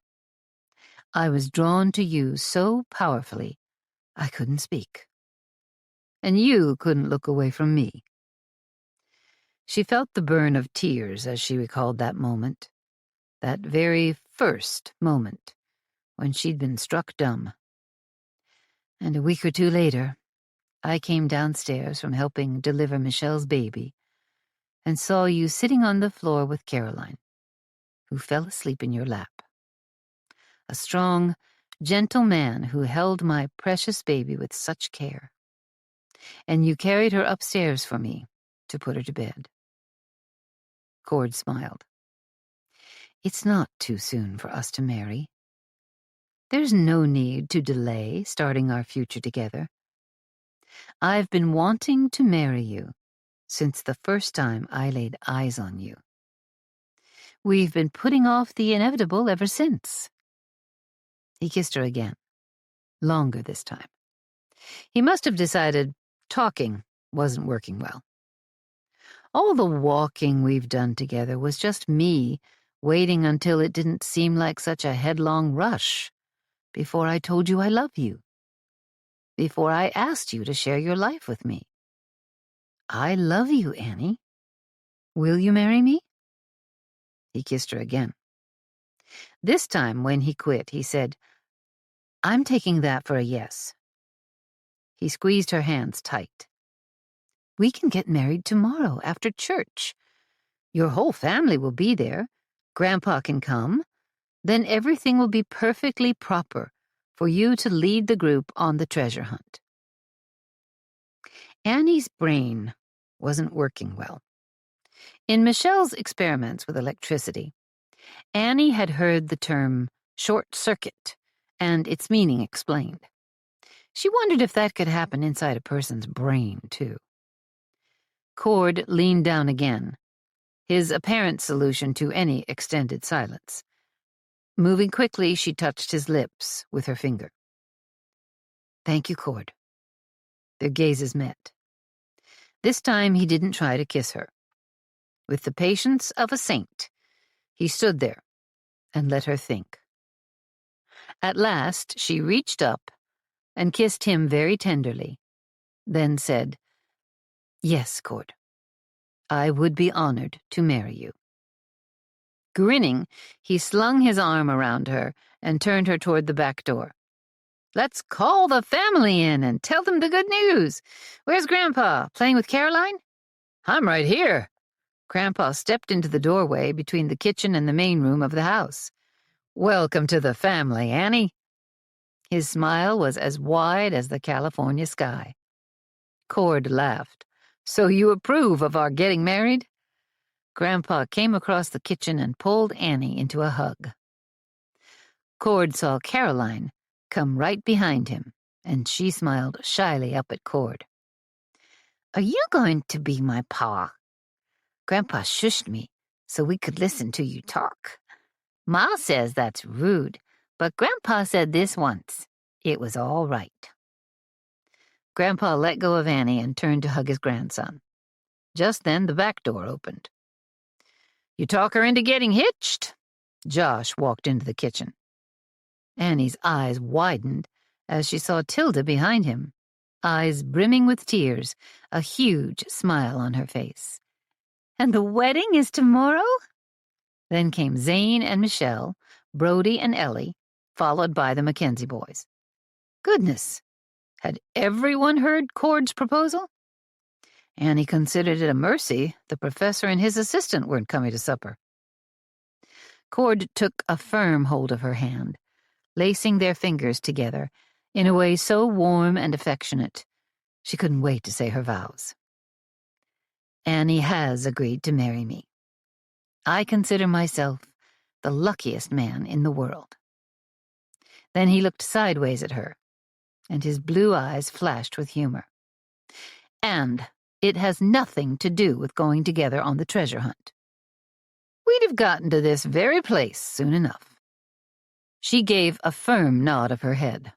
"Yes, we would have. We're getting married tomorrow, right after church." Josh said, "I'm going to tell the men to butcher and roast a hog. We'll have a party to beat all." He was gone before Annie could tell him that sounded wonderful. "You should invite your father and sister out to the ranch tomorrow, Tilda. We can even let Professor Hardy and Mr. Rombauer come." Ellie wrapped her arms around Annie's neck and wept. Through the tears, she said, "I'm so happy for you." There was general chaos, as everyone hugged the newly engaged couple and congratulated them. There seemed to be no surprise at all among them. Honestly, Annie herself was a little bit surprised, but no one questioned her decision, which proved she didn't have a ridiculous, addled look on her face.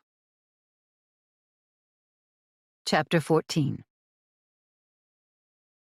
Cord's piano playing at church on Sunday morning had a particularly joyful ring to it, and he couldn't keep the smile off his face. He glanced out to see his pretty Annie sitting in the front row, Caroline between her and Mrs. Lewis, the parson's wife. Hattie Lewis had helped save Tilda when her brother kidnapped her, a story Cord had heard a few times. For the closing hymn, he played "A Mighty Fortress is Our God," and it sounded as though all the voices raised in song might just lift the roof off the small church building.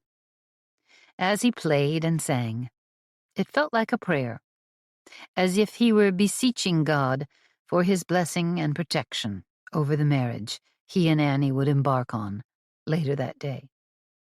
Cord felt the music deeply and put all that feeling into his playing. But today especially, his wedding day, his feelings and the music both soared to new heights. After the hymn ended, Parson Lewis announced, "For those who would like to stay, there will be a wedding ceremony immediately following today's service. Our much-loved pianist, Cord Westbrook, and our beloved Annie Hart Lane are to be married. You're all welcome to join us in celebrating their blessed union." Cord rose at the same moment Annie did. They met Parson Lewis at the front of the church and faced him together. "I hope this means you'll be staying with us permanently, Cord," the parson said. "Our services are much enriched by your musical gifts." Cord looked at Annie, who only smiled in return. He turned back to the parson. "We don't know what the future holds, Parson Lewis. For now, though, our home is right here in Dorado Rio, at the Two Hearts Ranch. Our future together is in God's hands."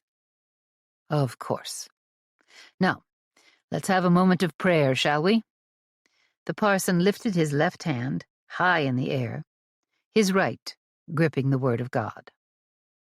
Cord listened closely to the vows he was taking. He wanted to make his promises solemnly and fully. He stood there, holding Annie's hand, and didn't hesitate to vow to love, honor, and cherish her for the rest of his life. She promised the same right back, with the promise to obey thrown in. Yet she was an agreeable woman, capable and smart, and he wasn't the type to order people around. He suspected they'd deal well with each other. "I now pronounce you man and wife," Parson Lewis concluded, his smile bright enough to dim the sun. "Cord, you may kiss your bride." Cord turned to Annie. He probably should have bought her a ring. He wished his ma and his grandparents could have come to the wedding ceremony today. He should have.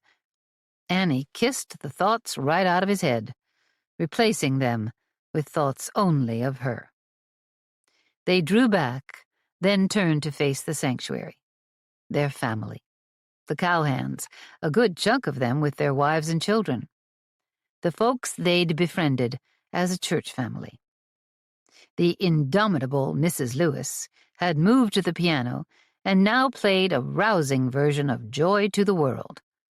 Though it was considered a Christmas carol, its lyrics were exactly right for the moment. With a big smile, Cord escorted Annie a few paces down the center aisle to where Caroline stood, between Brody and a very pregnant Ellie. They were in the front row, along with Grandpa. Cord shook hands with his grandpa, who offered his congratulations. He'd been understanding about Cord settling in at the Two Hearts, but he hadn't exactly approved. But when it came to the marriage, Grandpa had given his hearty approval. Cord reached out a hand to Caroline. She beamed and rushed forward to grasp his hand. Cord hoisted her up with his left arm, with Annie holding tight on his right. The three of them made their way down the aisle toward the propped open doors at the back, while greeting all those who attended the ceremony. Cord had just joined a big, happy family. As the afternoon wore on, Annie found herself on the verge of collapse from all the celebrating. Every woman on the ranch, including the bunkhouse cooks, had brought their tables, chairs, and utensils outdoors, arranging everything in preparation for a meal of roasted hog supplied by the Hart family. Gretel and others had baked bread and potatoes, as well as cakes and other desserts to add to the wedding reception. One person had brought a fiddle, another a squeeze box, and there'd been lots of dancing, laughter, and feasting. Now the music had died down, and the tables and chairs were being carried back inside. With the sun nearly set, a large fire roared at the center of the revelers as the night cooled. Annie was taken aback every now and then by the realization that she was a married woman again. It made her a little dizzy to think of it, yet it also delighted her. Cord came up and wrapped an arm around her waist. She couldn't remember the last time she'd seen him. They'd been pulled in different directions by well-wishers and treasure hunters. Mercifully, the well-wishers had outnumbered those raring to go trekking into the wilderness. They'd invited Professor Hardy to the wedding ceremony. He hadn't made it to the church, but he'd shown up for the reception on the ranch. In fact, she couldn't recall his ever attending church in town. But the professor seemed to enjoy the roasted hog, 2 or 3 helpings of it. She'd recently spotted him and the loyal Mr. Rombauer riding toward town at a decent pace, almost a canter, and wondered what they were up to. Leaning close, Cord said, "Caroline fell asleep in my arms during the last dance. I carried her up to bed. Michelle said she'd get Caroline into her nightgown and tuck her in, since Leah is already asleep. As for us, Josh said they cleaned their things out of the housekeeper's room, and you and I could stay there for the night. Maybe longer. They've been busy building a new guest house. He and Tilda may move in there permanently and stay in the ranch house whenever there are guests on the ranch." Annie's eyes went wide. "I told my brother not to bother making the guest house too comfortable, thinking we could have Professor Hardy stay there on occasion. I sure hope it's fit for Josh and Tilda to live in." "I think the crew building it has been informed it might be for Josh to live in. And you told him that before we had the professor start staying in town, instead of here. He's not that great of company, in my opinion." Annie gave a half smile. "That's a widely held opinion.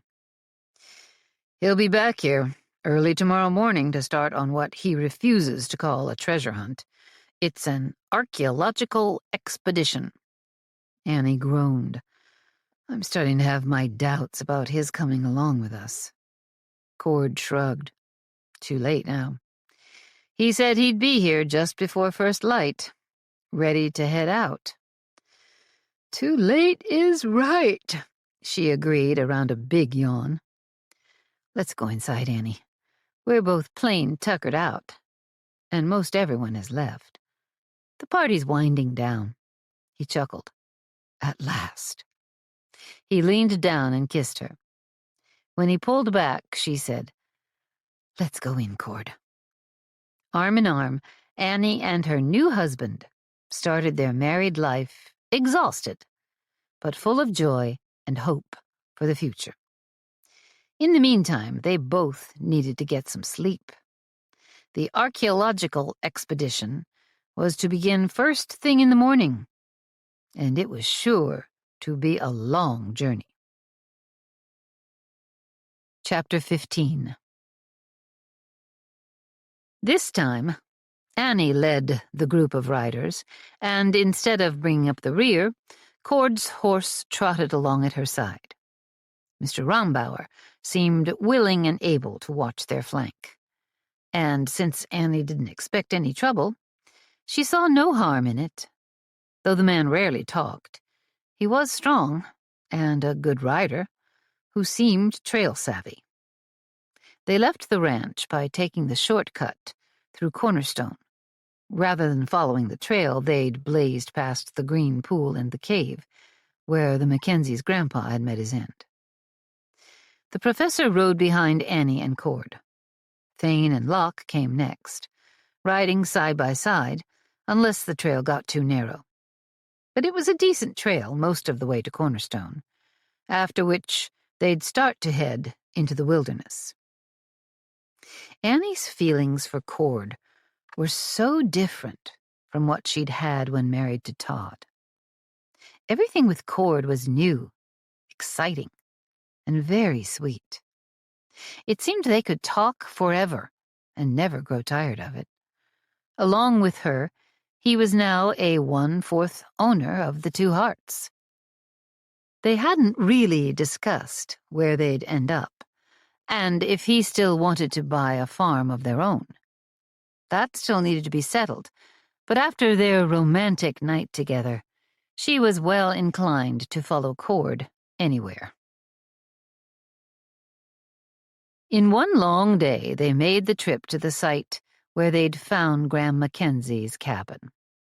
There was enough light for the professor to see where they'd dug the last time they were here. The men got busy setting up camp, with the professor mostly sitting and watching, while everyone worked around him. Everyone except for Mr. Rombauer, who'd gone off scouting. Or hunting, maybe? No one knew for certain, because Rombauer didn't say exactly. He was an overly quiet man. Annie worked at readying a meal for the group. Everyone was worn out and starving, and they weren't about to wait for Rombauer to wander back to camp before they dug in. For supper they had side pork, eggs, and biscuits, all cooked over an open fire. They drank coffee as they ate, strong and searing hot. When he'd finished eating, the professor went and took out a notebook and pencil from his saddlebag. He began writing feverishly, muttering about the well and the cabin. Annie thought of Graham Mackenzie, and how he'd probably done the same thing many years ago. The meal was a success, everyone talking about how delicious it tasted.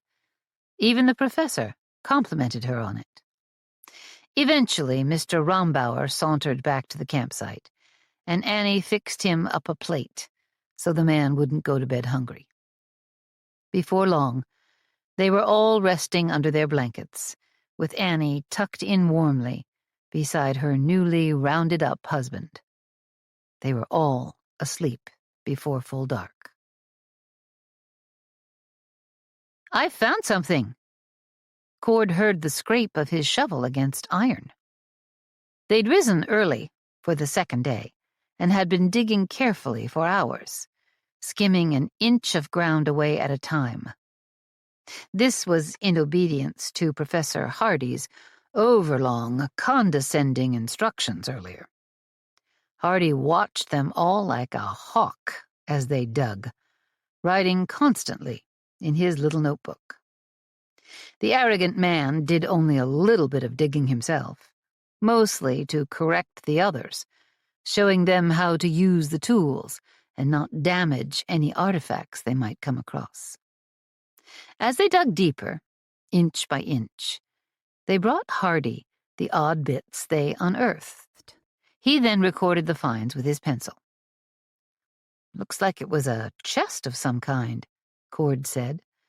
"The wood's mostly rotted away, but you can still see by the steel frame of a chest." Staring at the chest, Locke gasped loudly. "Is it a pirate's chest? There could be gold coins near where you found it." He was at Cord's side almost instantly.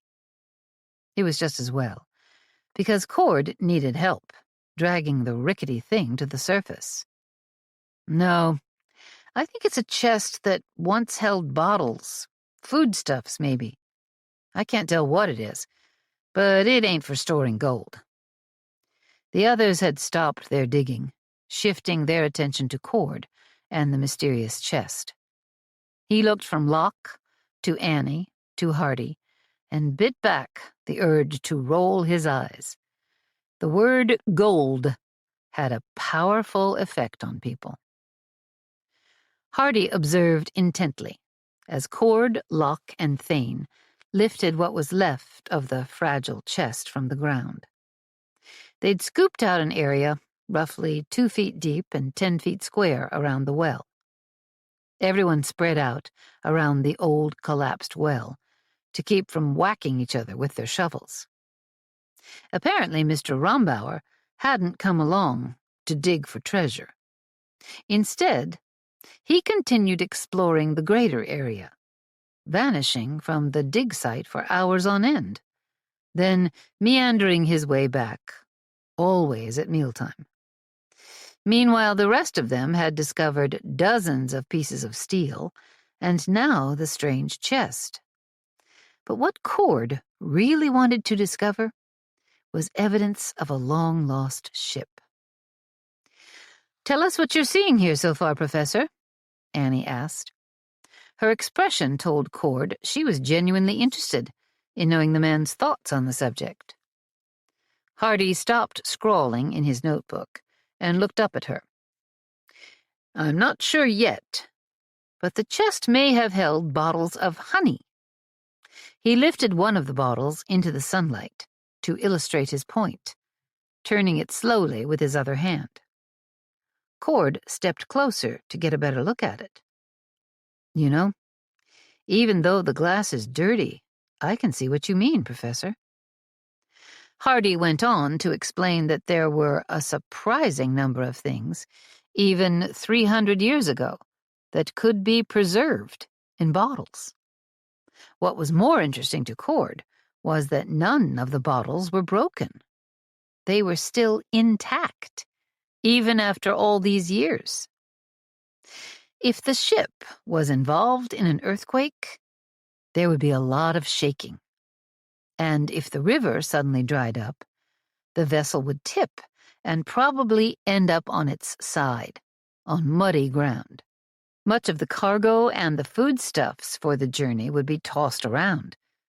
If that's what truly happened, wouldn't these glass bottles have shattered? Why are they not broken? Annie took the bottle from Hardy and rubbed the dirt from its neck. Does that mean you're having second thoughts about the theory of the earthquake, being behind the river drying up, and stranding the Spanish ship? The professor gave them all the first real smile they'd seen from the man. At least, that was Cord's guess. Hardy was beaming as he said, "That's what is so very exhilarating about an expedition like this. Searching for answers to questions about things and people lost to history. And maybe, if we're fortunate, finding some of those answers. The past is fascinating that way."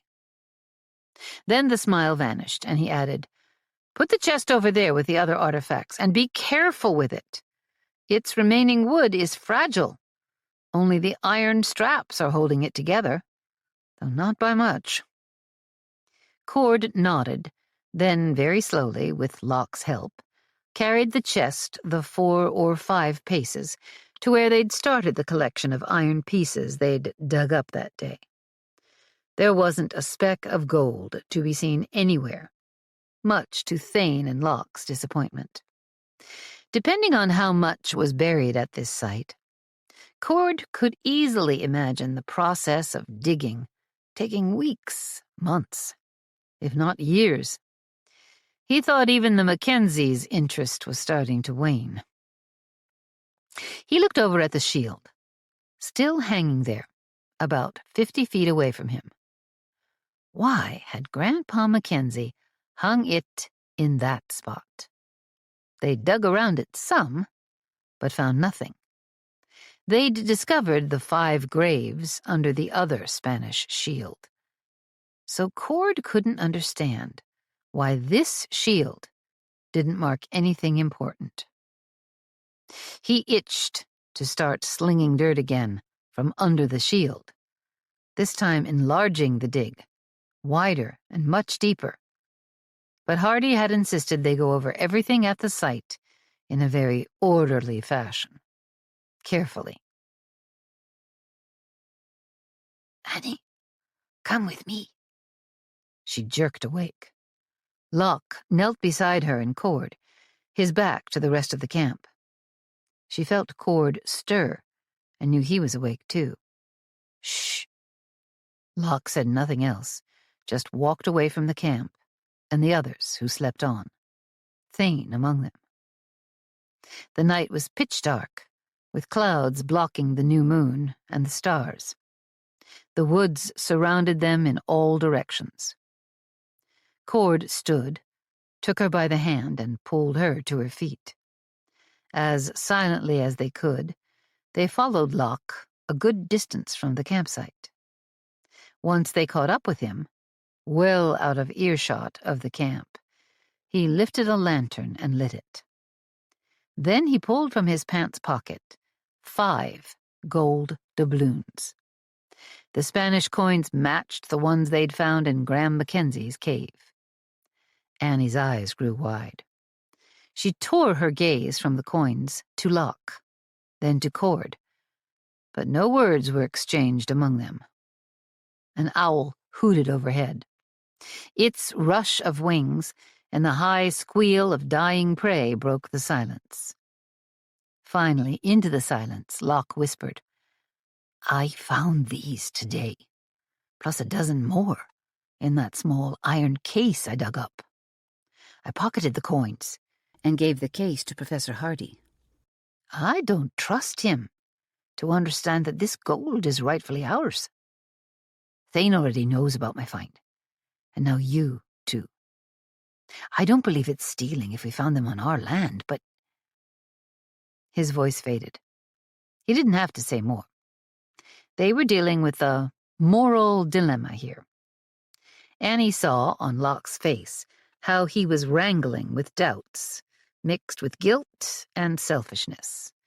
Or maybe it was just his suspicion that he wouldn't be allowed to keep something he clearly thought should be his, to do with however he saw fit. Annie looked at Cord. Once more, it all came down to trust. Did they trust the professor to tell him about this find of gold coins? No doubt he'd declare them to be valuable artifacts and wouldn't outright steal the gold. But in the end, he'd want the coins locked away in the museum. He'd tried that very thing with the other valuable coins they'd found. But they'd thwarted him. It had helped that they'd shown him only one gold coin, and with watchful eyes, they'd let him study the Spanish coin for as long as he wanted. Now the situation was a bit murkier. Annie had heard the expression that possession was 9/10 of the law. Those coins, right there in Locke's hand, were surer of being his to keep. Cord whispered, "I say we don't discuss this until we get back to the ranch. We'll figure out then what's best to be done, if anything.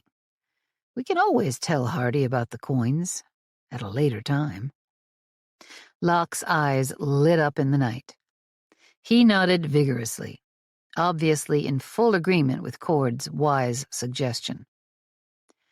"Go back to the camp now," said Cord, "and keep that gold well hidden." Locke slid the coins back into his pocket and headed back. Annie turned back to Cord, who shrugged and said quietly, "We're in agreement at least, and now he'll do the same with every gold coin he finds." She wondered what the old Spanish coins' value were in the archaeological sense. Were they caught up in hiding an important discovery of the past that might hinder future generations' understanding of history? And what about Professor Hardy and his ambition to become a famous archaeologist? She'd noticed that he had entitled his notes the Hardy Expedition, and that grated on her something terrible. Her trust in the learned professor was dwindling. Annie sighed as she reached for Cord's hand. Unsure whether they'd made the right decision about the gold find, she said, "Come on, let's go back to camp. I could use more sleep." Chapter 16. "We're going to have to take a break from the digging for a week or so," Professor Hardy announced, a week into the treasure hunt. Cord sat up straight, feeling as if he'd just been poked with something sharp. "Why, Professor? I don't understand. We're finding more artifacts every day, and there's no sign we've found everything." He thought of the shield, hanging there not far away from them. Deep in his gut, Cord knew it had to mean something. The place where it hung wasn't by chance. "For one, I'm running low on paper," Hardy replied.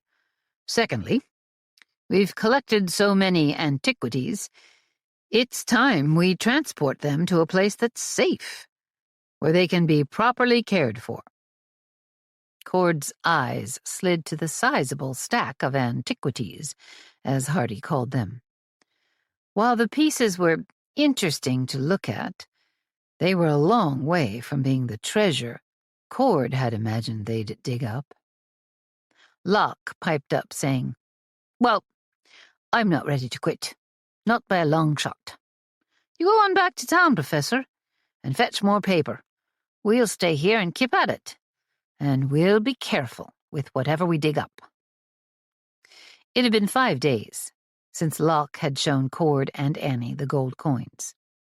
After that find, he'd been searching with more enthusiasm than ever.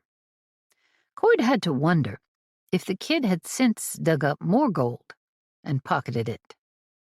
He trusted Locke to be honest about it with him and his brothers, and the Hart family. But he didn't intend to share any of this with Professor Hardy. "No," countered the professor. "I want to get all these artifacts to a secure location." "If you want to haul them back to the ranch," Thane said, "I reckon we could rig up a travois and carry the things that way. The trail here got mighty narrow after Cornerstone." He looked at Annie. "I suppose once we've hauled everything to Cornerstone, someone could go fetch a wagon and team to get us the rest of the way to the Two Hearts. Otherwise, going the whole way back with a travois will be mighty slow." Annie nodded. "I don't intend to take the antiquities to the ranch," Hardy broke in brusquely. "I intend to take them to the university, where they can be analyzed by those who know what's what." "Wait just a minute," Annie said, directing her ire at the pompous professor. Locke, who'd been sitting near the campfire in the dying light, looked up at Hardy with clenched teeth. "That's not gonna happen." "He's right," said Annie. "If we take the artifacts anywhere right now, Professor, we take them to the ranch. Once there, we'll help you with cataloging what we've found, and then we'll decide which pieces you can take on loan to the university, and for how long a time." Cord knew, and Hardy certainly did too, that on loan meant paying to borrow the artifacts for a period of time, with the Mackenzies still having full ownership of them. It had been Michelle's idea, concocted after a long talk with Tilda. Because the artifacts had been dug up on Graham Mackenzie's land, by rights they belonged to his heirs. Hardy didn't have the authority to just ride off with their so-called antiquities, not without an arrangement beforehand, one drawn up and agreed to by the Mackenzie family. Cord also knew that, after a talk with Josh and Ellie, Brody had purchased the land where they'd found the graves and all the armor, before they'd headed east last fall. It had belonged to no one, and being way out in the wilderness, the land had cost only pennies per acre. They'd checked the law in the area, and sure enough, there was nothing stopping them from keeping anything found on their property. The law included a few exceptions, such as if property had been stolen recently and was found stashed on someone's land, like money or gold hidden away that came to be there due to a bank robbery. That money had to be returned to the bank. But artifacts this old were theirs to do with as they pleased. What it amounted to was that Hardy wouldn't be taking the artifacts anywhere but the ranch. "The find here goes back to the ranch, Professor Hardy." Annie repeated it with crisp finality. Hardy glared at her, his hands fisted. "I'd think by now you'd trust me, but clearly, when it comes down to it, you don't. This is important. Discovering that the Spanish were in this part of California 3 centuries ago rewrites history. I need to preserve these artifacts, to record everything, and bring in experts besides myself. You're all still thinking of these pieces as some kind of treasure, but you're wrong. You're small-minded, uneducated, and selfish. These artifacts belong to the world." Cord surged to his feet, as did the rest of their group. He moved closer to Annie. Mr. Rombauer, who happened to be present at the moment, went over to stand next to the professor. Would the man go on a rampage if Hardy ordered it? Or would he stop Hardy if he started swinging his fists? Not responding to Hardy's insults, Cord said, "If you feel we must take back what we've found so far, we can do that. But it'll be on our terms, Professor. On loan. Anyway, it might be just as well to stay home for a time." He glanced at Annie, who nodded. "I've been away from my daughter for too long," she said. "It's time to head home." The mutinous expression on Locke's face was a clear sign of objection, yet he knew Annie did need to get back to Caroline. She couldn't just abandon her child for weeks at a time. Thane didn't speak, but he was watching Hardy with sharp eyes. Annie went to Hardy and rested her hand on his arm. "I can see these artifacts are important to you. And Hardy shook her hand away, and Cord got ready to do harm to the man if he so much as touched his wife. Quickly, he stepped between Hardy and Annie. "You wouldn't be studying any of the artifacts we found if it wasn't for the Mackenzies and the help of my family. You need to think about that. You're only along on this little archaeological expedition because we invited you. We did that because we respect your knowledge. There's no call to go and insult our intelligence. Remember, Professor, all these artifacts belong to the Mackenzies. That means they can do whatever they want with them. It's their call." Annie reached over and patted Hardy's arm again. "We try to keep it in the forefront of our minds that to be greedy over what we've found is equal to laying up treasures on earth. We're people of faith, and we already have riches beyond measure through our faith in an almighty God. Now, tomorrow, we'll load everything up and head back to the ranch. And I'll thank you very much to never take that tone with me again." With that, Annie spun on her heel, walked back to the campfire, and sat. Watching, Cord was reminded how Annie could keep a room full of children quiet for long hours every day. The professor had a scowl on his face. It was clear he could hand out a scolding with ease, but he didn't like taking one in return. Without saying more, Hardy moved to the log on the opposite side of the fire from where Annie was. He sank onto it and stared into the glowing embers. Annie continued. "We've got a long day ahead of us tomorrow, building a travois, packing up, and riding home. Everyone get some rest." They'd been there digging a full week.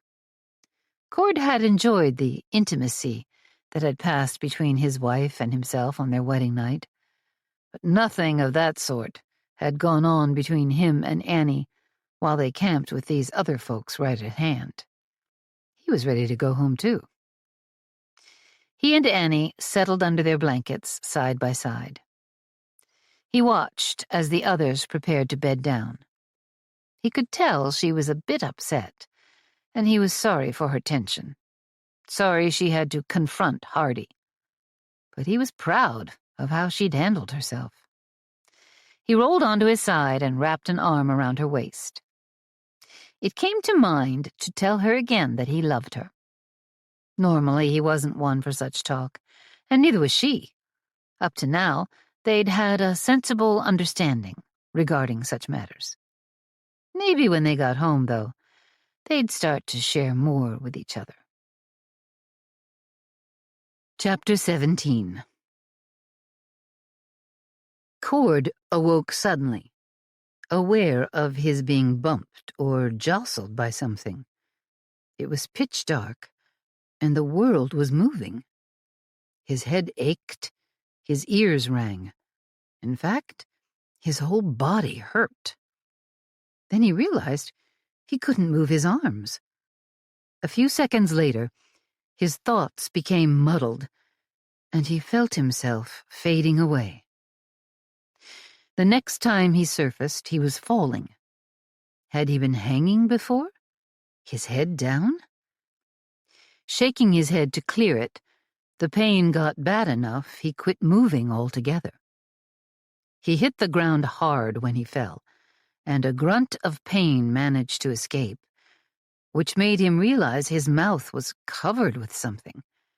He couldn't see a thing, as the world around him remained pure black. He heard another grunt. This one he thought to be female. Annie? Panic filled him as a thud, followed by another, broke the silence. A door slammed, and the silence returned. Utter silence. Utter darkness. He was bound. Tugging on his wrists, he realized then that he was both gagged and blindfolded. He lay on his right side on what felt like dirt. Another door slammed. Someone groaned beside him. Forcing his stiff arms to move, he could tell he was bound tightly as he tried to reach for his face. After much effort, he ripped away the blindfold and gag. It was still pitch black, but he could talk now. Annie? Another groan. She might be gagged too. He reached into his boot and pulled out the knife he kept there. He sliced through the rope binding together his feet. Cutting the ropes around his wrists took some time, but he managed it finally before crawling toward the groaning. He fumbled around until he found the gag and pulled it away, already knowing it wasn't Annie. Who is it? It's Thane, Cord. Thanks. Thane's words were clipped by his need to cough. Cord was frantic to find Annie. He was sure she was here somewhere. Probably Locke as well. He took a few seconds to set Thane free, who rolled onto his side and sat up. After a bit of searching, Cord found Locke and cut him free, but he was out cold. Cord's hand came away wet when he removed Locke's blindfold. Blood, likely. A head wound. But Locke was breathing steadily, so hopefully he'd regain consciousness soon. Cord, too, had felt a nasty bump on his head. Thane probably had one as well. He fought down fury as he crawled around the room, recalling those thuds he'd heard. Where had they come from? At last he found Annie. Ever so gently, he pulled the kerchiefs from her eyes and mouth, then unbound her hands and feet. She shifted after being set loose and moaned quietly. Annie, can you hear me? Are you all right? Cord was fighting to keep his voice steady, as he felt tears threaten to spill. Cord, what happened? He felt around her head and found a wicked bump on the back of her skull, in almost the same place as his. Locke's bump was on his forehead, bleeding. Thankfully, Cord felt no sticky, warm liquid on his head, nor on Annie's. Thane moved to check on Locke. Cord, Annie, Locke's still breathing. Let's pray he wakes up soon, Cord said.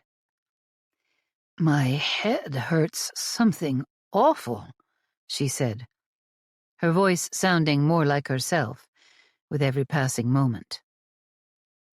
Cord drew a deep breath and let it out slowly, trying to get his bearings. I think I woke up for a minute when it all was happening. I'm not sure, but it felt like I was draped over a horse. If that's right, they must have moved us some distance away from where we were digging. That no-good Hardy and his man Rombauer attacked us in our beds, and then dragged us here, wherever that is. They're going to steal our treasure, Thane growled. Maybe it was the rage, or maybe just the noise, but Locke stirred. He's waking up, said Cord. Did you see where they took us? Annie asked. All I remember is moving with my head hanging down, Cord answered. Well, wherever we are and however we got here, we need to find a way out. Annie started moving forward. Let's spread out, see if we can figure out what kind of place this is. Maybe it's a cabin with boarded-up windows. In the darkness, Annie bumped into Cord, and he realized she was on her hands and knees, and had crawled right into him. He felt around until he got a hold of her, then found her mouth and kissed her. You're the best wife in the world, he said, pulling back a bit. Annie gave a tiny laugh. This is a dirt floor, that much is for sure. She pushed away from him. I've come to a wall, and the wall is dirt too. Are we underground? Judging by the sound of it, Annie was feeling her way along the wall. Cord began crawling until he, too, found a wall. He kept moving along it, trying to gauge the total space of their black prison. Then he remembered Locke. Locke, how are you? Is your head still bleeding? If it is, take off your shirt and press it against the wound. I think it's stopped, Cord. Say, are you my Uncle Cord now? The question put his mind at ease. I married your Aunt Annie, didn't I? Sure. I'm your uncle, Locke said. When we get out of here, will you teach me to play the piano someday? Sure I will, he replied, praying they'd all escape from wherever they were so he'd get the chance to teach Locke. Michelle wants me to give piano lessons to the students. I took piano lessons myself, so I sort of know what to do. Thanks, Uncle Cord. I can be your first student. Cord then came across what felt like stone steps. I think we're in an old root cellar, he said to the others. He began feeling his way up the steps, 8 in all. Reaching the top, he bumped his head against something solid, a roof of some kind. Is there a cellar under Graham's cabin? I'm not sure, Annie said, but that Rombauer left the digging and wandered off several times. Maybe all his exploring was to locate a place suitable for a prison, like a root cellar. Cord pushed up against what he figured to be the cellar's wooden roof, for it sloped upward. It refused to budge. Annie, follow my voice to the steps and climb them to the top. I think I've found the door to the cellar. A few moments later, Annie reached his side at the top of the steps. It's narrower here than at the bottom of the steps. She took a shaky breath. So we were knocked out and thrown into a root cellar.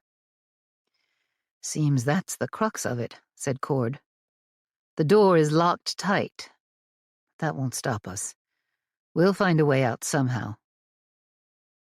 Cord's arms came around her. Let's sit down for a spell. My knees are a bit wobbly. Maybe we should wait till morning. Even a little light through a crack in the door would be a big help. It's hard to figure a way out of a pitch-black space. Annie rested her head against his chest. Those low-down coyotes are right now stealing everything we found. But why? They can't hope to get away with it. Unless, like Locke, they dug up a hoard of gold we don't know about.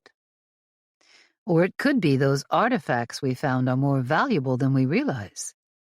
They might just hightail it back east, sell what they have, and disappear into the crowd in New York City. Or maybe their plan is to board a ship and cross the ocean over to Europe. Cord gave a sigh. Either way, it's likely we'll never see the two coyotes again. He felt Annie tense up at the notion. What do you suppose artifacts of the conquistadors are worth in Spain, including that picture at the ranch of Cortez himself, which could be the only one of its kind, of him as a young man? It makes me right furious to even think of it. All Hardy's scolding about our being careful and digging just right. He only did that so he could be in on the treasure hunt, when the whole time his aim was to take for himself what we found. Traitor is what that man is.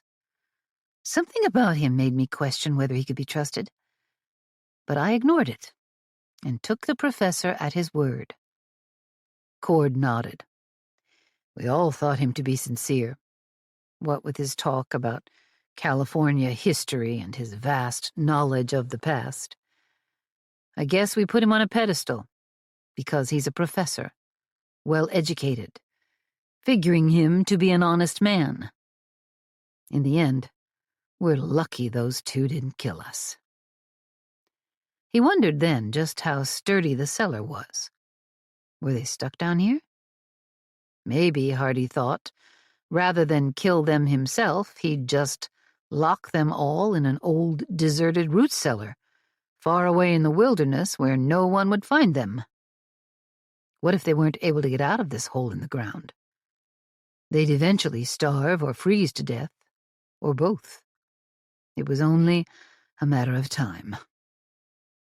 Annie squeaked, and Cord realized he was crushing her. He relaxed his hold and said, I say we all rest up until dawn, when hopefully we'll have enough light to find a way out of here. He told the same to Thane and Locke, who voiced their approval. Of course, they had no idea what time it was. Cord couldn't guess how long he'd been unconscious. For all he knew, it could be high noon right now. My head aches like mad, Annie said, and my knees want to give out. If we all sleep for an hour or two, we'll have more energy to break out of this awful place. Slowly, Cord and Annie made their way down the stone steps to the cellar floor to try to get some sleep. He pulled Annie close. Going by their voices, the boys weren't far away from them. Curling up on the dirt floor eased some of the pain. When Cord woke up later, it was to pitch dark. I'm feeling much better, Josh, Tilda said, resting a hand on her still flat belly. I'm worried about Annie. Well, all of them. I expected the group to be back by now. I think we should ride out to the dig site. I got a bad feeling. Something's not right. Josh, sitting at the breakfast table beside her, looked up with a sharp snap of his head. Are you sure? Because nothing's more important than taking care of you and our baby. With a smile, Tilda leaned over and kissed his cheek. Thank you, but you're wrong. It's a big, wide world out there, and many things are just as important. Maybe not more important to us, but still very important. If I still felt the collywobbles in my belly, I wouldn't suggest going along. I'd say to go without me. But I think a ride in the fresh air would suit me fine.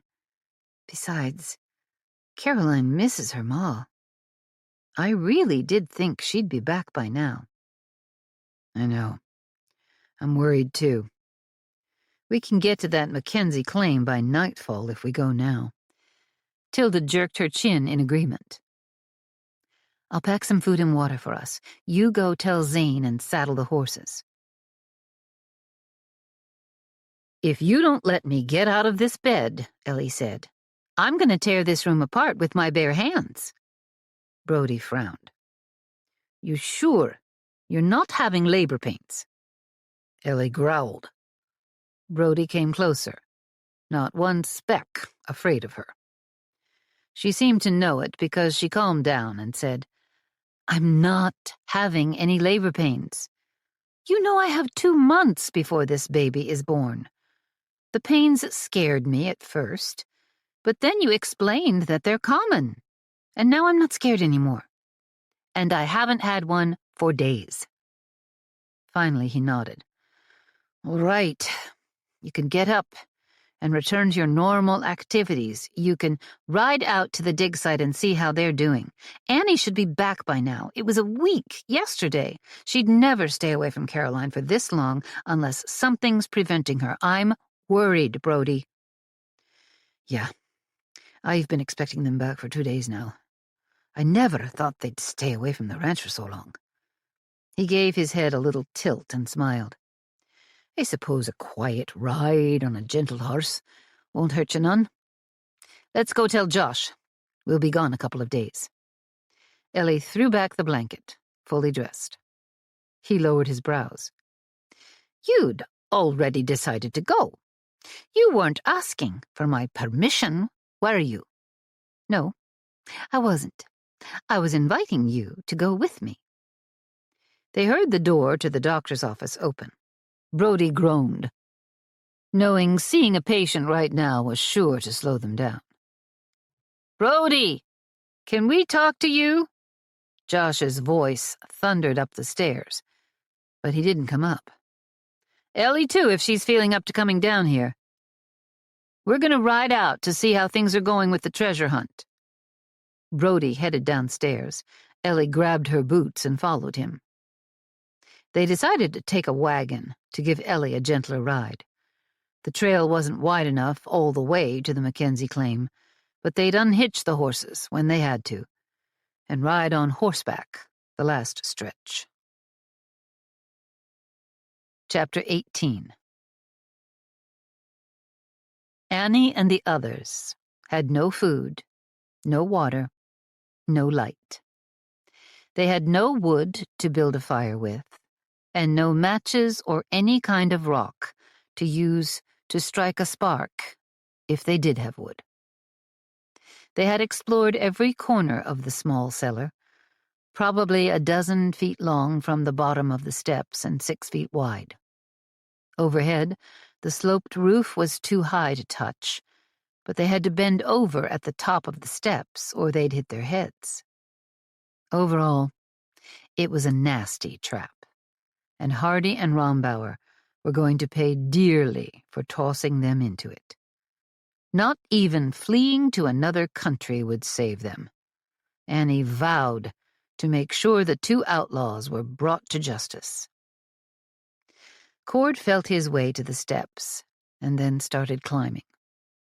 Annie knew this because she was only a few feet behind him, crawling as well. Are you boys all right this morning? She asked. My head still hurts bad, Thane said, but I'm fully awake now and feel more myself. And I'm not a boy. There was a rustling noise, and Annie had a mental picture of the Mackenzies getting to their feet. If it helps any, I still think of Zane and Josh as boys. I often yell out the door, "You boys, come on in to eat." Locke spoke, his voice nearer than before. I've heard you call that out the back door. I figured you were calling to me and Thane. Annie smiled into the dark. Nope. I do think of you as men, honestly. You both do a full day's work when you're out of school. To me, that makes you men. Cord said, We've explored this tiny cellar every which way, and I can see no easy way out.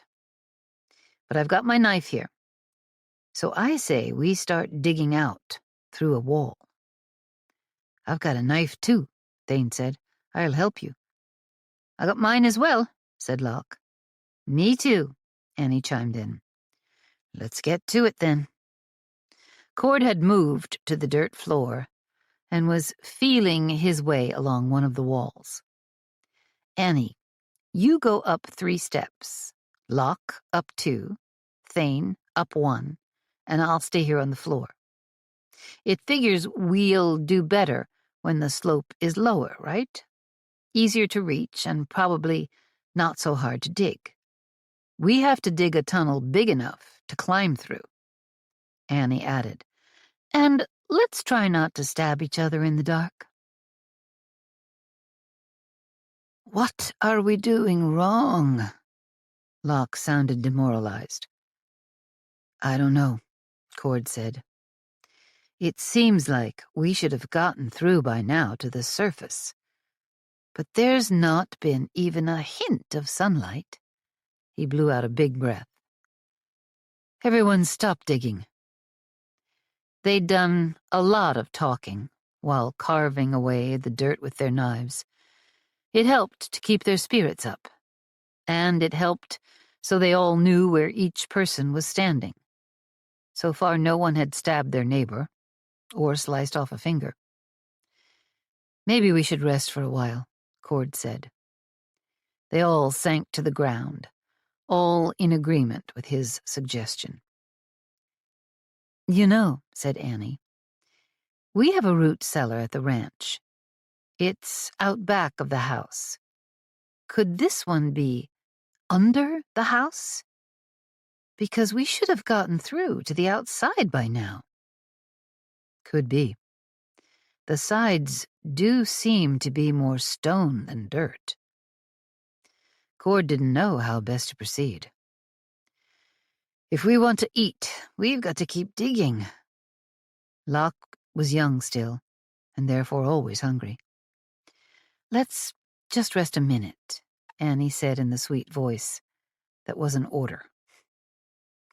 If this were my grandparents' root cellar, Cord said, we wouldn't have had to dig more than a foot up at the highest part of the cellar to reach the outside. We've gone at least 2 feet up, said Thane. I shoved my arm in the spot where we dug just to check, and I pushed against the top, and it felt solid, but solid dirt, not rock. One thing I know, Annie said firmly. Josh and Zane will find us. They're probably already looking. If Cord's memory is right, we were slung over the backs of our horses and brought here to be dumped into this cellar. That's going to leave a trail. And I should have been home by now. Ellie will know I would never leave Caroline alone for so long. So they'll come. They'll track us down. They'll read the signs that tell them what happened, and they'll get us out of here. Mark my words. Before we starve to death, Annie? Cord wanted to swat Locke for saying such a thing, but in the dark, he was afraid he might hit the kid on his poor wounded head, so he refrained. What if this cellar is dug into the side of a hill? He said, wanting to shift the conversation. The root cellar at home is on flat land. If this is too, we'd be able to dig up and out fast, but that's not working. Maybe instead we should dig forward, not up. The steps are stone, which means we can move the stones and dig forward. The bottom of the door should become visible before too long. Annie said that might work. Cord nodded. You all stay where you are. There's not much space up there. So let me start without all of us together. I'll see if I can pry the top stone step loose. Good idea, Cord, Annie said. What about the door overhead? We pushed on it, but it didn't give at all. But it's wooden. Maybe we can carve straight through it with our knives. Another good idea. Although I think that wood is made of heavy plank. It's not going to carve easily. Let me try the steps first. Annie said quietly to the Mackenzies, "Let's pray for Cord to find a way out. I've been praying silently, but maybe we need to lift our voices together." "I'd like that," Thane said. Cord thought just having a plan helped him discover an inner strength, and prayer helped to steady him. Locke was suspiciously quiet, but Cord decided not to ask why. The kid had an active mind. Maybe he'd come up with a bright idea. Cord reached the top of the steps. "I've found a seam between two stones. The steps are several stones fitted together, so they should be movable. Keep praying." Annie had recited Psalm 23 and the Lord's Prayer. She offered prayers for God's help and protection, and for Cord to move the stones away. A very biblical prayer. Cord found strength in it, and sensed God's presence there with them, in the cool, dark cellar. He scraped dirt out from between the stones, working where they touched the wall. Finally, one of the stones wiggled, then another. "Thane, Locke, come up here. This one's a large stone, but we can move it away if we all pull together. Annie, keep up your praying."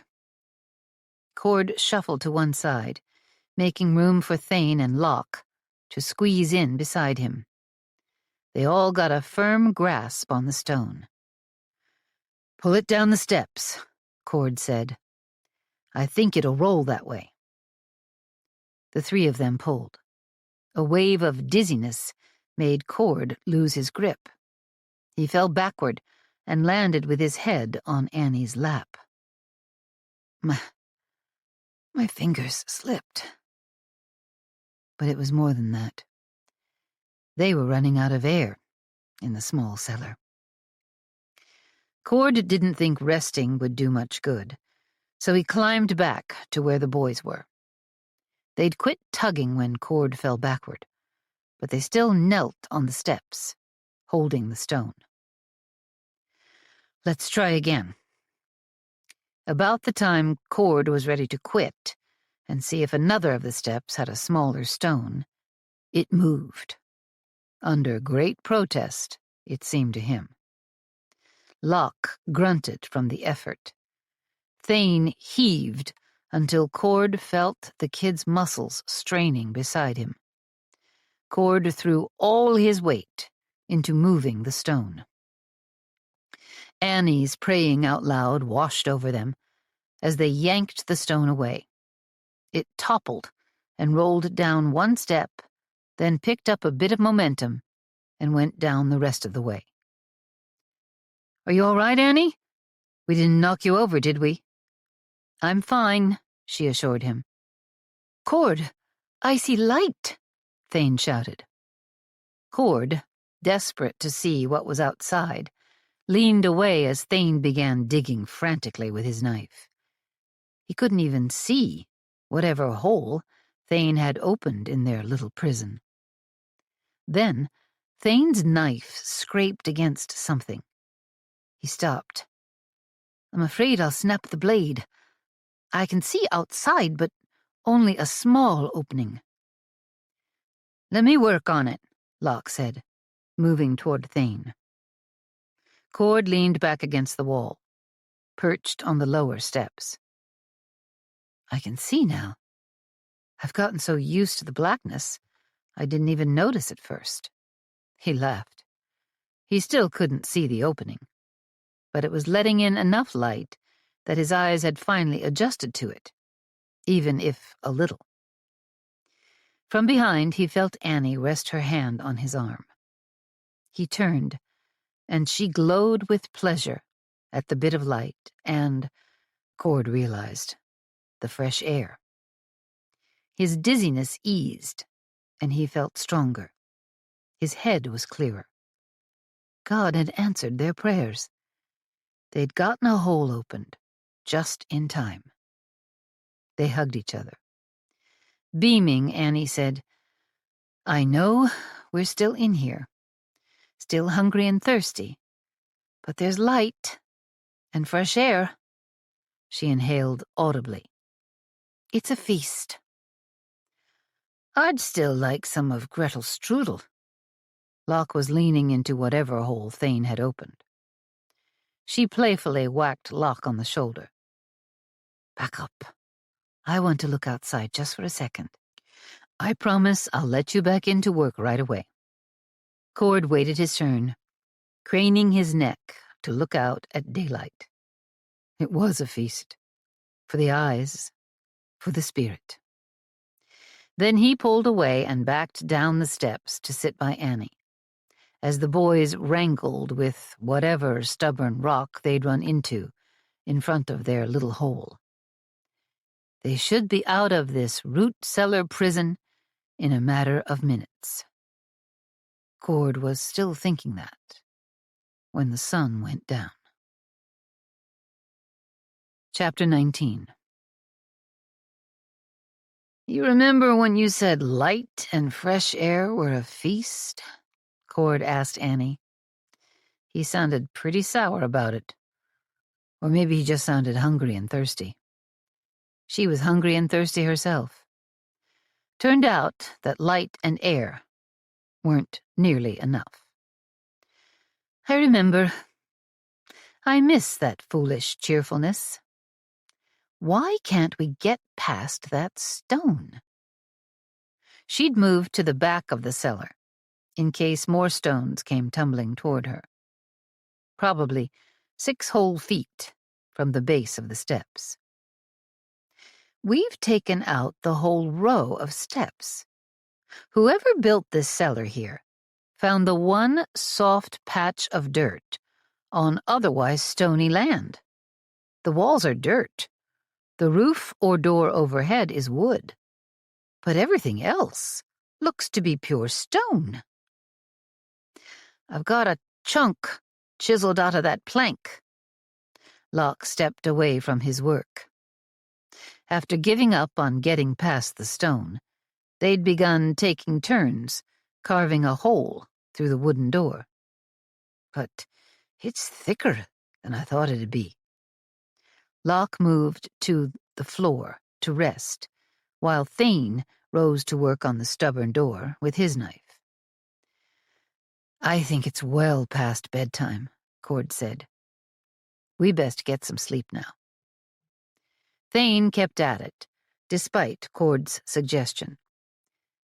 "But if we fall asleep, even for a few hours, we'll just be hungrier and thirstier when we wake up."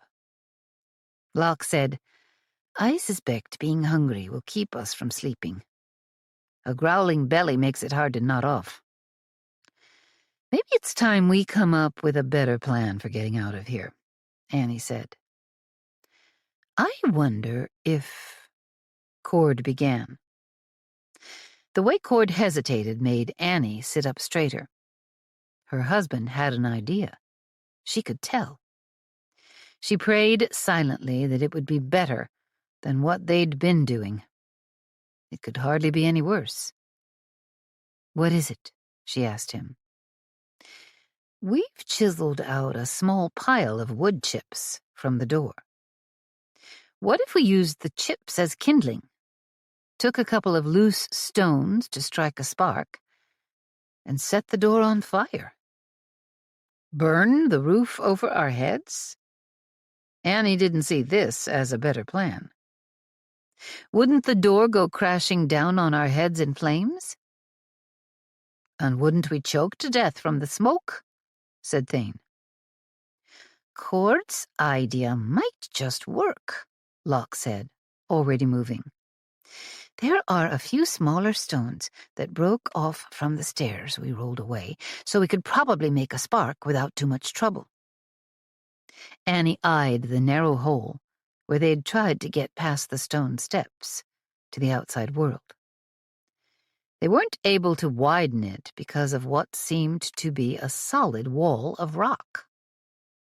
Thane and Locke had dug like mad in the cellar wall, but without success. Annie did her best not to let terror overcome her with the fact that they could be stuck down here permanently, buried alive. Locke, let's wait to set that fire, Cord said. With the sunset, we can't see much of anything right now. But a fire will give us light. True, but I'm worn out, probably due to hunger and from chiseling away on that door. Let's rest for a couple of hours, then work on burning up the door. Annie realized her hands were trembling. Her throat ached from thirst, and her stomach had gone beyond hunger into a painful throb. She thought of Caroline, who'd already lost one parent. Tears burned her eyes to think she might not see her little girl ever again on this earth.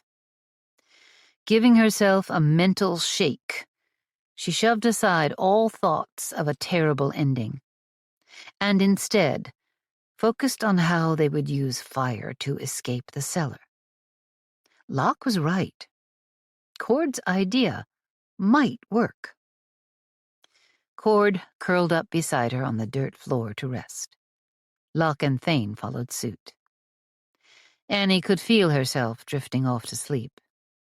She drew a deep breath, trying to relax, then closed her eyes and prayed that Josh and Zane were searching for them, once more begging God for his help and protection.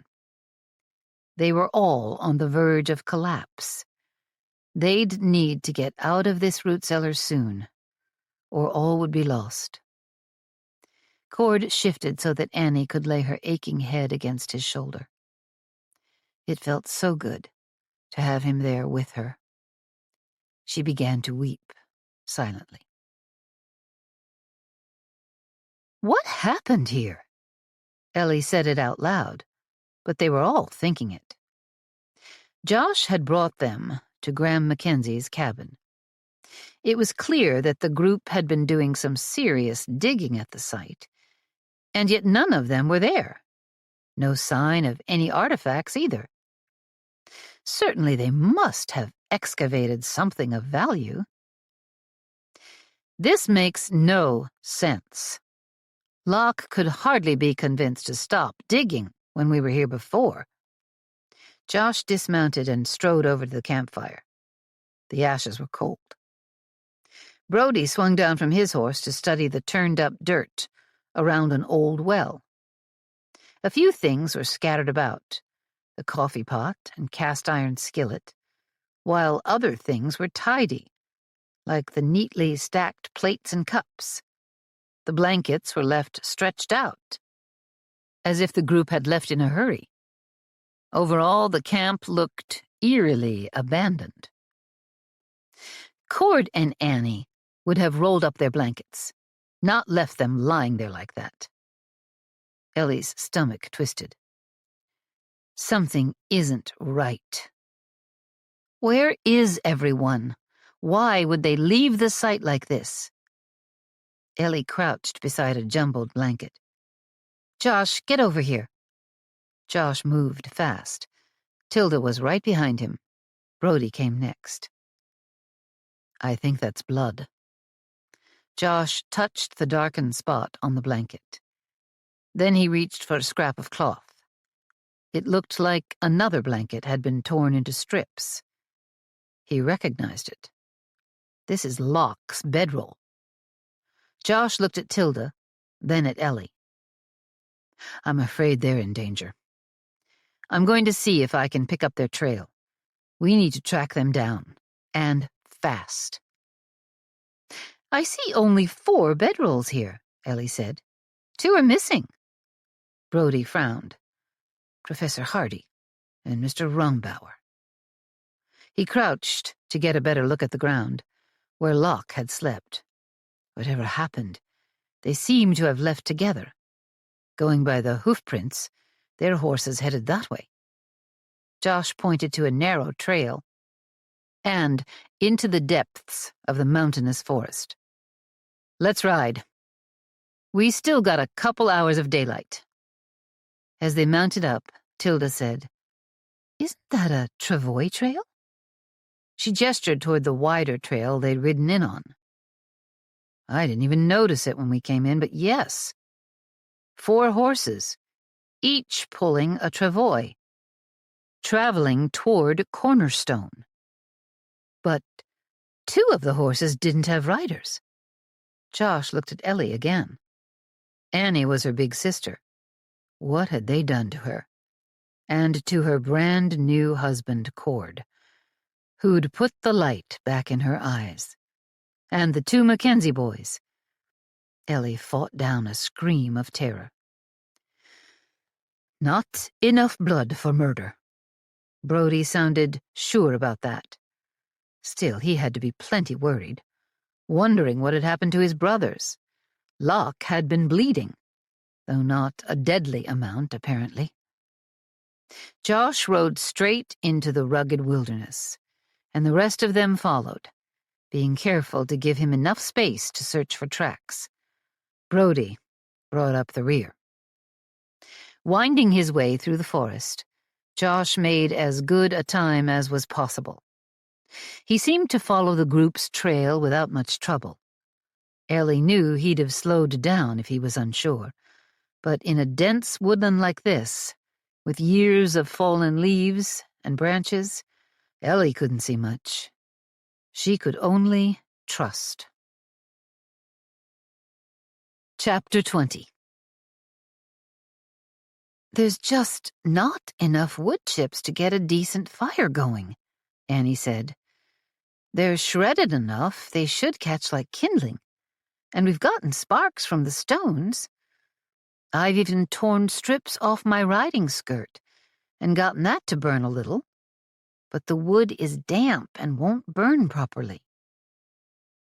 While Annie worked on getting a fire started, Cord was busy chiseling more chips from the wooden door overhead to add to the fire. She well understood the theory behind creating fire. Strike sparks with 2 rocks, hold something flammable near where you get the sparks to fly, and then stack bits of wood near the easily flammable thing to make the fire grow.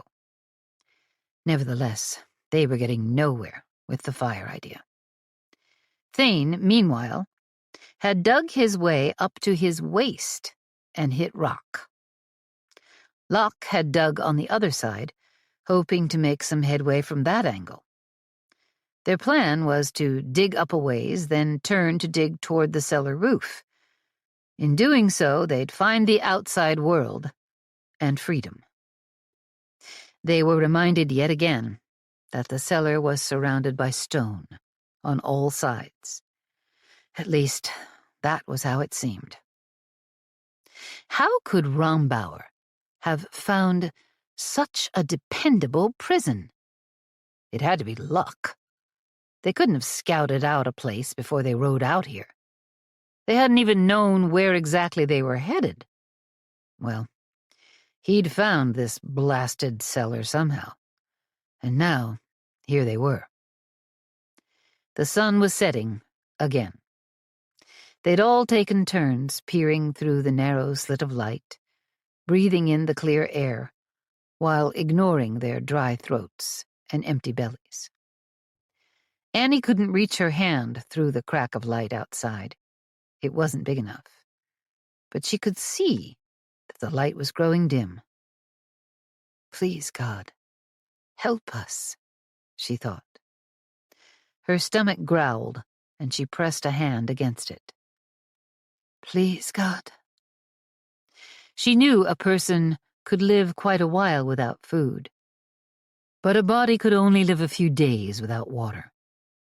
And they had no idea how long they'd been in the cellar. More than a day, for sure. Please, God, give us inspiration. Give Josh direction. Give me courage, she thought. Looks as though they rode up this slope, but it's solid rock. Josh swung down off his horse. Everyone hold back for a bit. I'll do some scouting beyond the rock to see where their horses came out. Why would they head this direction? Ellie asked. There's nothing up here. Josh knelt by the last track visible before the trail turned to pure rock. He pivoted on his toes to look at Ellie. Brody saw the urgency in his expression. No doubt they were both thinking of Annie. Brody turned toward Ellie, his pregnant wife, as she went to dismount. But she got to the ground faster than he could get there to help her. Ellie handed him the reins. I'm going ahead to help Josh. Brody nodded grimly. They'd been at this for hours. His hope was fading with every passing minute. Up ahead on the trail, Ellie approached Josh. I'll walk to the end of this rocky stretch and go left. You go right. Depending on the ground, I should be able to cut your time in half. Though a tad concerned about his wife's safety, Brody clamped his mouth shut. The truth was, Ellie was doing fine, and she was a better tracker than he was, and they needed every bit of her skill to help save his brothers, Cord and Annie. He knew being active was good for an expectant mother. Even so, he'd feel much better if she was wrapped in cotton wool and kept to her bed. Josh straightened and scanned the area around them. The tracks seemed to turn and head straight north, but I haven't been across the rock to see what it's like over there. Well, let's go find out, said Ellie. Brody hung back and helped Tilda down from her horse. He talked quietly to her, hiding that he was a frantic big brother, worried about his wife and left with no way to help. Ellie and Josh strode about 20 feet before the solid rock ended. No tracks here. Ellie stared at the ground. And it's loose dirt. All right, you go left. We'll find where they came out. She looked at Josh and nodded. Moments later, Josh called to the others. This way! Bring the horses! Carefully, Brody and Tilda led their horses across the rocky stretch, where, along with the others, they mounted up. Follow me, Josh said. Ellie and I believe we found the trail again. Pressing forward, they moved on in single file. Annie woke up with an idea. She lay on her side on the hard dirt floor, Cord's arm around her waist. Was he still sleeping? Hunger and thirst returned to her with a vengeance. Had they slept all night? How many more hours could they go without water? How long had they been locked up in the cellar? The same questions repeated themselves in her thoughts until she wanted to punch herself in the head. Are you awake? Cord whispered. Yes. I felt your breathing speed up, your heart start to pound. Are you scared? I'm trying not to be, Cord. She patted the arm he had wrapped around her. I think we should dig forward and keep at it. Forward? Cord sat up slowly, then helped her to sit. She didn't need the help, but thought he liked touching her, holding her. And she liked letting him. Yes, let's try digging straight forward a few feet, but widen the area more. If we carve out a big enough hole, one of us can climb in it, turn, and start digging up where there's no stone to block the way. The boys had stirred by now and were sitting up, rubbing their eyes. Thane said, "That's a good idea, Annie. Let's dig forward, make a big hole, then go up from there." "Worth a try," said Locke, as he slowly got to his feet, staggered a little, but then caught himself. In the faint light, Locke looked gaunt and weak. Annie wanted to hug him and apologize for his suffering and rant about that low-down Professor Hardy. Instead, she got up and grabbed her knife, praying silently for this new plan to work. The four of them took turns digging forward with the knives. They managed to avoid hitting any stone, enlarging the hollowed-out space inch by inch as time wore on. They were nearing the end of their strength. Finally, Cord called a halt to the digging. "I think it's big enough. I can get in there now and start digging up." He twisted so that he was facing up and shoved himself into the cavity about to his mid-back and began hacking away at the dirt. Locke and Thane backed away and sank to the floor. Exhausted, Annie leaned against the wall, but her knees buckled before long, and she sat. All she could think to do was to quote scripture out loud. She thought of a verse from the book of 2 Corinthians she'd memorized not long ago. "For ye know the grace of our Lord Jesus Christ, that, though he was rich, yet for your sakes he became poor, that ye through his poverty might be rich." Her voice was hoarse, but the words were like water springing forth in a desert, soaking into the dry, cracked ground. Then an old hymn came to mind, and she sang as best she could. "Come thou fount of every blessing." A fount that was water. The image helped soothe her frightened heart. "Tune my heart to sing thy grace." They all needed to rely upon God's grace, now more than ever. "Streams of mercy, never ceasing." Streams of mercy, more water. Cord's voice joined with hers. He had a beautiful voice, and it gave her the strength she needed to continue singing. "Call for songs of loudest praise." To praise God in the midst of their being trapped down here. Songs of loudest praise. She could do that. She and Cord kept on singing the hymn while he dug upward. "He to rescue me from danger." Please, God, rescue us from danger, she thought. The ground began shaking. "Cord, get out of there! Now!" Annie could see the hole collapsing on him. Quickly, Cord started backing out of the cavity, but in his hurry, his hands slipped, causing him to stop momentarily. Dirt from above crumbled and broke away, falling and filling in the space around him. Annie grabbed Cord's feet. "Thane! Locke! Help me!" The two boys rushed to lend a hand. But even if they got Cord free, the cellar's structure had weakened and might just cave in on top of them.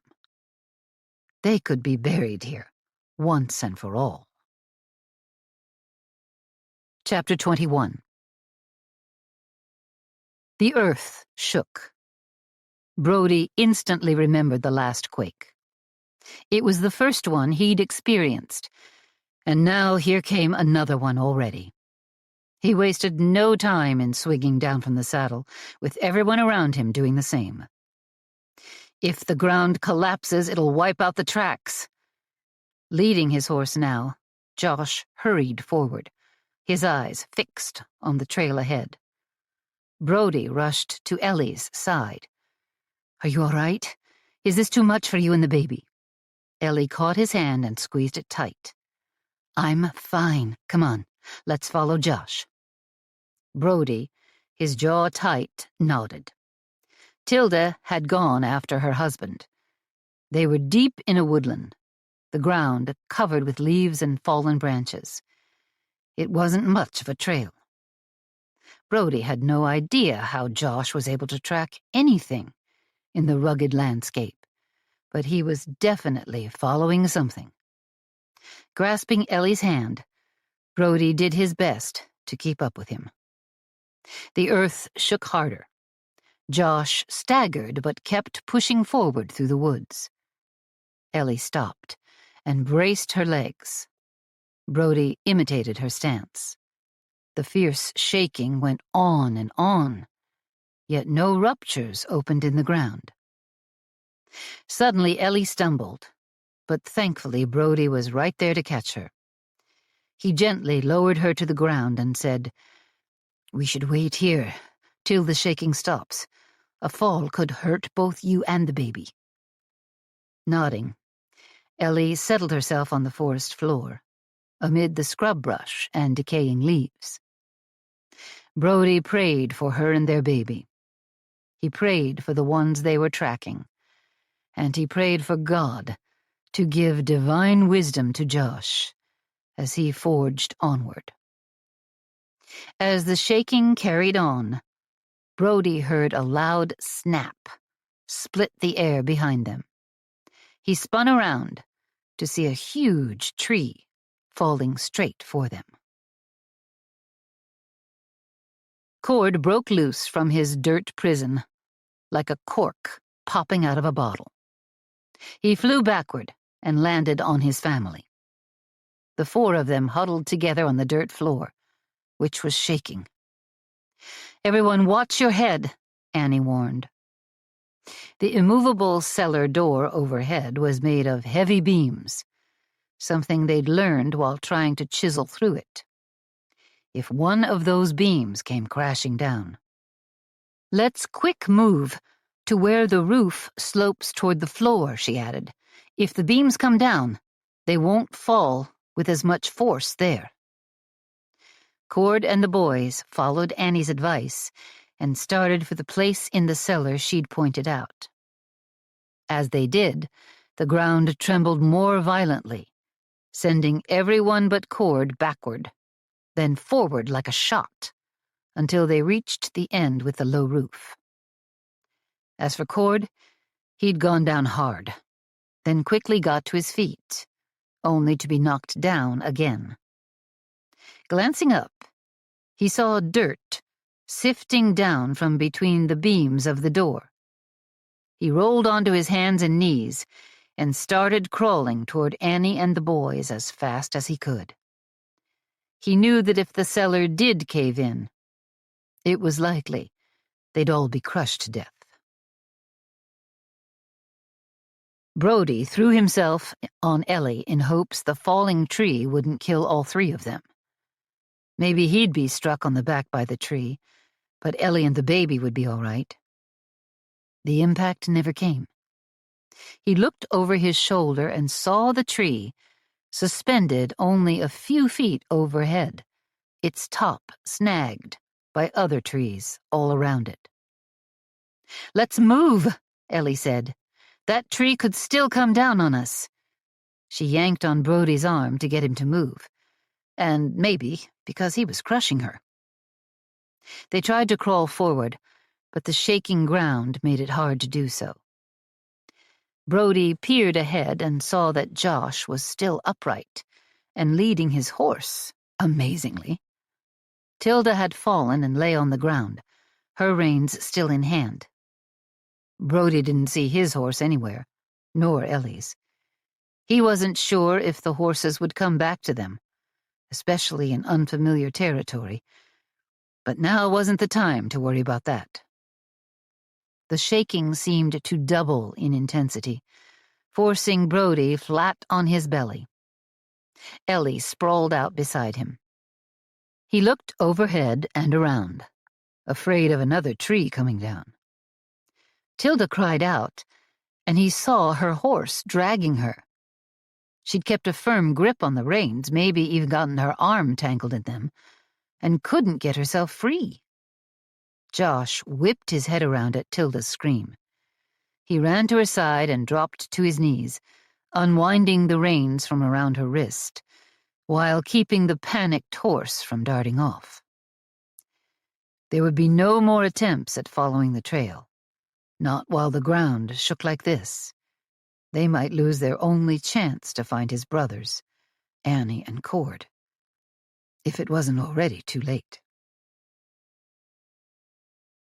A heavy timber cracked in half overhead, and Cord dragged all three of his family close to him, covering them with his own body, as it dropped.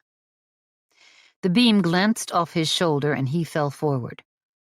"Please, save them, Lord," he prayed. Dirt rained down afterward, small stones pelting his head and back. Before he could get up, the weight of one beam, a second, and finally a third came to rest on him, followed by a jumble of stones. As Cord lay there groaning under all the rubble, barely able to breathe, all he could think was that he'd failed his family. "Cord, are you alive?" Annie's muffled voice wavered like that of a ghost. "Brody, did you hear that?" Ellie shouted. "It's Annie! She's close by. We have to get to her. Now!" He turned to her, a confused look on his face. "What? Did you say you heard Annie?"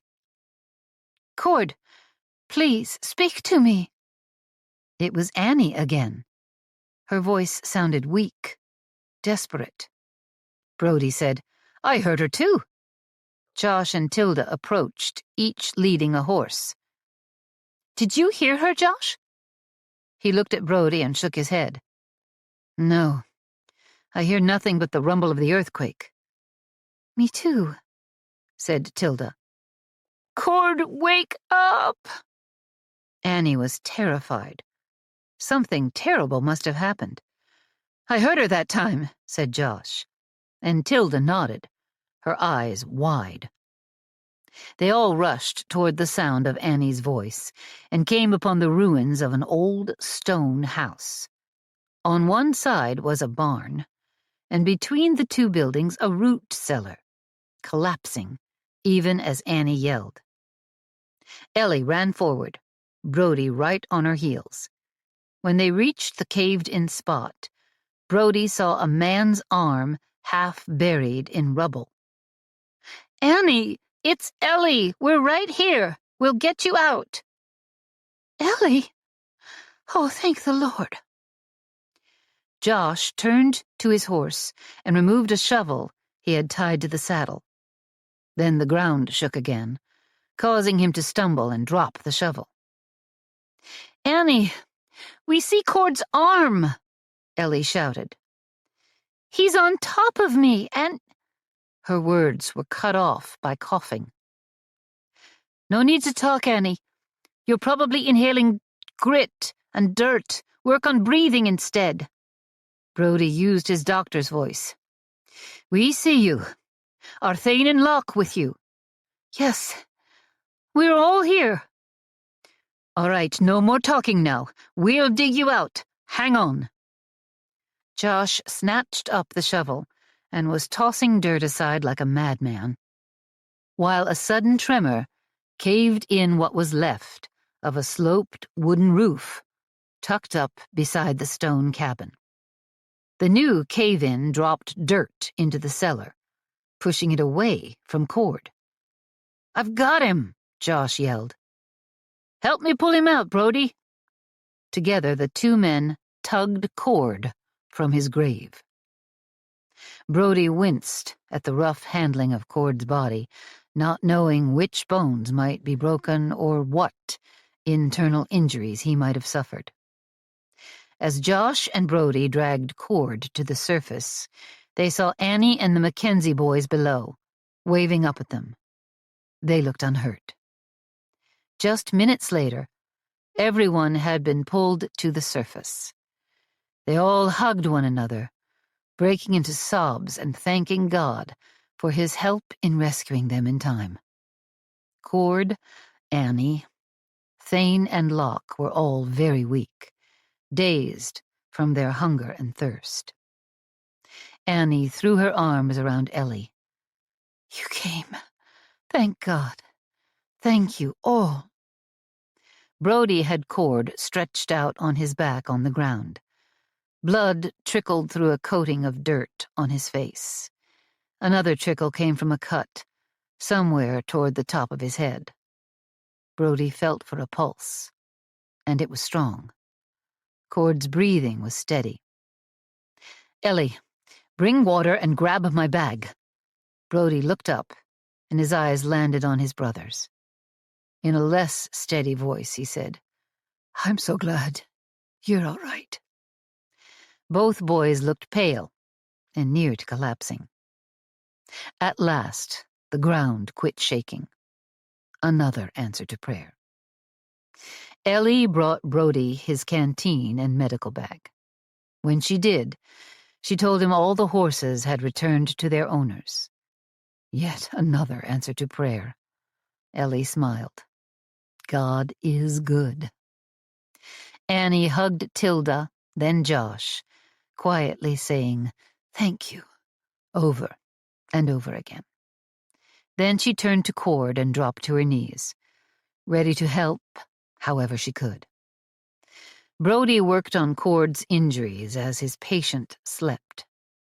"His heart is steady and strong, but I've found a couple goose eggs on his head. He's taken quite a beating." "He saved us. You saved us. God saved us." Annie seemed overwhelmed, overjoyed to be out of that dark cellar. She reached for the canteen again. It seemed she couldn't get enough water in her. Soon, each of the escaped prisoners had a canteen in their hands and beef jerky to chew on. They sat Cord up enough to pour a bit of water into his mouth. Everyone breathed a sigh of relief when he swallowed it. Food and water kept them busy for a time. Ellie got a fire started with Josh's help. The Mackenzie boys pitched in, though they moved slowly. Before long, Brody smelled something cooking while he checked the cut on Cord's head. Annie bathed his face, then pressed a cool cloth to his forehead. Ellie was the first to ask the question that had been on Brody's mind ever since they'd come upon the abandoned claim. "What happened out here?" The boys ran through what they knew. Annie turned around to add her part of the story. "Hardy and Rombauer must be behind this. What did you find at the dig site?" "They were gone, along with the horses. We didn't bother to follow them, but we saw tracks leading away from your campsite back toward Cornerstone. So we knew they took you this way." "What day is it?" Annie asked. "We had no idea how long we'd been unconscious when we woke up in that cellar." "It's Wednesday. We expected you last Saturday. You'd been gone a week." Ellie began scooping stew onto plates and passing them around. Brody saw his brothers eyeing the hot food with so much hunger it made his heart ache. Annie took a plate of food and knelt beside Cord, whose head Brody had bandaged. Between bites, she said, "I have to get back right away. Caroline's been without me for too long." "What about Hardy?" Thane broke in. "We found a lot of artifacts. It sounds like they were all missing from Grandpa's claim." Josh sat on a log with his plate of stew. Well, he's not gonna just ride off with all he stole and not face up to it. We'll find him in Rombauer. Don't you worry, Brody said. Yep. And we'll start by riding into Cornerstone tomorrow, since that's the closest town with a telegraph office. We'll send out wires to the surrounding towns with train stations and ask their sheriffs to help find those two outlaws. Cord stirred at last, his eyes fluttering open. I think there's more treasure there, he said, his voice groggy but understandable. I don't believe we found everything that site has hidden. Maybe Hardy found gold, Locke said. Cord tried to sit up. No, lie back down, Brody urged. You need to rest. You're a battered man. I hurt, Brody, but I'm going to be all right. You think he found gold, Locke? Cord asked. I never saw it if he did, but you'd better believe I was watching. And with Rombauer being gone, as much as he was from the dig site, I can't imagine he found any gold either. No doubt he was out searching for a place to lock us away, Cord muttered. Nodding, Locke said, He was no help to us, that's for sure, and Hardy didn't do hardly a lick of digging. He was too busy writing about what we found. That makes me think he didn't find gold. It's about time we send the law after those coyotes, Cord added. But I wonder if they didn't run off before we found what was really good. Brody wondered what Cord considered really good. Locke pulled a small leather pouch out of the waistband of his trousers. I didn't talk about it after that first time, Annie, but I found 20 more gold doubloons while I was digging. Brody gasped. 20 more? Yep. And it's enough to keep us all comfortable for a long time. Maybe the rest of our lives. You said 14 doubloons would go a long way. That's the number of gold coins Grandpa Mackenzie had on him when they found his body. Well, 34 coins ought to help all the more. Michelle had told them the coins could be worth as much as $1,000 apiece. Annie insisted we needed to return home, Locke went on. Hardy may have found something we didn't recognize as valuable, and he knew we weren't going to let him run off with it. Or maybe he did find a stash of gold coins like these ones. Whatever the case, he tried to take away with him what we'd dug up. But we refused, told him it all had to go back to the ranch first to be recorded, and then we'd maybe loan him the artifacts he wanted so he could study them at his university. He seemed to accept that, but obviously he decided to take matters into his own hands. Or maybe, Thane said, he'd decided he'd found all he was going to find at that site. We dug up enough to fill 6 travois, but it had tapered off. It had gotten to where we weren't finding much around that well anymore. I wonder if he might run all the way to Spain, Annie said. Those artifacts might be extremely valuable to the Spanish people. Remember how he made such a fuss over that badge that might have a picture of Cortez on it? They all sat quietly for a bit, wondering what to do next. Tilda broke the silence. We're assuming it was Hardy and Rombauer responsible for what happened, but we don't know that for certain. Who else could it be? Annie asked. Her question brought on another stretch of silence. Annie finally said, Send out the wires to try and find them. They almost have to run for the train, don't they? Then I have to go home to Caroline. She already lost her pa. I don't want her scared that something might have happened to her ma." No one could argue with that. Then the earth shook again, though not as violently. It was likely an aftershock. My last memory was going to bed on Saturday night. We were in the pitch dark at first, and we had no idea for how long. We were stuck down in that hole for nearly 3 days. Annie turned to look at the remains of the cellar. Look at how it was built between 2 stone buildings. No wonder we couldn't dig our way out. The timbers from the cellar door fell on me, and I was hit with falling stones. I'll bet they stacked them there to keep the doors secure. Cord ate his stew thoughtfully. No food or water the whole time, Annie said. I was praying with everything I had for God to find us a way out of there, and for him to lead you to us, Josh. And then God sent an earthquake that shook us free. Cord nodded as he reached up and gingerly touched the bandage on his head. Let's get some sleep. Ride to Cornerstone and send the wires. Then head home. Annie wrapped her arms around him, and they and the others all settled in to rest for a while. Brody lay there wide awake, his thoughts centered on Hardy and Rombauer.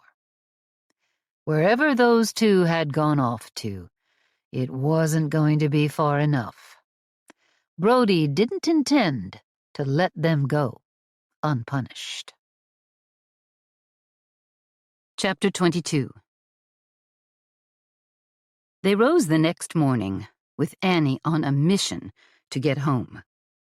Josh wanted to ride ahead fast, straight for Cornerstone, in hopes of catching Hardy and Rombauer, while the rest of them rode to the dig site to pick up their blankets and other supplies and see if they could round up any more horses. Annie wouldn't hear of it. No. We need to stay together. I don't like the idea of dividing up into smaller groups. We have to ride past that dig site anyway, and I too want to look around the area, see if they took everything with them. We'll head to Cornerstone from there, then on to the Two Hearts. They all nodded in agreement, deciding it best to stick together. As they set out, riding double, Cord was sitting behind her, with his arm around her waist, his other hand gripping the reins. Annie thought of their life ahead, and something occurred to her. We've talked only a little about my late husband and how I was widowed. Cord's arm at her waist tightened slightly. I'm sorry you had such a terrible thing happen, Annie. She patted his strong arm. Have I mentioned that I own a ranch? No. You told me that you and your husband lived on a ranch, but, well, it's not far from the Two Hearts. When our land was stolen and Todd killed, those who did all that also burned down our house. I got the land back, of course. There's a bunkhouse still standing, and Zane and Josh run the place for me. But I haven't been back there since losing Todd. Not even once? No, Cord. Not once. You said you'd like to be a rancher. Well, how about over there? We call it Lane Valley, the LV brand.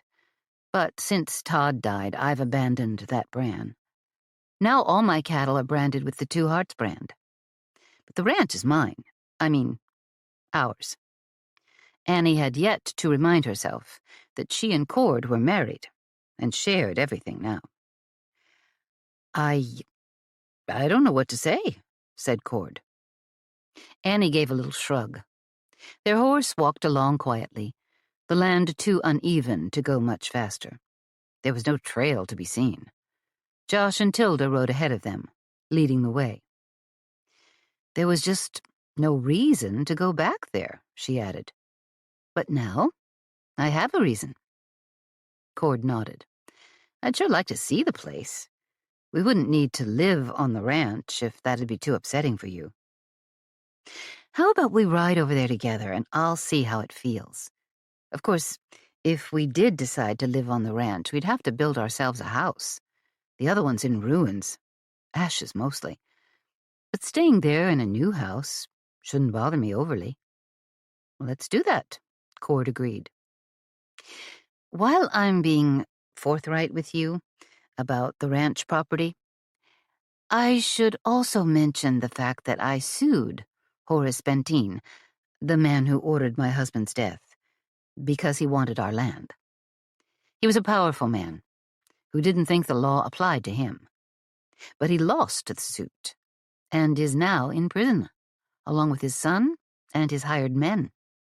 They're all a bunch of outlaws.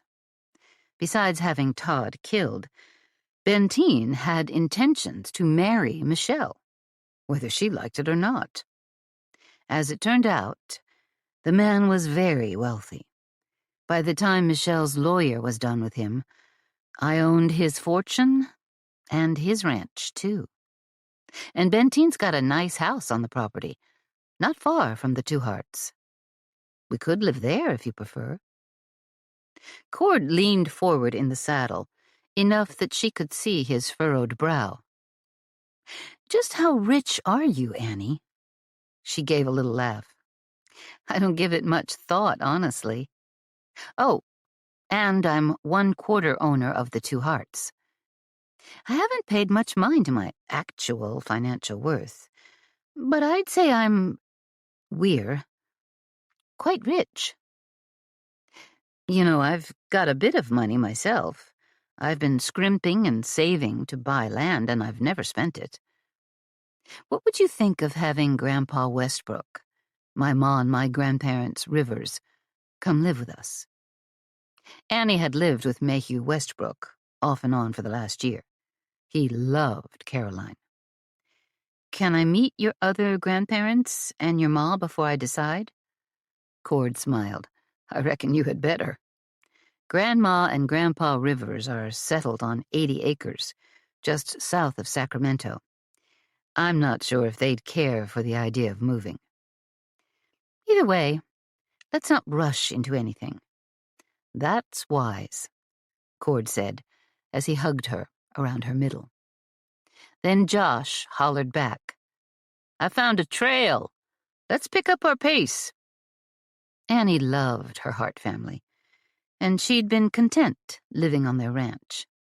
She'd worked hard and made herself useful, but she thought she might finally be ready to go back home. Let's pull up here to eat and look around a bit, Josh said. See if Hardy and that other fella left the bedrolls behind. Cord said to Annie, I can't believe how long we were underground. He swung down from the saddle, then reached up to help his wife to the ground. A deep thrill passed through him every time he thought of being married to such a fine woman. Josh went over and checked the trail that led to Cornerstone. Looks to me like they took 4 horses. The 4 were pulling a travois. That had to be slow going, Tilda said. We figured we'd need all 6 horses pulling travois, said Cord, to get all the artifacts home. With only 4 horses, those things would have been stacked real high. A piercing whinny made Cord jump. Then a pair of whinnies, not that far off, answered back. Adding 2 more horses to this group ought to speed things up. Josh walked toward the whinnies, calling quietly to the horses. We've got a wagon we left in Cornerstone. Ellie rode on it until the trail became too narrow. Between the earthquake and being abandoned for days, the horses were a bit skittish. Having 2 riders per horse had slowed them down some, and Josh had said the load was too much for the horses to make good time. An aftershock rocked the ground. They'd been feeling mild quakes all day. That was when Cord's eyes landed on a caved-in stretch of land much like the crack that had swallowed their chuck wagon, and it was right under the hanging shield. Cord's eyes narrowed as he walked toward the rupture in the earth. What's this? He stared down into the crack, which had cleaved the ground 20 or 30 feet deep. It's a ship. Tilda stood beside him, looking down, bewildered by what they saw. Josh had gone after the horses, but the others were coming fast toward the rupture. Most of the wood has rotted away, but that... Tilda stopped and pointed. Is that a cannon? And I think I see part of a mast. There are iron beams and other pieces of what used to be a ship. This must be where it went aground after the river dried up in the quake. Over there is a... Cord looked to where she was pointing. A skeleton, he finished for her. Annie came up beside him and peered down into the crack. It was, indeed, a skeleton. Stretched out flat, on what was once his belly, arms outstretched, as if he'd been crawling when death came. The sight earned a long moment of silence. At last Cord said, "River of Death, for a fact." "We've come across too many dead folks while hunting treasure," Brody said flatly. "That skeleton is over 300 years old," Cord reminded him. "Whoever it was, he'd be dead now, no matter what." "Yes, but not dead in the wilderness far from home." "It's a risk explorers take, I suppose, and these men were explorers. Even so, a man ought to die surrounded by his loved ones. Not like this." "Strange, isn't it?" said Cord. "They sailed across the sea all that way, battling storms and whatnot, and then they finally arrive at land, only to be dealt a huge earthquake, which ripped open the ground under the river they were on and swallowed up their ship with them in it." "Those graves we found with the armor," Tilda said, "they had to be tied to this shipwreck, which means not everyone died here." "Maybe they were thrown and scattered about when the ground ruptured," Annie suggested. "Or maybe some of them survived, and they put together a scouting party to go hunting for food. Odd they'd wear their armor to do it, though." "Not if they'd spotted a grizzly bear or two along the riverbank as they sailed," Tilda said. "Before the Lewis and Clark expedition, no white man had seen a grizzly. One of those bears would have looked monstrous to them. Or maybe it's just how conquistadors dressed when out scouting." Cord slowly walked the length of the rupture. "I wonder how many died here. Learning what might have happened is why we tried to do this right. It's why we were being so careful." Annie crossed her arms, scowling. "And that's why we contacted Hardy. He was supposed to study what we found and learn from it, write it all up so that others might learn too. Instead, greed overcame him, and he turned outlaw.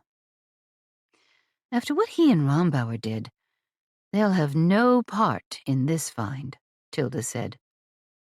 She looked up from the ship to Josh. "Do we dare to get another of Michelle's archaeologists out here? Is this such a rich find, it'll corrupt the conscience of every man who sees it?" Josh gave her a wry smile. "It doesn't seem to have driven us toward corruption." His eyes slid over to Locke, who looked ready to jump into the crack and search the shipwreck for lost treasure. Josh laughed and added, "Most of us, anyway." Cord shook his head. It was right here, all the time. He pointed at the shield, hanging between two trees. "That other shield we found marked the graves of those sailors wearing armor. I figured this one had to mark something too. We couldn't find anything. Until today. But we didn't see why he marked this spot with the shield. He had to have seen something. But what? They all stared thoughtfully at the shield and with considerable wonder at the ship below. When we first got here, we dug around some under where the shield hung, Annie said. But after we came across the well, we focused all our attention there and started digging. We figured Graham Mackenzie must have discovered what he thought was treasure while looking for water closer to the cabin he built. Brody nodded approvingly. I think you'd have all liked Grandpa Mackenzie. Cord glanced over his shoulder at the remains of the 30-year-old cabin. It looked as though the woods were getting ready to swallow it up, just like the Earth had done with the ship. But the ship wasn't 30 years old. What had Grandpa Mackenzie seen here that made him hang the shield in this spot? 300 years that ship's been buried down there, Tilda said almost reverently. We've found the true treasure, while Hardy ran off with a few stacks of old iron. For all his education, the man can sure act the fool. I saw he'd written Hardy Expedition in his notes, Locke said. I told him it was the Mackenzie Expedition. That, and our insisting the artifacts were ours and had to be taken to the ranch first, might have pushed him over into grabbing what we'd dug up and running off with his man Rombauer. Whatever pushing he got, it's no excuse to turn violent, to turn thief, Cord said. They knocked all 4 of us out, then threw us into that root cellar to die a slow death. No jury in California will stand for men behaving in such a way. They'll both go to prison, at the very least. Annie said, those 2 will be pursued by the law for the rest of their natural lives. If they do make it to Spain, they're going to have to stay there. Spain may not be far enough away, said Tilda. Our country could demand that they be escorted back here, and Spain might well hand them over. I see another skeleton. Locke pointed to the edge of the fissure.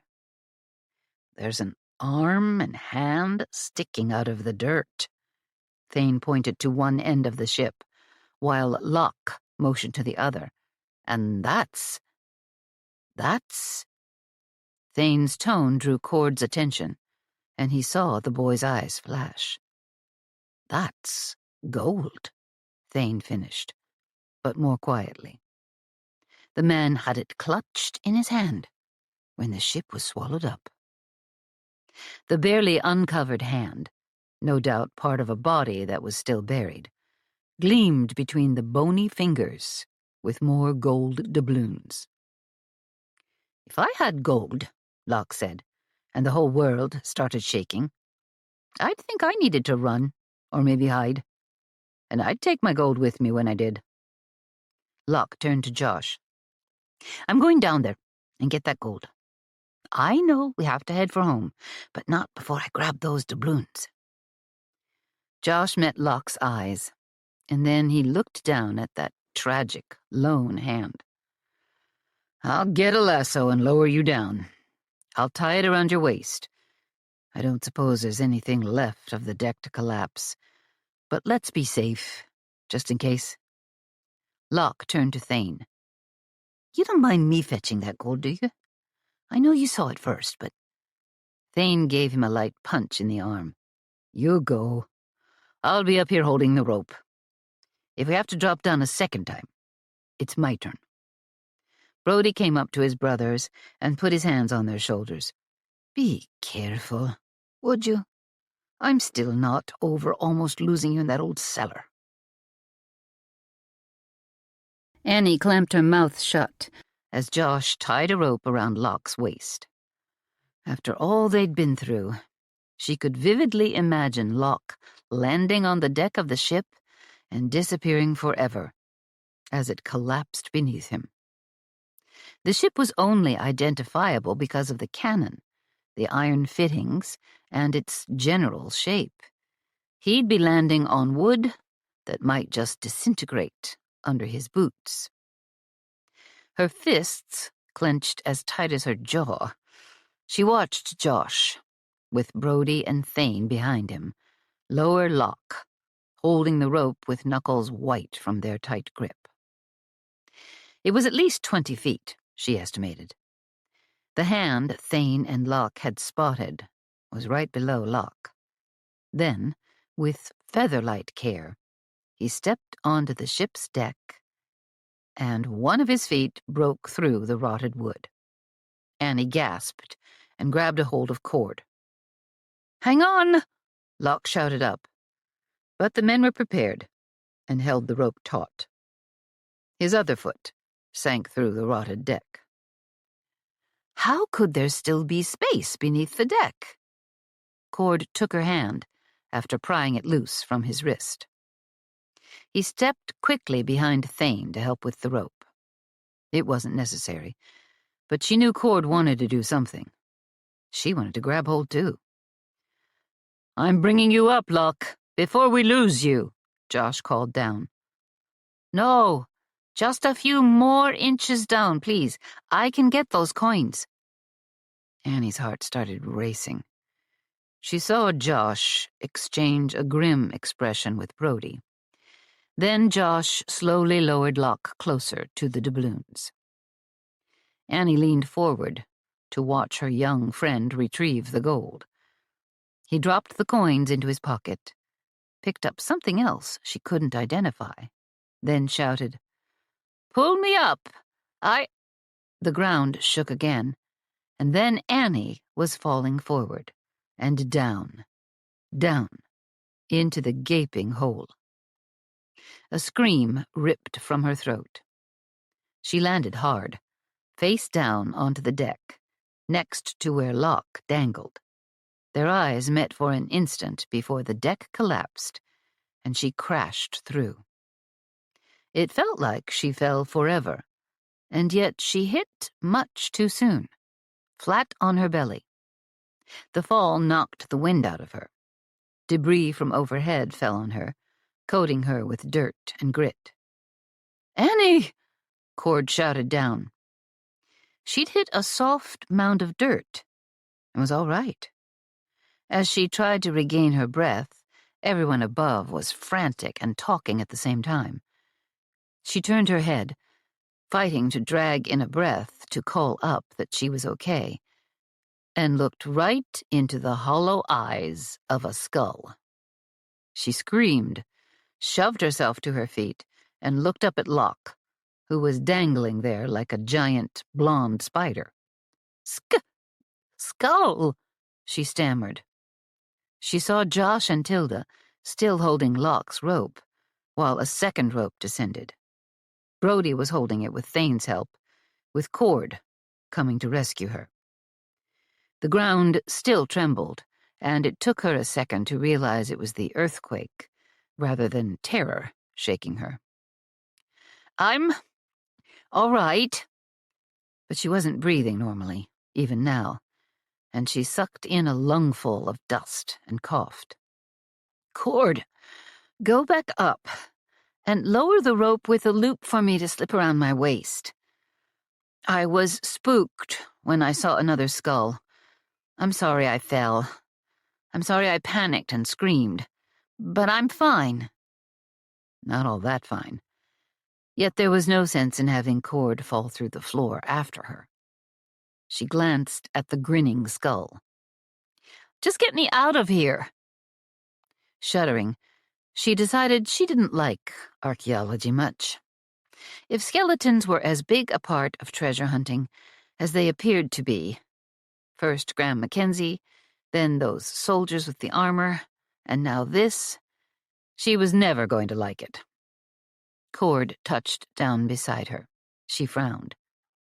"I told you to go back." He removed the rope from his waist and put it around hers. "I'm not leaving you down here." Another rope dangled beside them. She looked up and saw Locke, standing at the top of the fissure. They'd pulled him back up and lowered the rope again. "We go up together," Cord said. He pulled the rope around his waist, then glanced up. "Wait. Hold up a minute," he called. He looked at Annie. "Let's quick look around. Right here, where we're standing." "Well, that looks like more armor over there." She pointed to a pile of iron, a helmet, and several shields. They saw 3 more skeletons and what looked like iron chests. For supplies, probably. "Maybe those chests are full of gold doubloons," Cord said. "No. They likely used the chests to hold food or gunpowder. I think we should pull at least one of them up." "What if this ship is more than 1 story? We could fall through the floor again." Cord stomped. "This feels like solid earth to me." And the shaking didn't collapse it further. Cord went back to studying that chest. "What's going on down there?" Josh sounded impatient, his voice tinged with worry. Annie could hardly blame him for that. "Is there any more give in this rope?" Cord looked up at Josh. "I see something I want to bring up if we can manage it." "Are you both all right?" Brody, the doctor, probably thought this was reckless. And it was. "I think you should get out of there before the whole deck collapses on your heads." "I can give you about 10 more feet, Cord. But I'm with Brody. Grab whatever you see quick, and then come up out of there." "We see 4 iron chests. If we haul one up and find it contains something valuable, we'll maybe come back down for the other 3. Annie wanted to know what was in them, too. "Go see if you can lift it, Cord. It might be too heavy for the rope." But their ropes were made to lasso 1,000-pound steers, so they were pretty strong. Cord went over to the chest and lifted it. Not too heavy. For sure not loaded with gold. Annie felt regret and relief at the same time. He carried it back to her side, then called up at Josh. "Pull Annie up first. You'll all need to be on the rope to lift me up with this chest." "Looks like a chest a pirate would have on his ship," Locke shouted down. He sounded thrilled by the find. It seemed the close calls of the past couple of days had done nothing to dim his eagerness for treasure. "Ready, Annie?" Brody called. She gave Cord a kiss on the cheek. "Thank you for coming down to save me." "My pleasure, Mrs. Westbrook." She looked up at Brody. "I'm ready." She was pulled up fast, since Locke had added his strength to Brody's and Thane's. Josh and Tilda kept hold of Cord's rope, and she was glad of that, in case the ground beneath his feet crumbled. Once she was on the surface again, she stepped well away from the fissure and grabbed the tail end of Josh's rope, along with everyone else, and together they hoisted Cord up. Locke gasped when Cord set the chest on the ground. "It's hardly rusted at all," he marveled. "The way the chest was buried must have preserved it. Maybe because there's so little air or water down there." There was a hasp that needed to be unhooked, a simple latch that fitted over an iron peg in the chest. It resisted when Cord lifted the latch, but then it moved. Suddenly, Cord withdrew his hands from the chest. "Nope. This is Mackenzie's treasure. Brody, Thane, Locke, you open it." "It's Westbrook treasure too, Cord. Your family has a claim on half of whatever we find." "Speaking of finding treasure, we need to get moving so we can get the law after Hardy and Rombauer," Josh said. Always the sensible one. Locke crouched down, Thane right beside him. Cord scooted out of the way. Brody said, "Well, go on and open it already." Locke and Thane exchanged looks, and Cord could sense how excited they were. He had to admit, he felt the same way. With a loud squeal of protesting hinges, they inched the domed lid of the iron chest open. Everyone leaned forward. Cord said, "That looks like a journal inside, just like the one your grandpa sent you." Locke pulled the journal out of his pants pocket. He kept it tucked in there most of the time. Holding it next to the journal in the chest, he said, "Yep, it's exactly the same." He looked up at Brody, who gave him an encouraging nod. "See what's in it." Locke lifted the journal out and very gently opened the leather cover. Across the top of the first page were the words, "Anales el Capitan." He closed it and set it down on an identical book, one of a stack. "This is the captain's log. It's going to tell us everything, isn't it?" Annie rested a hand on Locke's shoulder. "Yes, it should answer all our questions. And look, the chest is full of journals, or logbooks. They probably contain lots of historical information about Cabrillo's expeditions. These books might even give details that have long since been lost to history, things people would never have learned if we hadn't found this chest today. Depending on how long the—" Annie stopped and looked at Tilda. "Is this the captain's chest? He must have been in charge of this one ship, but if Cabrillo led an armada of ships, wouldn't each ship have its own captain? Or could it be that these logbooks were written by Cabrillo himself? He made it out of here, so he wasn't on this ship, right? But maybe he kept his logs on this ship. Or maybe the older ones are from him, but whoever captained this ship started his own diary after they became separated." Tilda's dark eyes were wide with fascination. With a bright smile, she shook her head. "I don't know, but hopefully, by the time I read all the logbooks, I will." "Hardy was a fool to take a few artifacts and run," said Annie. "He could have been part of a huge discovery. He could have been famous." Locke gave her a smile over his shoulder. "Instead, we'll be famous." He then frowned. "No gold here, though." Brody clapped him on the back. "We've got more than enough. And we've got strong backs, as well as faith in God, our true provider. We'll be fine, even without a treasure trove." "Before we go," said Cord, "I think we should bring up the other 3 chests. We need to explore further. I suspect these chests could be the real treasure to be found." Nodding, Josh said, "Luck, you and Thane take turns going down there, while Brody and I and the others hold the ropes." The boys were down and up fast, with Locke going twice. They didn't open the remaining chests. Each of the 4 men tied a chest to his horse's saddle horn. Josh said, "Let's push hard. Every minute we tarry, Hardy gets farther away, and Annie and Cord need to get back to their daughter."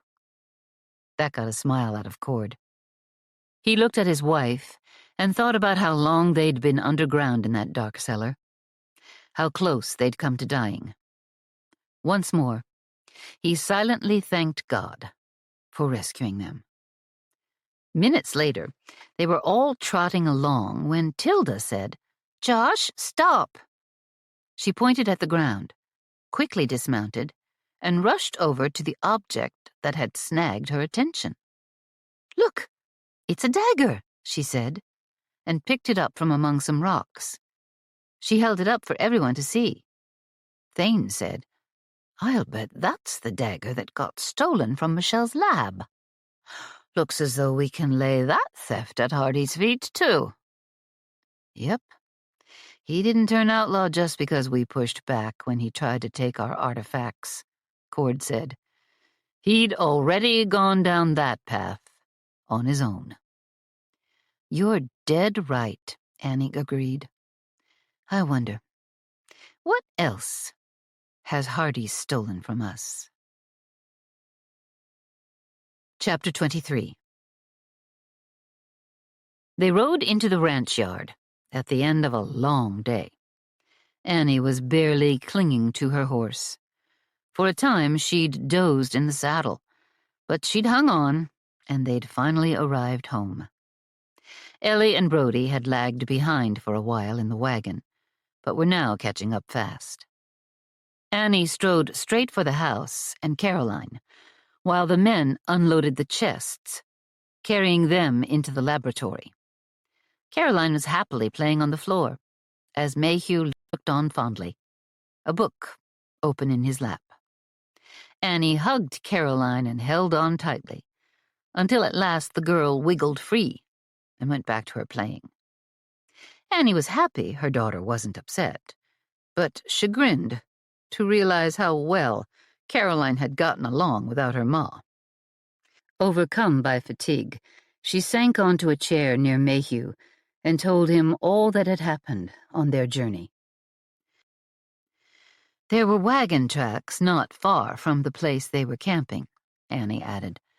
They unloaded the travois and filled up the wagon, then hitched their 2 horses to the wagon and headed out. They left the other horses behind, and we found them. Can I see what you found, Annie? Mayhew asked. He looked as eager as the Mackenzie boys. Annie brought Caroline and Mayhew, who'd insisted she call him Grandpa, as Caroline now did, out to the laboratory to show them what they'd found. Michelle and Zane were already in the laboratory, looking over the items they'd brought back. Annie said to Mayhew, Cord told me you have excellent security guards at the bank. He wired them to be on the lookout for Hardy in Sacramento. She turned to Michelle, and Josh wired Marshal Trey Irving, who helped when we had that trouble with Horace and Jarvis Benteen. Michelle shuddered visibly and stepped closer to Zane. Did you also send a wire to Dorado Rio from Cornerstone? Zane asked.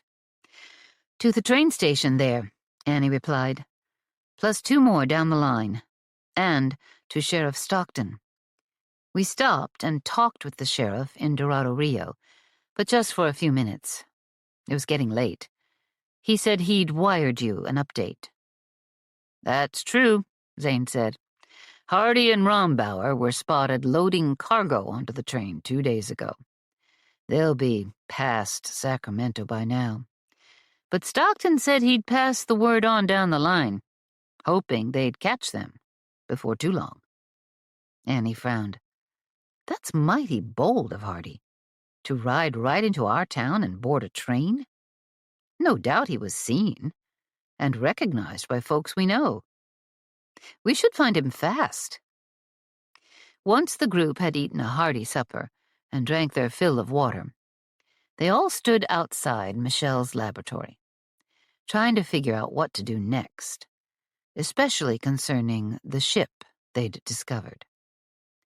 They decided the right answer was probably to rest up a bit, and then ride back there to see what more they could find in the ship and surrounding area. Annie didn't want to leave Caroline again any time soon. At the same time, she felt almost desperate to head back to the shipwreck. Yet all she had to do was think of that awful cellar to convince herself to stay home on the ranch with her daughter. Night was rapidly falling. Annie wondered if Hardy and Rombauer had plans to ride all the way across the country to the Atlantic Ocean and then board the first ship to Spain. Or maybe they would head to the California coast. San Francisco, most likely, a port that wasn't far away by train. Where would they sail to from there, though? Mayhew held Caroline's hand as he listened to the others share all that they'd gone through in the wilderness. When they got to the part where they escaped from the root cellar, he let go of the little girl and hugged Cord and then Annie. "I'm so glad you got out of there. I'd say God arranged for that earthquake to hit then, and there, to save you." Cord clapped his grandpa on the back and gave him a second hug. Though Mayhew had attended church with the family while he was here, Annie knew Cord was worried for the man's soul. Mayhew talking about God sending his grandson a miracle was a sign he was turning to a prayerful and faithful life. She was sure that lifted a burden from Cord's heart. She decided it was a good thing to have a grandpa around the place. "What should we do about that shipwreck?" Cord asked. That was the question they kept going back to. The folks at the Two Hearts Ranch had spent too much time and faced danger too often over Mackenzie's treasure. "I'm disgusted with that Professor Hardy," Michelle broke in. "He should have treated what he found out there with more reverence, more respect. For him to steal those artifacts and run off is downright shocking. I'm tempted to send for another archaeologist to take Hardy's place, but can we trust anyone else, after all that's happened?" There had been several archaeologists interested in assisting them on the treasure hunt, but not one of them was as determined and outspoken as Hardy, not to mention arrogant and stubborn. Michelle drew a deep breath, then blew it out. "Honestly, I feel like we may have lured Professor Hardy down the path of destruction. We did that by setting before him a temptation he couldn't resist." She looked at Tilda. "Are the things Hardy stole really that valuable?" Tilda gave a little shrug. "I wouldn't have said so. No. The logbooks in that chest, however, well, they might truly add to what we know about history and the conquistadors. But it's not like Hardy came upon a stash of gold doubloons, as far as we know anyway. I think he cares more about fame than about amassing a fortune for himself.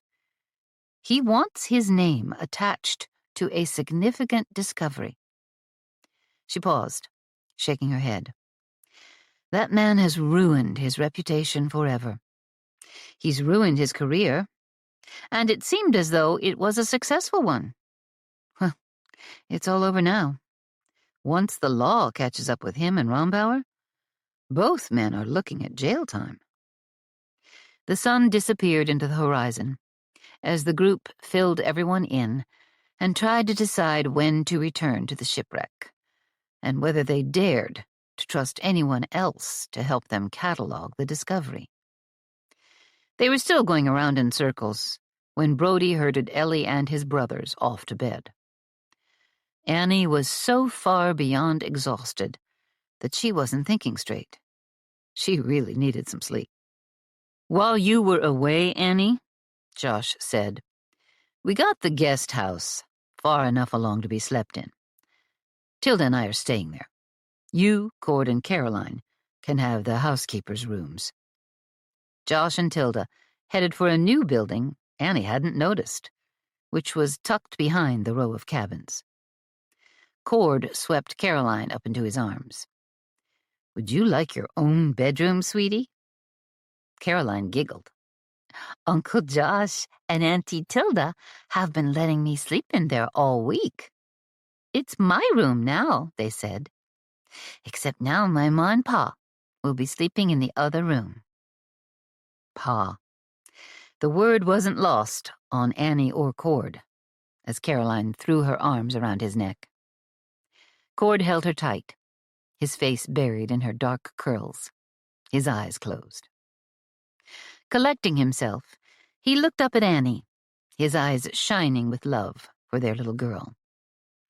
Annie had wondered if she should urge Caroline to start calling Cord Pa. They didn't talk much about Todd anymore, and she doubted her daughter remembered her father.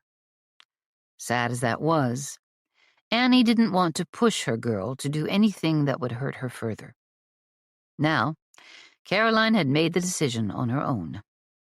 Annie beamed, unable to take her eyes off Cord and Caroline together. He came over and slid his arm across Annie's back, and they went inside, everyone following along. "Let's go to bed, Ma." Annie nodded and felt her own throat clog with tears. On the way in, Cord said, "It seems like every time we think we're finally getting to the end of this treasure hunt, it gets more complicated." I suppose finding something unexpected that's been hidden for hundreds of years is always going to be a complicated business. As they moved to their new rooms, all Annie could think about was letting herself collapse onto her bed, where she'd slumber away the hours till the sun came up again. Chapter 24. Annie overslept. Getting buried alive, falling through the rotted deck of an old ship, being nearly dehydrated, then spending hours in the saddle, all in all had left her feeling exhausted. When she finally awoke and found herself alone in bed, she got to her feet, freshened up and dressed hurriedly, then walked out to a beehive of activity. She headed straight for the coffee pot before engaging with anyone. She had poured herself a mug of hot coffee and returned the pot to the stove when strong arms wrapped around her waist from behind. Whispering in her ear, Cord said, "Good morning. Do you feel better after getting some rest?" Annie turned to look into his bright blue eyes and smiled. "I do feel a bit better, thank you kindly. How are you, Cord Westbrook?" He kissed her on the cheek. "Plan on spending the rest of your life getting to know me, Annie Westbrook." "I will." It then flickered through her mind that sometimes life could be cut short. Her smile faded. "What's the matter?" "You're thinking of Todd, aren't you?" She saw the hurt in his eyes, along with his kindness. "I'm going to pray with all my strength that we both live a long life. There are no guarantees, Cord. I'm going to savor every minute of whatever time the Lord gives us." "Does that include not falling through any more ship decks?" She chuckled. "I certainly hope so. In fact, if there is another treasure hunt ahead of us, I might just stay home with my little girl. I think my gold fever has been cured for good." "I can barely translate any of this." Michelle sat at the table with one of the old logbooks open in front of her. "The language isn't exactly Spanish, like I know it, and the writing is very hard to make out. But I suppose some of the spellings and expressions have changed from 300 years ago, just as they have with English." Her brow furrowed as she studied the first page, covered with writing. "A lot of the words are familiar, but enough are not that it's slow going, trying to decipher what's being said. Like figuring out a puzzle." "Too bad we don't have a professor of archaeology around to help with this," Tilda said sympathetically. "Someone like that would probably recognize most of the unfamiliar terms." Annie noticed Tilda's father, Carl Cabril, and her sister, standing beside Tilda, the two of them whispering to each other. So identical, and yet so different from each other. Maddie with her silk gowns and elaborately styled hair, her lace and petticoats and reticule. And Tilda, in her red calico dress, with white flowers scattered over it, with her hair in a no-nonsense bun. Maddie looked beautiful.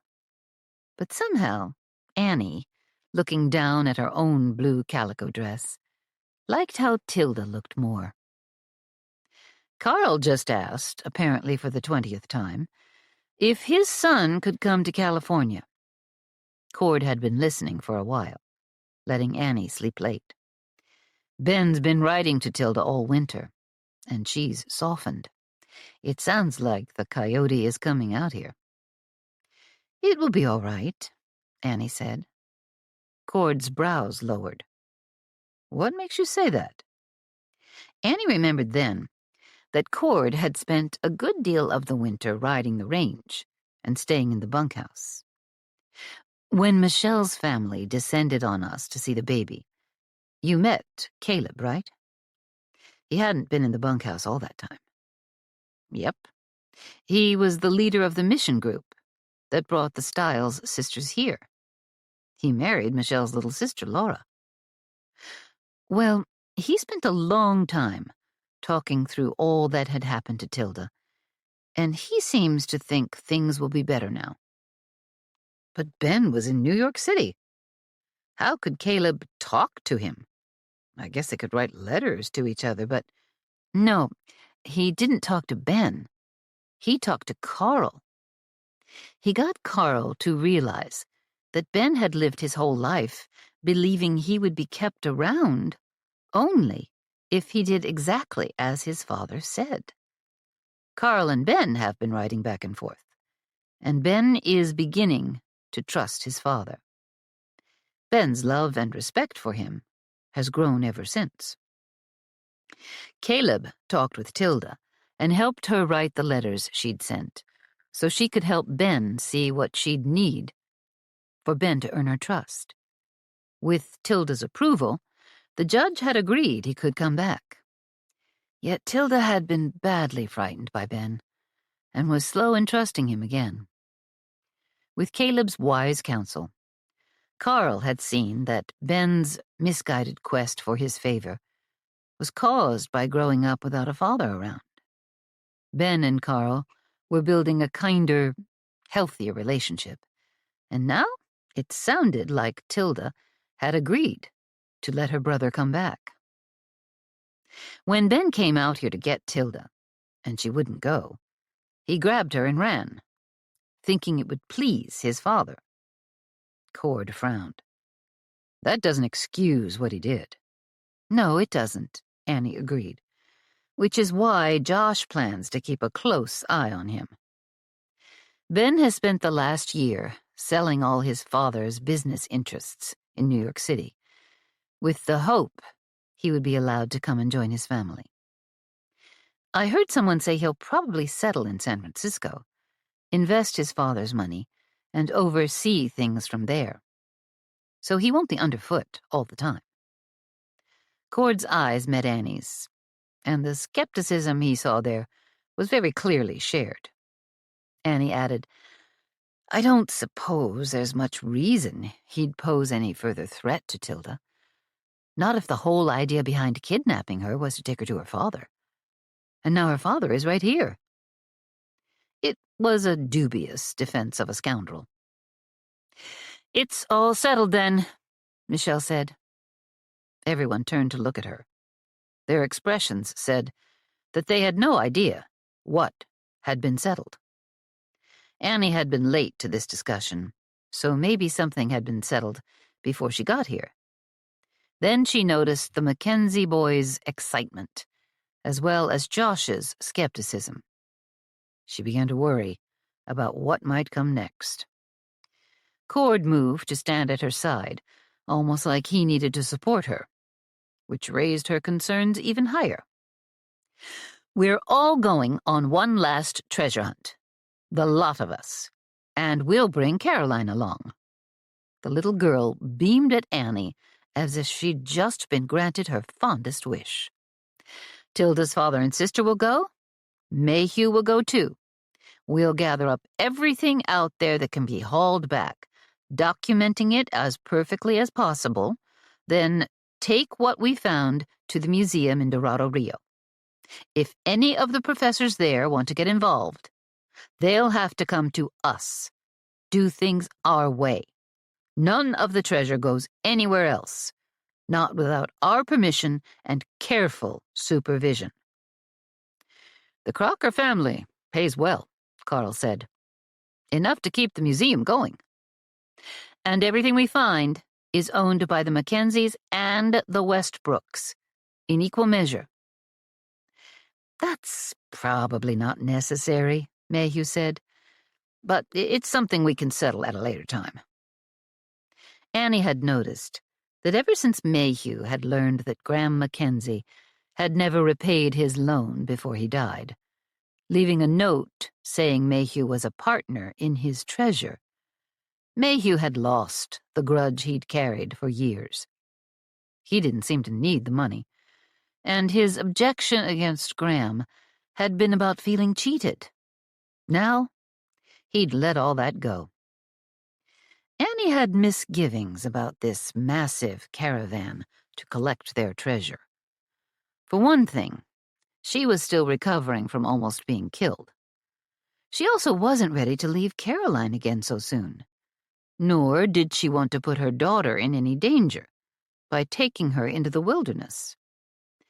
But then, Annie figured, with a whole crowd going on the treasure hunt, she and Caroline should be plenty safe. She decided to roll along with whatever Michelle decided, for she was usually right. "Can we wait a few days before we go?" Annie asked. "I think those of us buried alive need some time to recuperate." "I'm fine," Locke put in, obviously wanting to saddle up and leave today. "It's Wednesday," Michelle said. "Let's leave Monday. That'll give us time to go through those chests, too. Carl especially wants to take a look. And I'd like a little more time for my translating." Michelle arched her brows at Annie. "Since she's not walking yet and can't get into any toddler mischief, I'm taking Leah along, if that makes you feel any better." Cord's hand closed over hers. Annie realized then that Thane had come to stand on her other side. He took her hand in his. She looked at him, then Cord. Locke seemed engrossed in the upcoming treasure hunt, yet the three of them knew how close they'd come to dying in that cellar. It was a dangerous business, trying to unearth old artifacts in a country prone to earthquakes, especially objects that might be the focus of others' greed. And they knew Hardy and Rombauer were still at large, though likely miles away by now. "She's right," Thane said. "There's safety in a group this big." Annie squeezed the boy's hand, then let it go. Looking at Cord, she said, "I'll be spending today with Cord and Caroline. We're going back to our rooms for now, and maybe take a picnic lunch to eat outside somewhere." Cord gave a firm jerk of his chin. He released Annie's hand and plucked Caroline out of the middle of the crowd. "How about we go read a book, or play together for a while?" "I'd like that, Pa." She looked up at Annie. "Do you want to play with us, Ma?" Such trust. The child never needed to know just how close she'd come to losing her Ma and Pa. Annie felt tears burn just to think of it. "Yes, Caroline," she answered past the lump in her throat. "I'd love to play with you." Her eyes slid to Cord's grandpa. "Grandpa Westbrook, you can come with us and play with Caroline, too." She'd noticed the sad expression on Mayhew's face when she'd said she was planning a quiet day with Cord and Caroline. He nodded, saying, "I'll be along after a bit. The three of you should spend a bit of time together first. Maybe we should have the picnic lunch back in your rooms. That would be safest." Annie went to Mayhew and kissed his wrinkled cheek. "That's a perfect idea, to eat inside. Come on in after a while." Then she and Cord and Caroline said goodbye and went to their rooms. Chapter 25.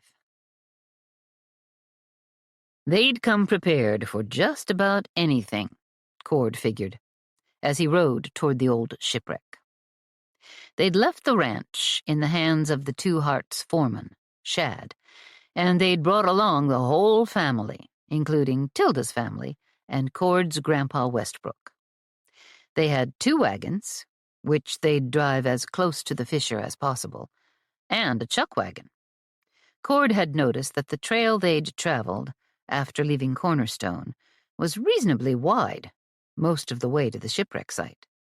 Neb, the bunkhouse cook, had come along as well. He and another member of the crew would spend time widening the trail to get the chuck wagon close to the site. Until then, Neb would cook the meals, and they'd all ride to the chuck wagon to eat. With the cowhands along to help and to provide protection, they were a solid brigade. When they reached the ship, as the sun was setting, everyone moved to the edge of that rupture in the earth to stare down at the awesome sight. Cord reminded them all of Annie falling through the deck and warned them to be vigilant about possible earthquake tremors. It was close enough to bedtime that they decided to wait until sunrise the next morning to begin their search of the shipwreck. They'd brought plenty of rope and had a good-sized crew down in the ship before mid-morning. They hauled everything of value to the surface, except the skeletons. Tilda, with help from her pa, Maddie and Mayhew, busily wrote down every detail of what they found and where they found it, doing their best to keep a thorough record. Ellie, meanwhile, kept watch of the young'uns. While Cord took his turn helping to investigate and gather up finds, he noticed that Annie had stayed on the surface. Maybe she'd had enough of sunken ships. She spent the time note-taking with Tilda, then chasing after Caroline and Leah, because Michelle wanted to be in the thick of things. By nightfall, Cord figured they'd emptied the ancient ship. They'd gone through what was left of the ship and brought up the kinds of puzzling things that Cord thought an archaeologist might find interesting. Locke held out a small oval object that Cord found familiar. "That's like that badge Hardy found," Cord said. "He said it was possibly a portrait of a young Cortez, and that no such picture of him existed, that he knew of anyway. So if Hardy found it valuable, a piece of history, well, now we have another." Locke nodded. "And I found another dagger, which looks a lot like the one we have." Locke studied the knife intensely, and Cord could tell there was something else on the boy's mind, although he didn't say more. "There's no sign of a lower level, then?" Tilda asked.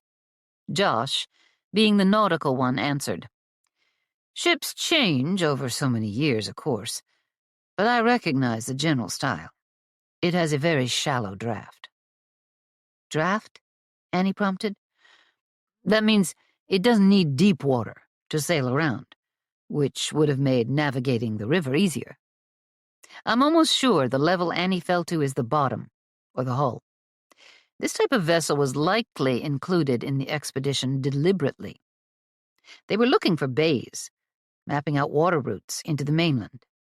They may have sailed up a few rivers, but they didn't find San Francisco Bay. This one ship, though, probably lost its way in the fog that often enshrouds the bay, and they came upon the river by accident. We may find what happened written out in the logbooks, including information about the earthquake and the wreck that stranded them here." "That information could be in those logs you already took to the ranch," Michelle said. "It's going to take time to translate it all, but I'll get it done. Maybe then we'll have the whole story of this ship." As the sun dipped down, Neb rolled into the camp with the chuck wagon. He'd carved out a path all the way to the shipwreck site. The 2 other wagons they'd brought came up behind him, as well as the carriage for Mayhew and Carl. The older men had walked to the site when their carriage couldn't go any farther. Now they could load all the strange artifacts they'd hoisted to the surface into the wagons and prepare to leave. Cord had thought they might be there for several days, but now it looked as though they'd be able to head for home tomorrow. Josh, the last one down in the ship still, stood there looking around. The deck had collapsed to some degree, but not entirely. He walked toward one end of the boat until he was no longer visible. "Josh, come on back where we can see you," Cord called down. Tilda came up beside Cord, peering down, searching for Josh. "I'm fine, Cord, but send down a rope. I want to walk to the front of the ship, and a rope might be a good precaution." They'd begun their search with everyone roped, but as the ship stayed steady, they'd left off the safety measure. The ropes were all coiled, neatly right at hand. Just seconds later, Cord lowered the rope. Josh re-emerged from under what was left of the deck and tied himself off. He looked up.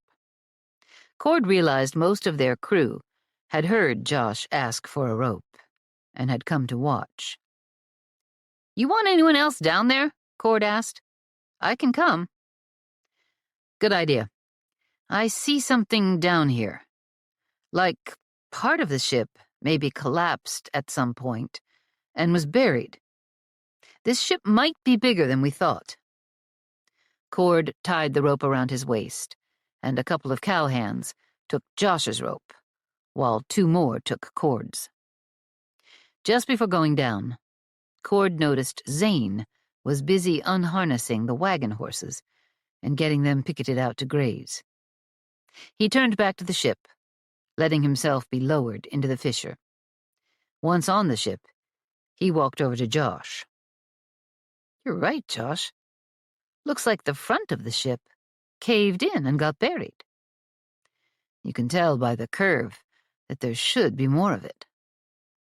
I know it's getting late, but we still have the light for a few more minutes. Let's do some digging." Josh went straight to a wall of dirt that seemed to mark the extent of the ship. As he clawed away at the solidly packed dirt, a chunk of it fell away, and Cord saw something. Possibly more of the same type of thing they'd been finding all day. If there was an earthquake big enough to dry up a river, and a crack opened to swallow the entire ship, that's powerful enough to send tons of dirt down on part of it and crush the bow. "Bow?" Cord said. "Yes, the front of the ship. There should be a steering wheel, maybe one trimmed in bronze or copper. That would survive, especially as the bow was buried rather than left exposed, like the rest of the deck. And this could be one of the handles of a steering wheel." Josh quit digging when he saw a skeletal hand. "We really haven't found too many skeletons," Cord said. "And we know at least some members of the crew survived, the ones we found wearing armor." "It must have happened fast," said Josh. "The earthquake, the ground cracking and swallowing the ship, the front of it collapsing. This wheel would have been on the main deck, so when the world started shaking and cracking, and an avalanche of earth crushed and buried the front, it pushed the wheel down to this lower level. I'd say this poor sailor died while he was still steering the ship." Cord sighed. "We're going to have to dig all this out, aren't we?" I knew it was all too easy. One day, searching, pack everything up, head home. It's likely not a large portion of the ship got buried. We may only have a few feet to dig through to find the rest of it. Cord saw something gleam out of the corner of his eye, lying on the hull nearby. Was it? He slowly moved to the spot and crouched down. 10 gold doubloons. He scooped them up, and turned toward Josh. Based on how the coins were stacked, just below the skeletal fingers, the sailor might have had them clutched in his hand, the instant he was crushed beneath an avalanche of dirt. 300 years ago. Staring at the gold in Cord's hand, Josh gave a low whistle. I'll add these to Locke's collection. Wait, what's this? He held up a thin, black coin. Possibly. So tarnished it was impossible to make out, though Cord thought it might be silver. I wonder if this is a coin, too. It's about the right size. Josh moved closer.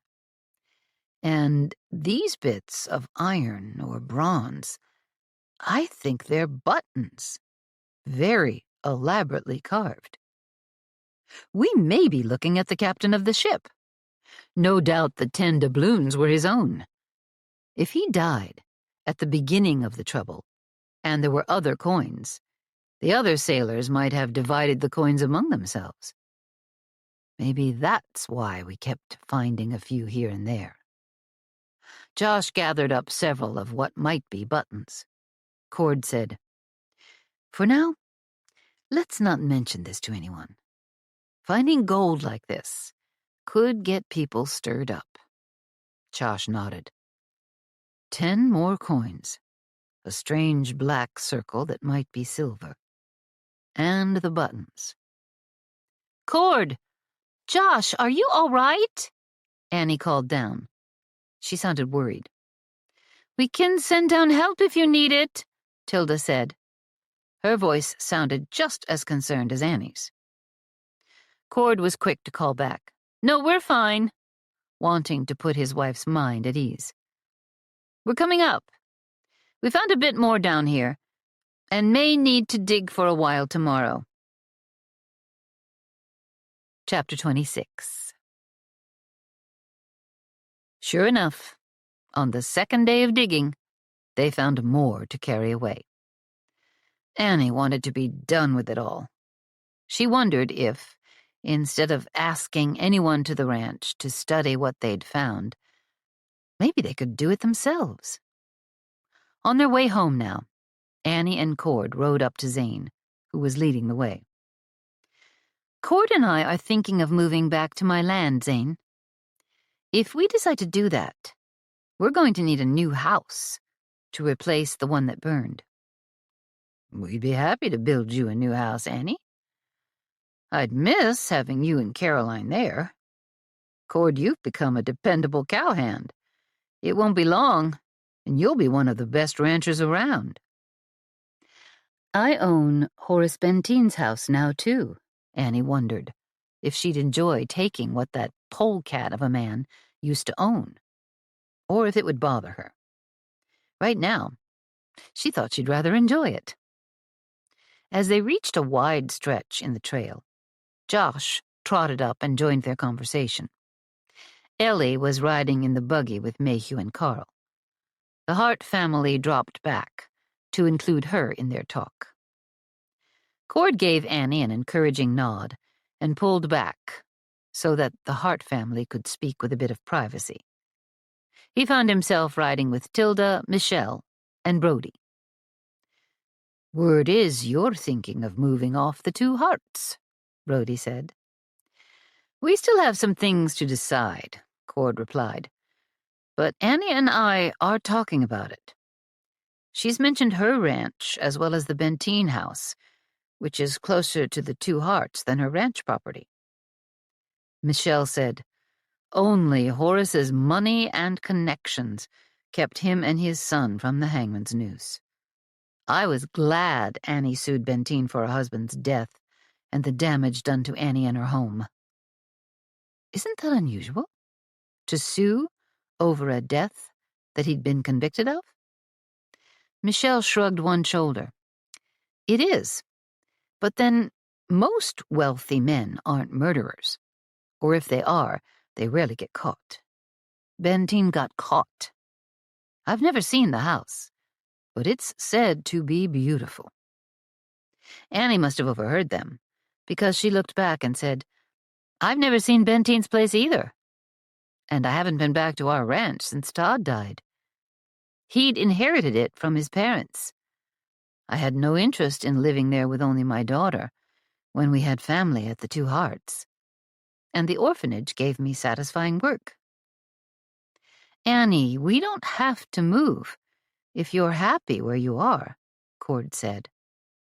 Josh added, You've got a 1/4 stake in the Two Hearts, and you'll always have a home there. We've been running your ranch for a while now, and we'd be glad to continue if you want that. Annie gave Cord a peaceful smile. I think I'm ready to have my own home again. And Josh, I hope you understand. Cord and I would like to run our own place. I might feel different if we were to move far away, but we'll be close enough to see you often. Thane rode up behind them. I'm going to head to college soon, to attend medical school. Looks as though the family is spreading out.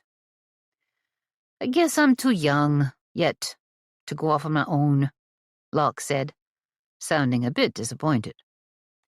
They rode along, with Grandpa Westbrook's carriage coming next, Ellie riding beside him.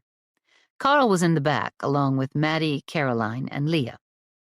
Next came the chuck wagon, and the 2 wagons carrying their treasure, not counting the coins and buttons in Locke's pockets. They went home through Dorado Rio, where they were told there'd been no word on any arrest of Hardy and Rombauer. Cord wondered what would become of those 2 thieves. The truly frustrating part was that justice was out of their hands. The 2 men had left with a load of cargo and gotten off the train in Sacramento. Then they'd vanished.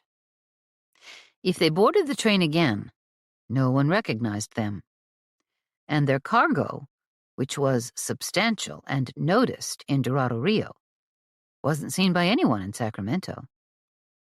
If the 2 men had disguised themselves, and their crates of artifacts stowed along with other parcels, they could easily have gone on, with no one the wiser. Either the 2 men traveled west to San Francisco and the Pacific Ocean, or they boarded a train heading east, all the way to New York and the Atlantic Ocean. The port of San Francisco, which sent ships all over the world, had been notified. But if Hardy and Rombauer had managed to slip past the lawmen watching for them, they could already be far away at sea by now. Or they might have stayed right here in California. They could have made plans to stay somewhere in Sacramento, with a place to hide waiting for them. Regardless of the whereabouts of the 2 thieves, Cord and the others had locked the rest of the artifacts up in the newly secured laboratory. Of course, everything was in a jumble and needed to be sorted, identified if possible, and then sent to the museum for further study. The museum's name was still being debated. Carl Cabril wanted Captain Cabrillo's Voyage Museum. Tilda thought it should be the Mackenzie Museum. Locke was pushing for the Museum of Mackenzie Treasure, though he admitted a name like that was practically begging for robbers to flock to the place. Treasure was the kind of word that could bring out the worst in people. For all the work ahead and the concern over security, it seemed like the worst was over. If only Cord could believe it. He humbled himself before God when he prayed again for their 2 assailants to be caught and imprisoned. He, Annie, and Caroline could never settle into their new life as long as the dregs of this one hovered around them like a dank fog. It's time to move home, Cord. Annie rested her head on his chest as they settled in for the night. I want to start a new life with you. And I don't think we can do that here at the Two Hearts, where everyone is so stirred up about thieves and artifacts and future plans for them. Honestly, I'd like to put all of this excitement behind us. I'd love to do that too. Annie's hopes rose, and along with those hopes, her heart began beating faster. They would start over, a new family, on their very own place, away from the two hearts. As much as she'd miss the home she'd known for so long, she was ready to make a new home with her husband and Caroline. But is it safe? Cord asked. Her heart slowed and her hopes dampened. We still don't know the whereabouts of Hardy and Rombauer. We don't know if they escaped somewhere far away or whether they're still in California. There's been no word of their arrest. Annie considered Cord's words. We were attacked for those artifacts, and they aren't going to come looking for us if they think they have everything. If we move to the Benteen house, that's not the property I lived on with Todd. Hardy won't know we're there, and we'll have cowhands around us. We'll put together a strong crew there. Cord patted her hand, where she'd laid it over his heart. The touch seemed absent, and she knew he was busy thinking. Cord was dead serious about safety and protecting his family, and their being buried alive recently had only heightened his sense of vigilance. She continued, We can ask your grandpa if he'd like to stay with us at the Benteen place, and see if your ma would come and visit, maybe bring her parents. If they don't want to move into our house with us, well, we'll figure something out. They could maybe sell their holdings and purchase land nearby, or we could build them something more private on our property. Cord nodded slowly, not saying anything. There's really no reason for anyone to attack us there, Annie added. If we move, we won't have any artifacts close to hand. At last, he spoke up. We're the only witnesses to their assault and their attempt to kill us. That makes us a threat to them. That puts our family in danger. Are we witnesses? Truly? Annie said quietly. I mean, what did we actually see, Cord, before getting knocked out? Suddenly, she felt less certain about the future. No matter what they'd witnessed with their own eyes, it seemed their experience in the cellar was a dark tale that connected those two outlaws to their crimes, and it was something Annie and Cord couldn't just shrug off. Perhaps it was best to put their plans for the future aside. But for how long? Cord continued patting her hand on his chest. Annie, not ready yet to give up on the idea of setting up a home of their own, tried to control the impulse to pressure him. Then Cord gave a long sigh and said, Let's take a ride to the Benteen place. See what we'd need to set up house. If we have to haul wagon loads of supplies to live there, we should probably wait. But if we can pack a few satchels and supplies and ride down there with Grandpa and Caroline, along with a few cowhands for escorts, we'll make the move. Besides, the treasure isn't mine. I've no stake in it, except for whatever stake my grandpa has, and I don't see him fighting hard to claim much of it. Though he might take 1 or 2 gold coins to repay Graham's debt. Annie's heart sped up again. How about we go there after church on Sunday? A few of us will ride to the Benteen place and— It's the Westbrook place now, Annie said, cutting him off. I don't want to associate Benteen's name with it anymore. It's our ranch, as of today.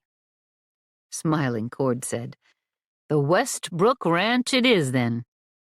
I'd always planned to be a farmer, but I've found I like working with cattle and horses more. Matter of fact, I've been dreaming of a ranch all winter. ever since I learned to be a cowhand. We could get us some nice Texas Longhorns. Have I told you that we already have a herd of Herefords on the land?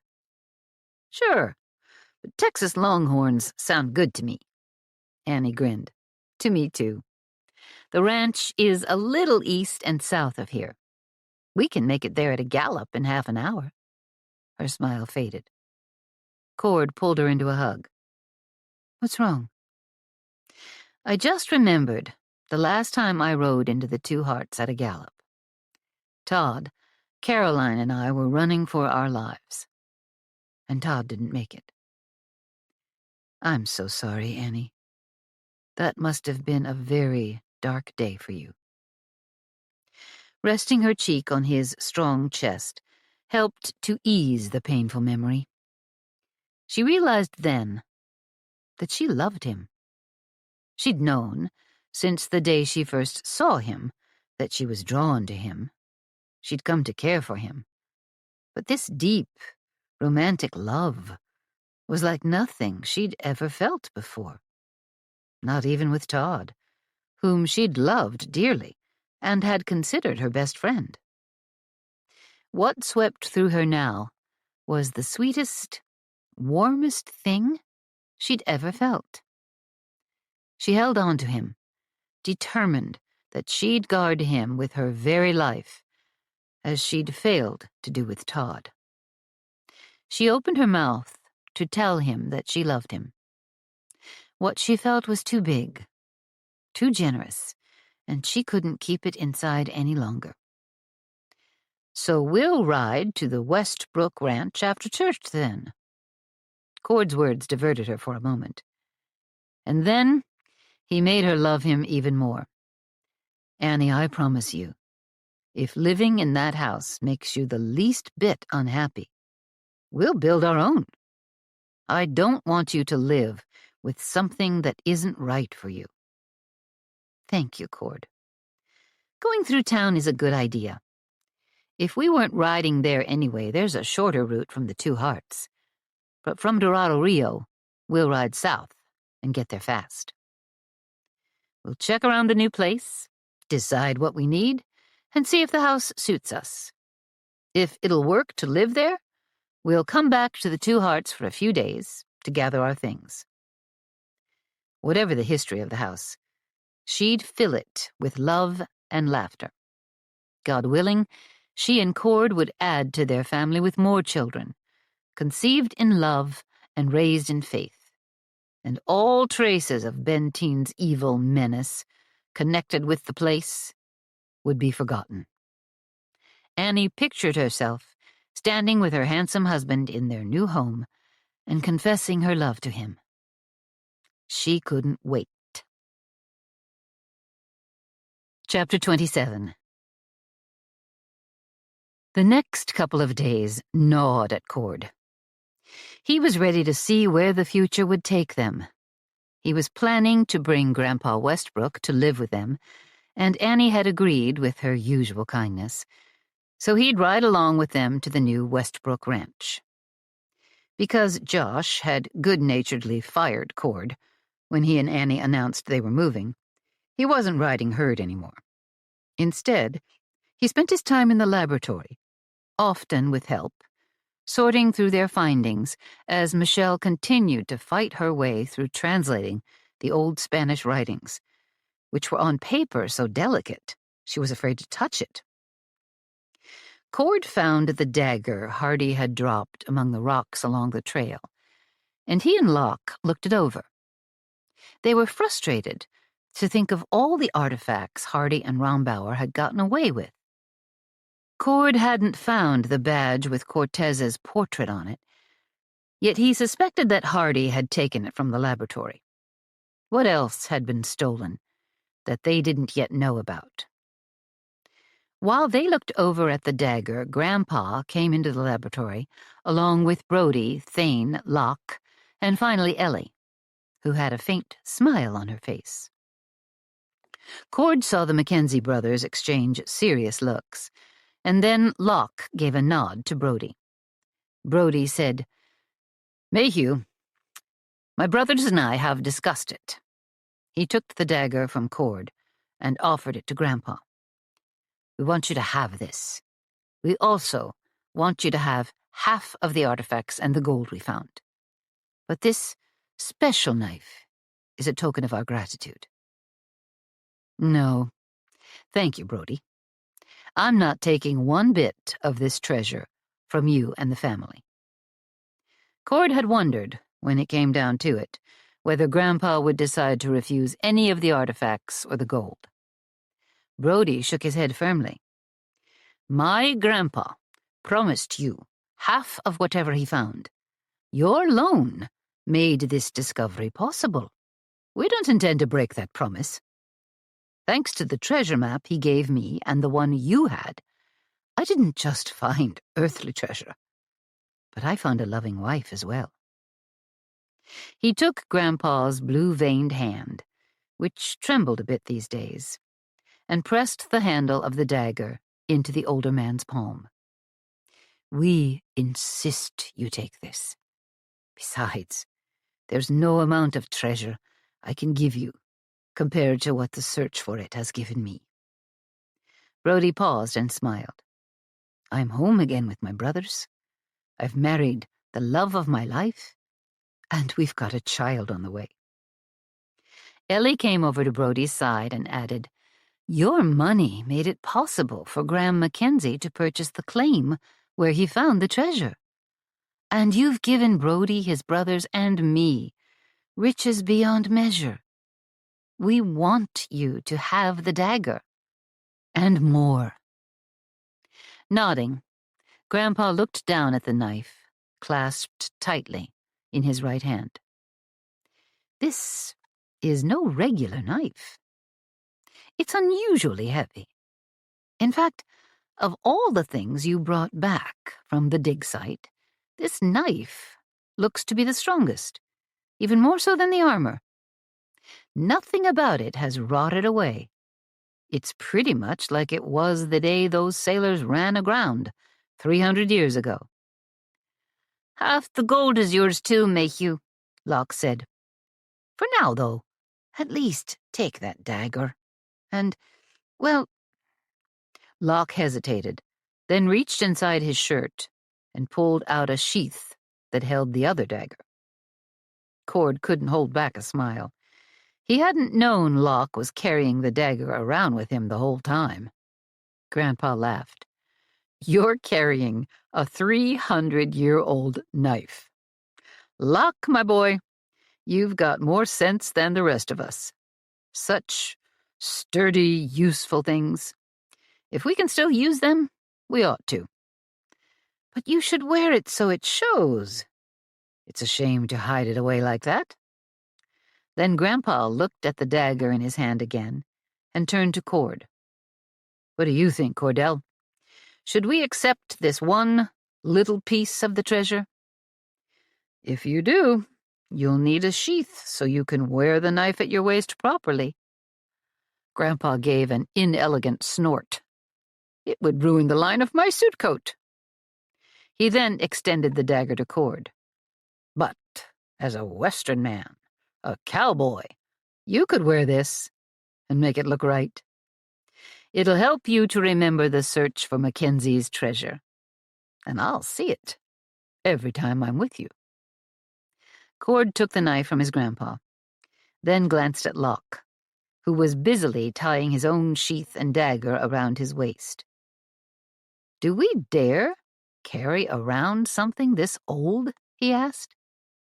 Locke finished putting his on and then looked up at Cord, his eyes bright with excitement. "The two of us, with these daggers, is like a bond between the Mackenzies and the Westbrooks, a symbol of the old bond between our grandpas. I like the idea." Cord smiled. "I like the idea, too. I've got a sheath in the ranch house that I think will fit," Ellie said to Cord. "Just be careful with it when you're hugging my sister." Cord laughed, and the others joined right in, erupting into laughter as well. Chapter 28. I don't think you should wear that dagger into the church. Annie seriously doubted it was wise for him to do so. Every Sunday, her brothers left their rifles in the scabbards on their saddles and their 6-guns in the saddlebags. No one would think of stealing something from a horse tied up outside of church. Then she thought of Hardy dumping them in that underground prison, and had to wonder just how low some people might go. "You're right," said Cord. "Besides, it might scratch the piano bench. By the way, I packed sandwiches and a few other things for lunch." "I know. I saw you doing it before I could. We should be at the Westbrook Ranch in time to eat the noon meal there. I can't wait to see the place. I'm surprised your family is all right with us riding off alone. I'm a little surprised myself, but there's no way Hardy could know we own that ranch house.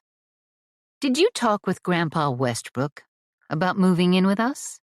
"I did.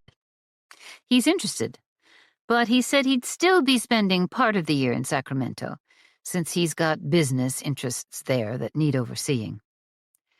I wish he'd retire so he could be with his family all the time." Cord reached across to hold her hand. "I agree, Annie. I'm hoping once he's moved in, he'll get settled enough that he won't want to leave." Annie saw Cord adjust his dagger in its sheath. That's such an odd-looking knife. She rather wanted to carry it herself. Maybe she could tuck it in her reticule. "Can I see it?" Cord removed the knife from his waist, sheath and all, and handed it over to her. Annie held the dagger up, admiring it. It was about 10 inches long and fit in her reticule with little room to spare. 6 inches of blade, 5 inches of handle. "Why is it black?" she asked. "Silver tarnishes to black," Cord said. "Remember that one black coin we found? Well, we decided it's a silver coin." "Is this knife silver, then?"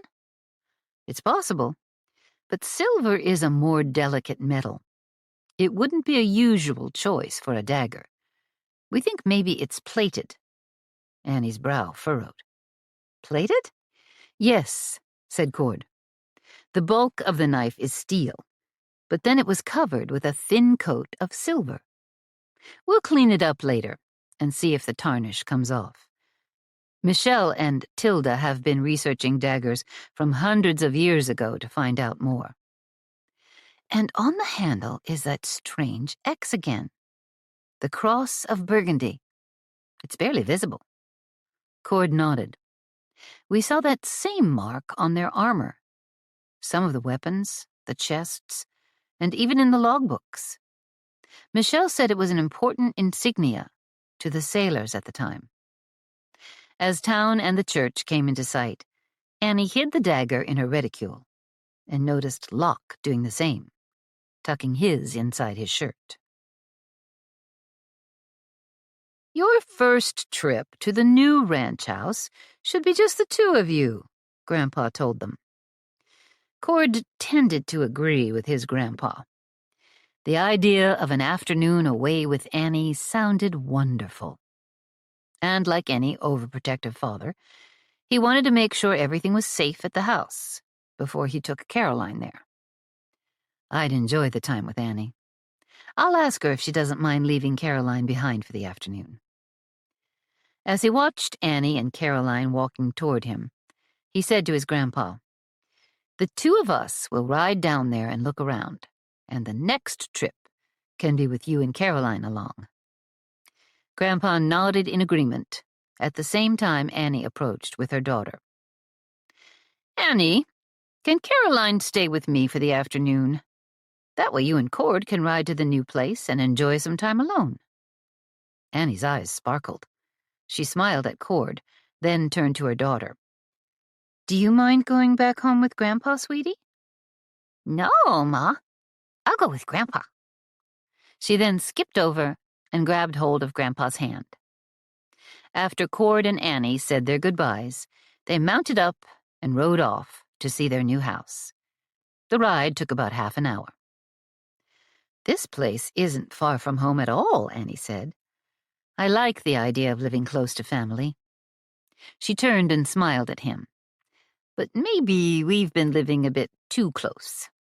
I think our being here will be an improvement." As they rounded a bend in the trail, the Westbrook Ranch spread out before them. Cord gasped. He was determined not to pressure Annie into living here if it reminded her of the evil man responsible for Todd's death.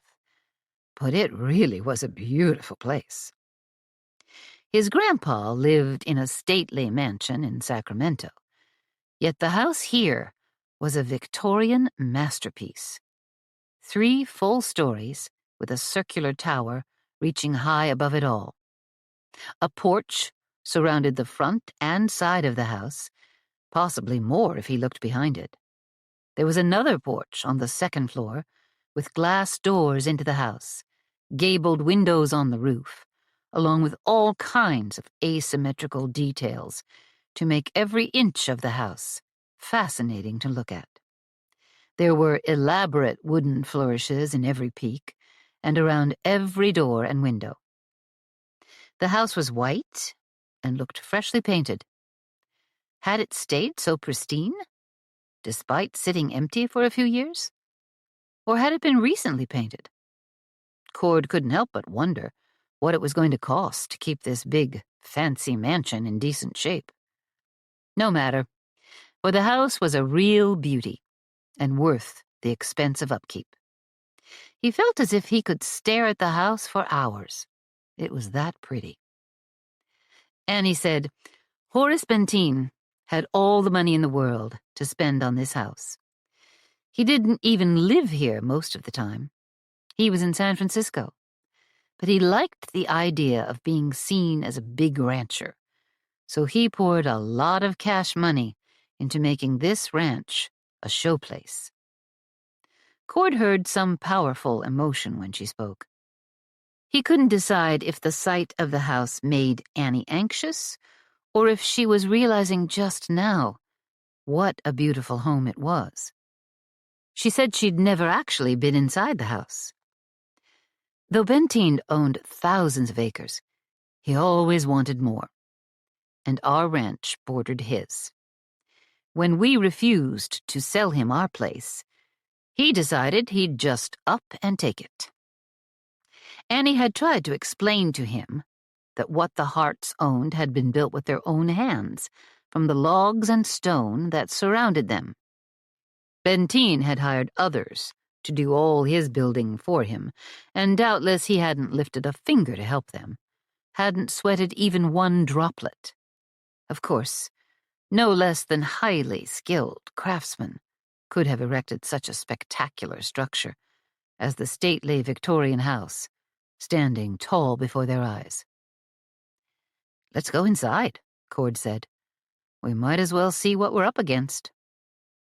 They rode up to the house, tied their horses to the fanciest hitching post Cord had ever seen, and went up the steps. Annie produced a key.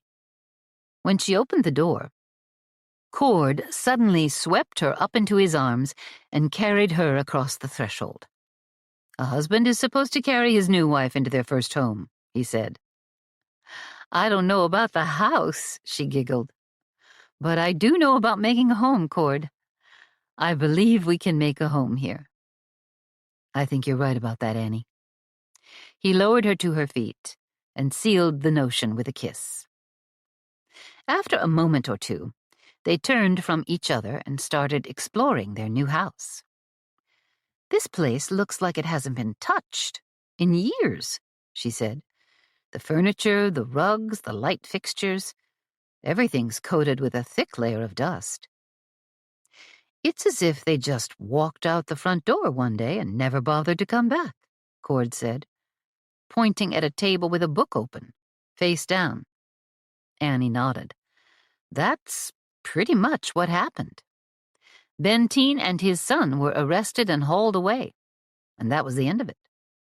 They never returned here after that day.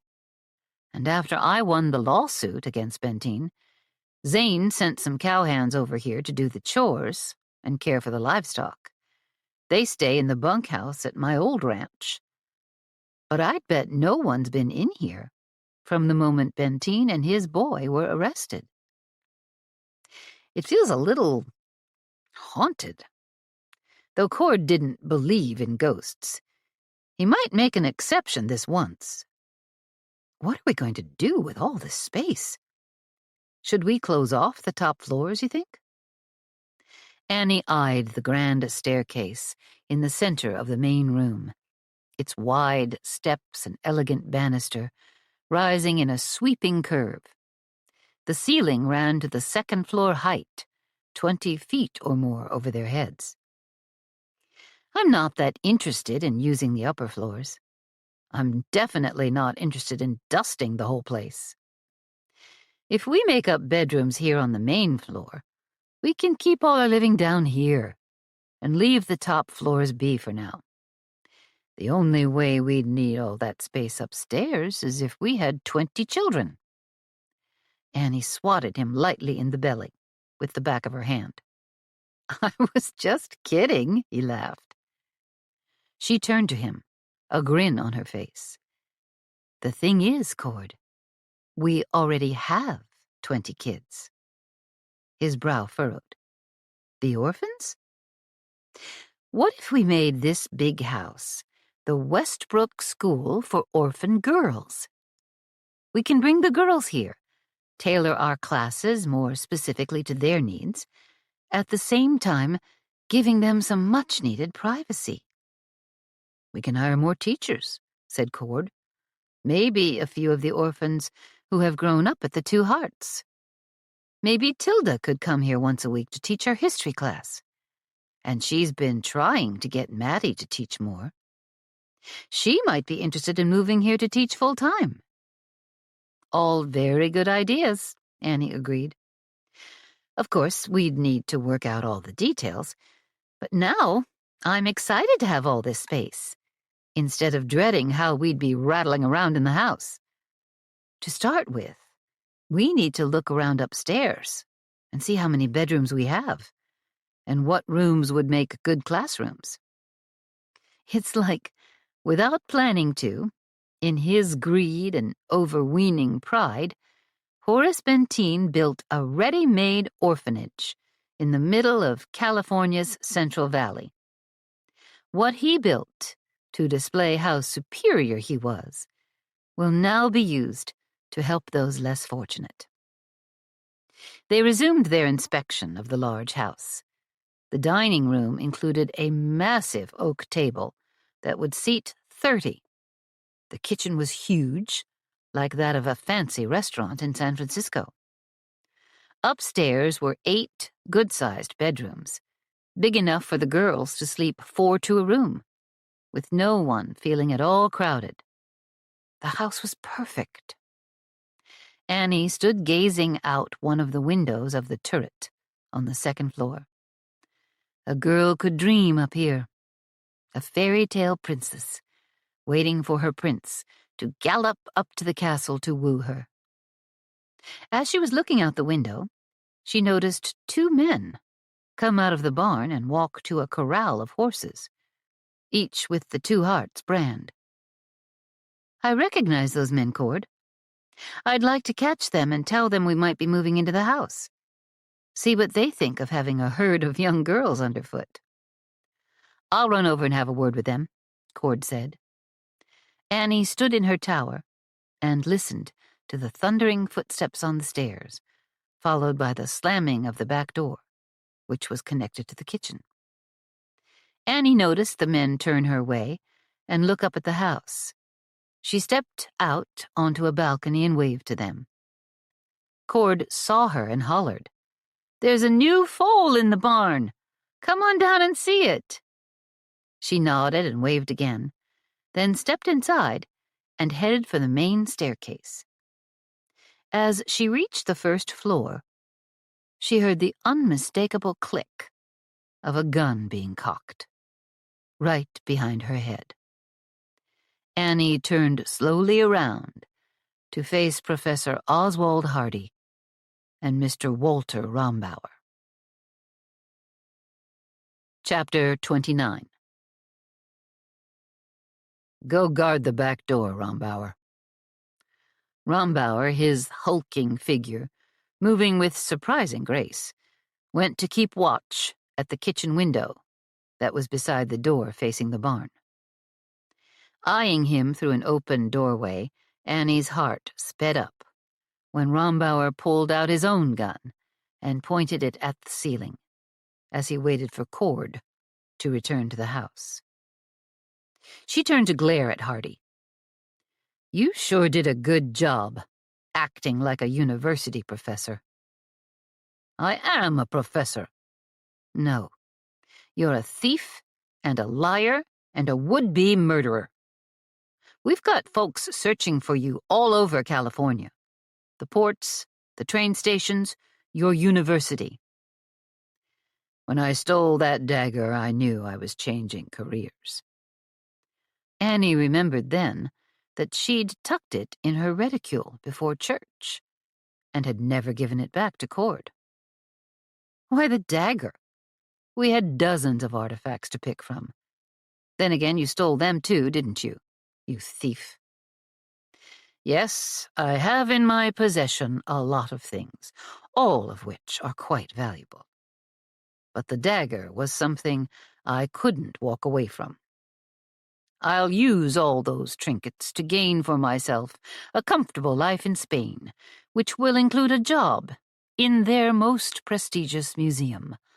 I'll write scholarly books to serve as textbooks all over the world, and I'll become famous as a result. Hardy paused, then added, but that dagger was what I most wanted. I had it, too. But then the knife disappeared. Disappeared? What do you mean? Annie wondered what was happening with Cord. She was straining to catch sight of Rombauer at the back door when Hardy drew her attention back to him. I brought it along with me to the archaeological site. I threw the rest of the armor away, thinking you'd probably guess the theft to be the prank of some mischievous students. The other artifacts we found are fascinating, but that dagger was the most valuable by far. I've seen similar pieces in my life, but they're very rare. And then, when we got to Cornerstone and packed everything into crates, I couldn't find it. So you lost it. What makes you think we have it? A cruel smile twisted Hardy's face. Because I've been watching the ranch. After we boarded the train in Dorado Rio, we got off in Sacramento and hid the crates, then bought fresh horses and rode back. I searched everywhere, every step of our trip. No knife anywhere. Then we went back and searched the dig site. That's when I saw the ship. Apparently, your family had already stripped the shipwreck of anything of value. He shook his head. I didn't realize they'd found you and your husband and those fool Mackenzie brothers. We were all fools. You're right about that. Not just the Mackenzies, but all of us. Fools for trusting you two. Hardy snorted. True enough. Anyway, I recognized what that dagger was from the first, and began plotting how to steal it. Rombauer and I camped out at an overlook near the ranch, waiting for our opportunity. When the earthquake hit, I saw everyone running around in panic, and I knew that was my chance to go steal it. After I realized we'd lost it, I returned to my lookout post to see if you'd recovered it. I saw your husband carrying the dagger in a sheath. I recognized the distinctive hilt, and looking like a pirate. And I spotted him wearing it to church this morning, so we decided to follow you here. Now, when your husband comes back into the house, I'll get it back, and we'll be on our way.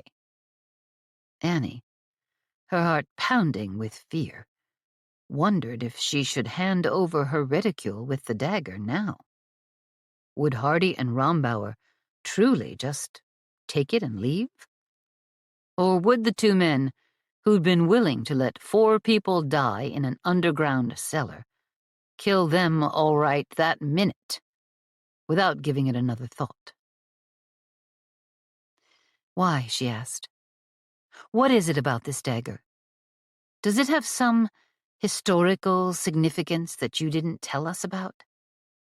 Why did you throw the armor and other weapons aside and keep only the knife? What makes the dagger so important? Hardy's eyes flashed. The dagger has no more historical significance than any of the other artifacts we found. But what it does have is a hollow core in the handle, one that contains diamonds. The end of the hilt twists off if you manipulate it just right. I'd heard rumors that Cortez had a thirst for gold, and diamonds especially.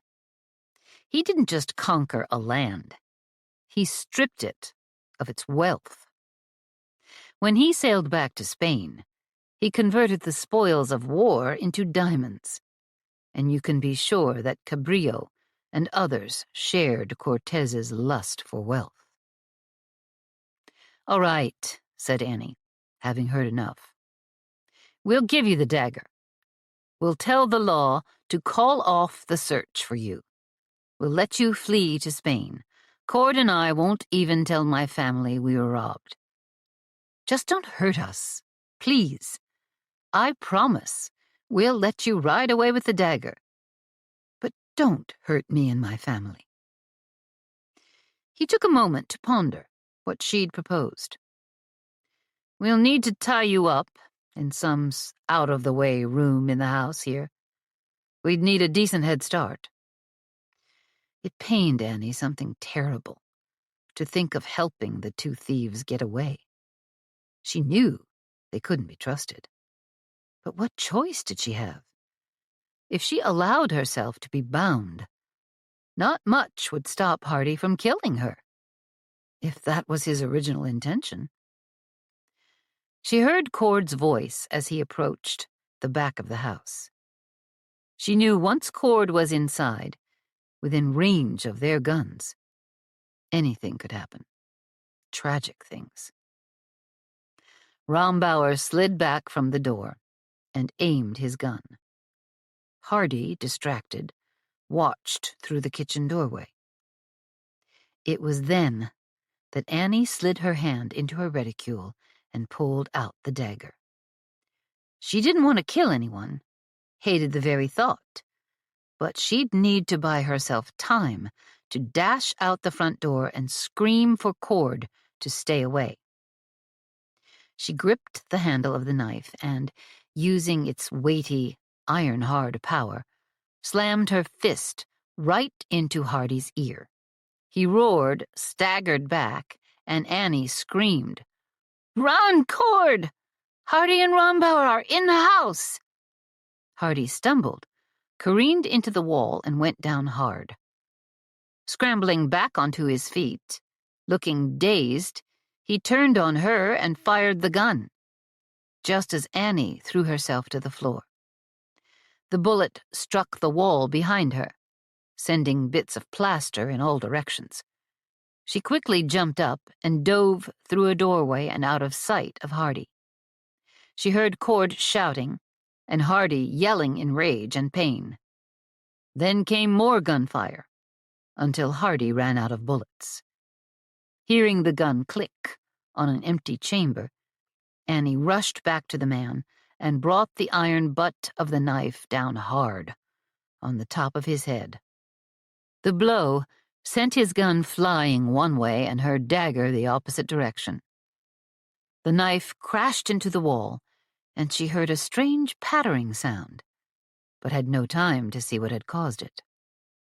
Cord charged in and skidded to a stop in front of Rombauer, who was lying motionless on the floor.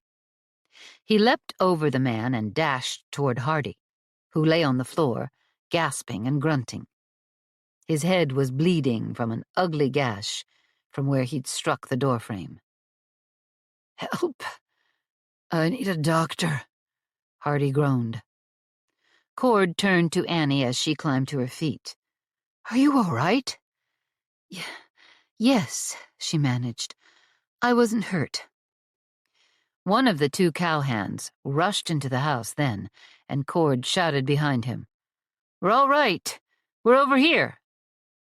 Hardy was the only one shooting. He must have shot Rombauer by accident. Annie eyed the dagger lying on the floor. The blade had separated from the haft, or endpiece, of the hilt, and around it lay what looked like tiny bits of broken glass. Diamonds. "You know, for an educated man, Hardy ain't all that smart." The cowhand approached and said, "His partner's dead." Cord nodded. "Figured as much. Tie Hardy there up good, and check him for any hidden weapons. Let's throw him over a horse and haul him to the doctor in Dorado Rio." "Doc Mackenzie at the Two Hearts is a better doctor," the hand said. "A good reason to take him to town." Cord gestured toward Rombauer's body. "We'll need another horse for him. No need to tie him up, though." Cord went and pulled Annie into his arms and held on tight. "I need to get to a doctor," Hardy wailed. Cord turned with her in his arms toward the injured man on the floor. "You're gonna live, Hardy, but only long enough to face a noose. I don't see why you'd be in any hurry to get to the gallows." Hardy was sprawled on his back as if he'd given up all hope. Annie thought the man might be crying. She let go of her husband and walked around Hardy, bent down to scoop up the two parts of the dagger, carefully returned the diamonds to the hollow handle of the knife, and replaced the endpiece, then slid it back into the sheath, and lastly, into her reticule. With that done, she helped Cord and the cowhand get the two outlaws ready for travel. Chapter 30. Both cowhands brought up the rear as they rode into town. Soon Hardy was shackled in the jailhouse. The doctor had tended his wounds, given him laudanum for the pain, and left. Tomorrow he'd be facing a murder trial. Because it was Sunday, the trial had been delayed a day. Then Hardy, if found guilty, would be summarily hanged. And a conviction was likely, since Rombauer was stretched out at the undertaker's with a bullet in his chest, and there had been witnesses nearby who would testify as to the truth of what happened. Cord and Annie rode for the Two Hearts now, both still on edge. Their cowhands rode along behind them.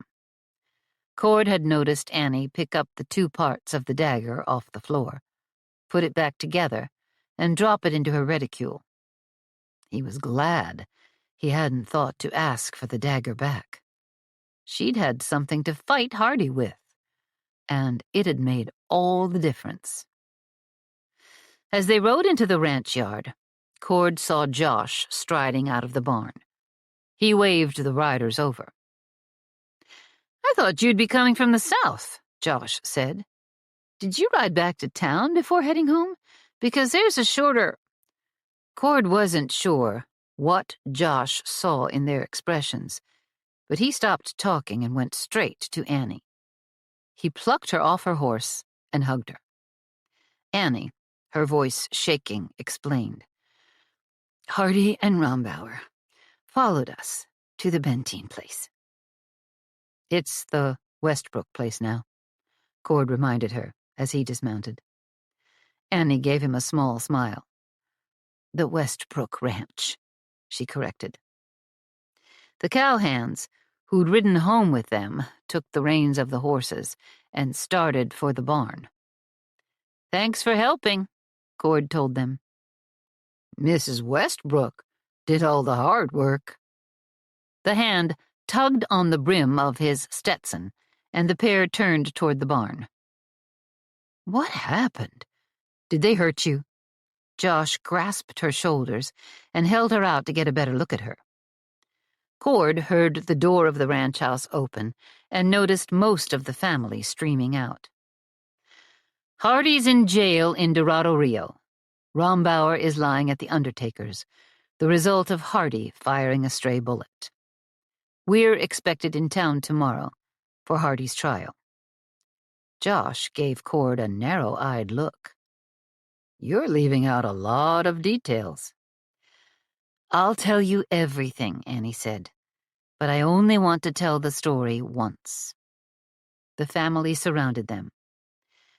"Hardy ambushed Annie," Cord began, running quickly through the details.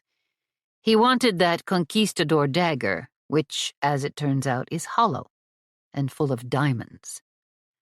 Annie held out her reticule with the top open. "I've got the dagger here." Cord continued. "Hardy stole the armor and kept the dagger, and he was hoping to find more just like it. During the struggle with Annie, Hardy shot Rombauer dead, we assume by accident. There's a good chance Hardy will hang tomorrow for his crimes. Miraculously, those two didn't put a single mark on any of us." He saw his grandpa in the crowd, lines of worry deep in his face. Cord went to him and patted the older man on the shoulder. "I'm okay, Grandpa. Thanks to Annie. I was never in real danger." Cord looked at his precious wife. "Just Annie was." "Well, I'm glad you're all back home now, and everyone's all right," Grandpa said. Cord nodded. "Let's all go inside. I could use a hot cup of coffee and something to eat." "The summer is fading," Annie said. She and Cord were walking arm in arm.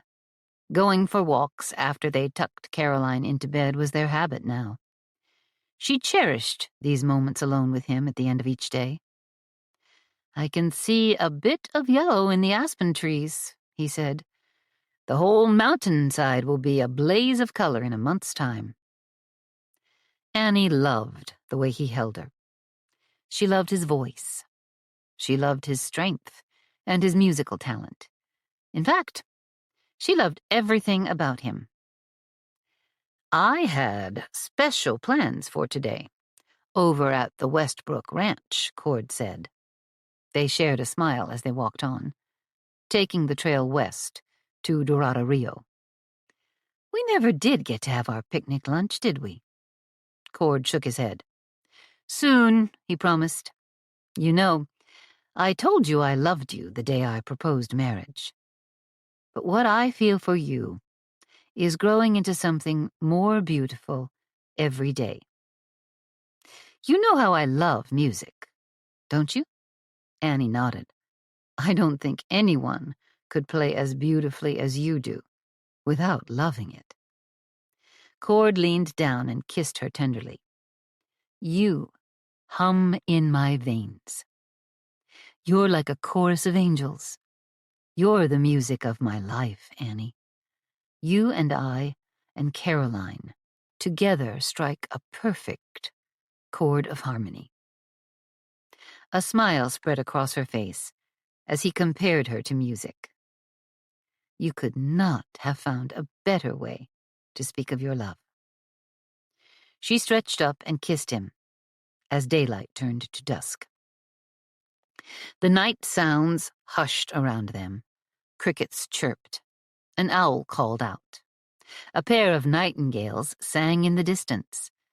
The soft breeze of a California evening brushed past them, and the scent of the pines and the fresh country air were like music to Annie's soul. "We've spent too much time searching for treasure around this ranch."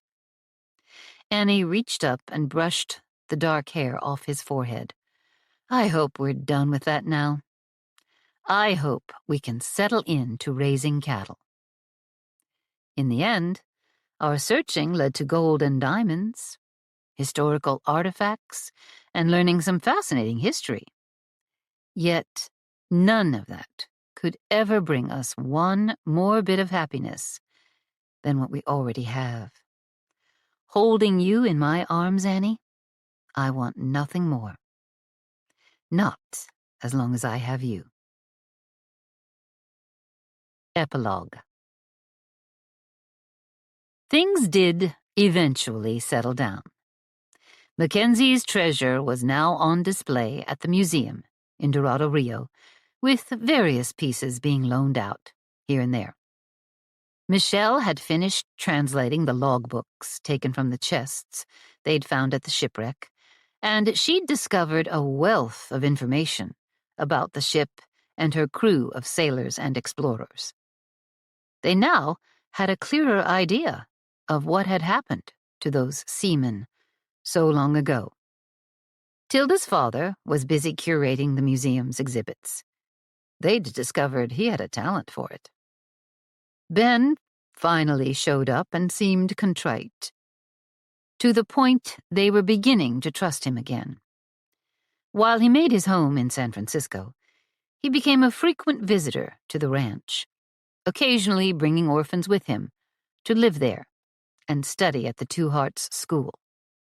He also volunteered at the Child of God mission and donated generously to the cause. Even so, Josh still wouldn't leave Tilda alone with her brother when the man came for a visit. Ellie's baby, a boy, was born right after Thanksgiving. They named the child Graham, after Brody's treasure-hunting grandfather. True to his word, Thane went off to college to study medicine. Annie, Cord, and Caroline moved to the Westbrook Ranch. Just as they'd hoped, they converted the huge house into an orphanage for girls. All the girls from the Two Hearts settled into the upper floors of the house, and Annie and Cord were sent more youngsters needing homes from places like San Francisco and Sacramento. Cord's mother and Grandma and Grandpa Rivers visited the new ranch and orphanage frequently, but they still made their homes on their own land. Annie hoped that the day would come when they'd decide it was time to cut back on their work and move to live at the Westbrook Ranch permanently. Grandpa Westbrook had moved his Steinway piano from his mansion in Sacramento to the Westbrook house. Cord taught the piano, both there and at the Two Hearts. By Christmas time, Annie was excited to learn she had another baby on the way, and the whole family gathered for the holiday at the Westbrook Ranch. With the orphan girls living there, it made for quite a crowd in the dining room. Yet the table was massive enough for everyone to squeeze in around it. The boys back at the Two Hearts were also served a turkey dinner, with all the trimmings. "Let's join hands," Cord said from the head of the table, which nearly overflowed with food. Ellie sat with her baby in her arms, Brody at her side. Thane, home from college, sat beside his brother Locke. Caroline sat beside Annie at the foot of the table. Cord prayed a simple but sincere prayer of thanksgiving. When he said Amen, he looked up and smiled down the length of the table, straight into Annie's eyes. "For all our treasure hunting," he said, "true riches come from God alone. He's given generously to us in the way of family, food, and shelter.